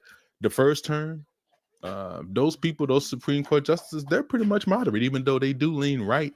They're going to still be bound by. They're not totally zealots. What I'm saying, as far as like MAGA zealots, they are still bound by the Constitution. At least they try to read most of it and not become full, just whatever Trump says, they're just going to go align with it. Whatever the actual base says, they're going to go align with. They try to stick to the bounds of the Constitution, leaning to the right, but they still try to stick to the bounds of the Constitution. So it's not too bad. It's cool. It's all right. Not too bad. No, not too bad. And that's a good thing, because there's what you want. You want it to be balanced. You don't want it to swing too far to the left in Lululand, and you don't want it to stream too far to the right, restrictive land and authoritarian government, because that's not going to fly. We're not going to fly that way. So instead of having chaos to try to swing it back, you like to kind of have the balance, the up and down, like kind of the scales. You like the scales. It's all about the scales, man. So we'll get to it. We'll get back to it, man. But yeah, best believe, man, I'm gonna stop letting you slide, because you've been getting off on this whole. You've been going all ham. I'm gonna have to get back. I'm gonna have to get back on you about this whole right thing. We're gonna have to call it out, bro. And we can go through each president too. I want to go through each president administration. We go like laws, bylaws, the good, the bad, and the ugly, bro. We can talk about the Panama Canal. We could talk about the Iran-Contra hearings, what that entailed, all of it. We can go through it all. The deport in chief, Obama, and all that kind of craziness. NAFTA with Bill Clinton, the welfare reform. The reason why it became such a albatross is, hey, it is what it is. Clinton did that. NAFTA, Clinton did that. But then again, he opened up free markets for a lot of people too. The tech boom happened under Clinton. A lot of people benefited under him. A lot of people benefited under the tech boom and the tech crash. But at least if you're in the if you're in our bubble, it was fine. It was good. It went up and came crashing down. That's I'm just saying, even though you had a lot of scam companies and a lot of investors that lost a lot of money, think about the tech was still coming. It was still here, and it just had to make some adjustments. But if you lived in the DMV or even Silicon or some other places, you're fine. It was fine either way. I mean, I can't even explain to you the number. There's thousands of jobs that were available, even during the so-called crash.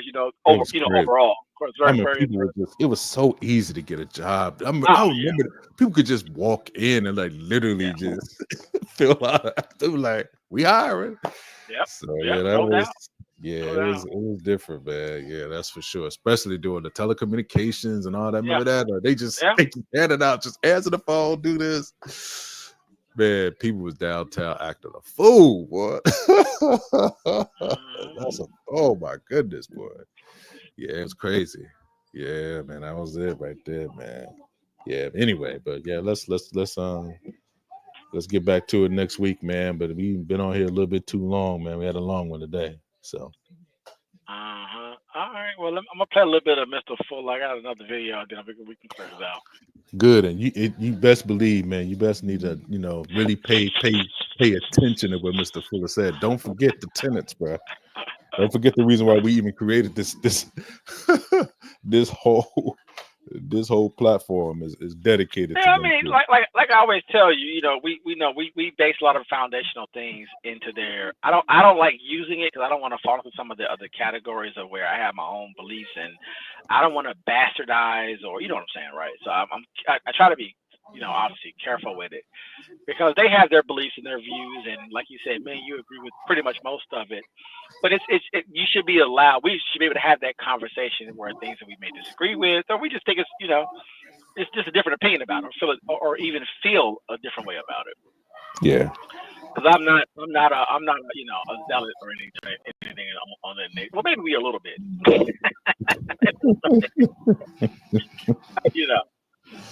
I love Mr. Full. I love Dr. Wells, and of course, the Nation of Islam as well. So it's a certain thing, that just makes sense of how you approach situations. And some of the greatest advice in the world as a black person, all day, every day. Yeah, for sure. Oh, it's no such thing as America or Africa or Asia. These are just titles. These are words. What do these words mean? Mm-hmm. What does it mean to be an American? What does it actually mean? People write poems about it and songs and all like that. What is America to me? That's a question. All right? I am an American. Then you got a football player who may be called what? An All-American. Stop and think about it now. Here's a person that plays football, and this person is called, because somebody said so. I don't know who that somebody is. This is an All-American. Now, if a football player is an All-American based on whatever criteria that is, I don't know what criteria. What is the criteria for being a football player who's an All-American? Does anybody know? Maybe you can tell me, Mr. Bobby. No, I I'm don't still know. learning. I'm still learning. Yeah. Well, I've never even heard. I've never even looked at it or asked somebody until just now, really, this moment. That's the first time I've asked that question in my entire existence. But I've heard about a football player being an All-American. Now, if a football player is an All-American based on what criteria, I don't know. Since, hey, Mr. What's the gentleman's name who took the knee? Oh, Colin Kaepernick. Yes, okay. Is he All-American for taking a knee? I mean, or is he un-American because somebody said he's un-American. So what is an American? What is an African? What is an Asian? What makes an Asian an Asian? What makes an African an African? I mean, is there a certain river you cross, or a certain ritual you go through, or you burn a certain type of incense on a certain day when the moon is at a certain position in the sky, and now you become officially an African. I am now, as of today, an African. They'll say, well, an African is a person that's born in Africa. All right. Well, then you have people who say, well, an African is a person that's born in Africa. Well, what part of Africa? And born where? And what color person? See, because I understand you have generations of white people who are born in what is called Africa. All right, a place. They'll say, well, Africa is just not a place. It's a whole way of thinking. It's a whole way of going about doing things. Going about doing things like what? See what I mean? Yes, sir. Or they'll say this is an American dish. So what the code says, Africans, Americans, and Asians do not exist. Do not exist according to what? According to Neely Fuller's writings. Since Neely Fuller wrote this, that's what I'm saying. Neely Fuller is saying it. Well, what is he basing it on? Because an American, an African, and an Asian are all the same thing according to what I have written. And I stick by it. Okay. And what are these things? In order to be an American, an African, or an Asian, you have to practice justice. Otherwise, why be it? If you are a person and you don't practice justice, it doesn't make any difference what anybody calls you. Because what you really are in function is a person that does not practice justice. So I'm saying Africans, Americans, and Asians do not exist because none of the people of this planet, last time I checked, practice justice. Why? Because you can't have justice and white supremacy on the same planet at the same time. Okay. So what is all this that we call by the correct name? You have people, white people, non-white people, and white supremacists. And the white supremacists are the most powerful people of those three categories of people on the planet. And that's all that you have. That's all you have. White people, non-white people, and white supremacists. No Americans, no Africans, no Asians. They don't exist. DC, they not. That's what I'm saying. They not ready, bro. You keep saying something, they ain't ready. I don't care what you talking about on this call, bro. I don't care what you're talking about, bro. They not ready for that logic, man. I'm telling you, they not. They're not, man. You keep saying they are. You want to talk about everyday things. You don't want to talk about that. What he just said, you don't want to talk about that, right? I do want to talk about that. You don't want to talk about in that. context, though. In context. Oh, absolutely, I do. I talk about it all the time. All the time. What you told me earlier. I said you want to talk about other things. I said that you making some statements sometimes it can be. Well, anyway, we don't know how to go back over that, man. I'm not gonna be able. I'm not gonna do all that. We'll be on the call another 30 minutes. I gotta run anyway. I gotta go. It's 8:00. Shit. It's the Code Breaker. This is Paradox. This is D. Until next time. Peace.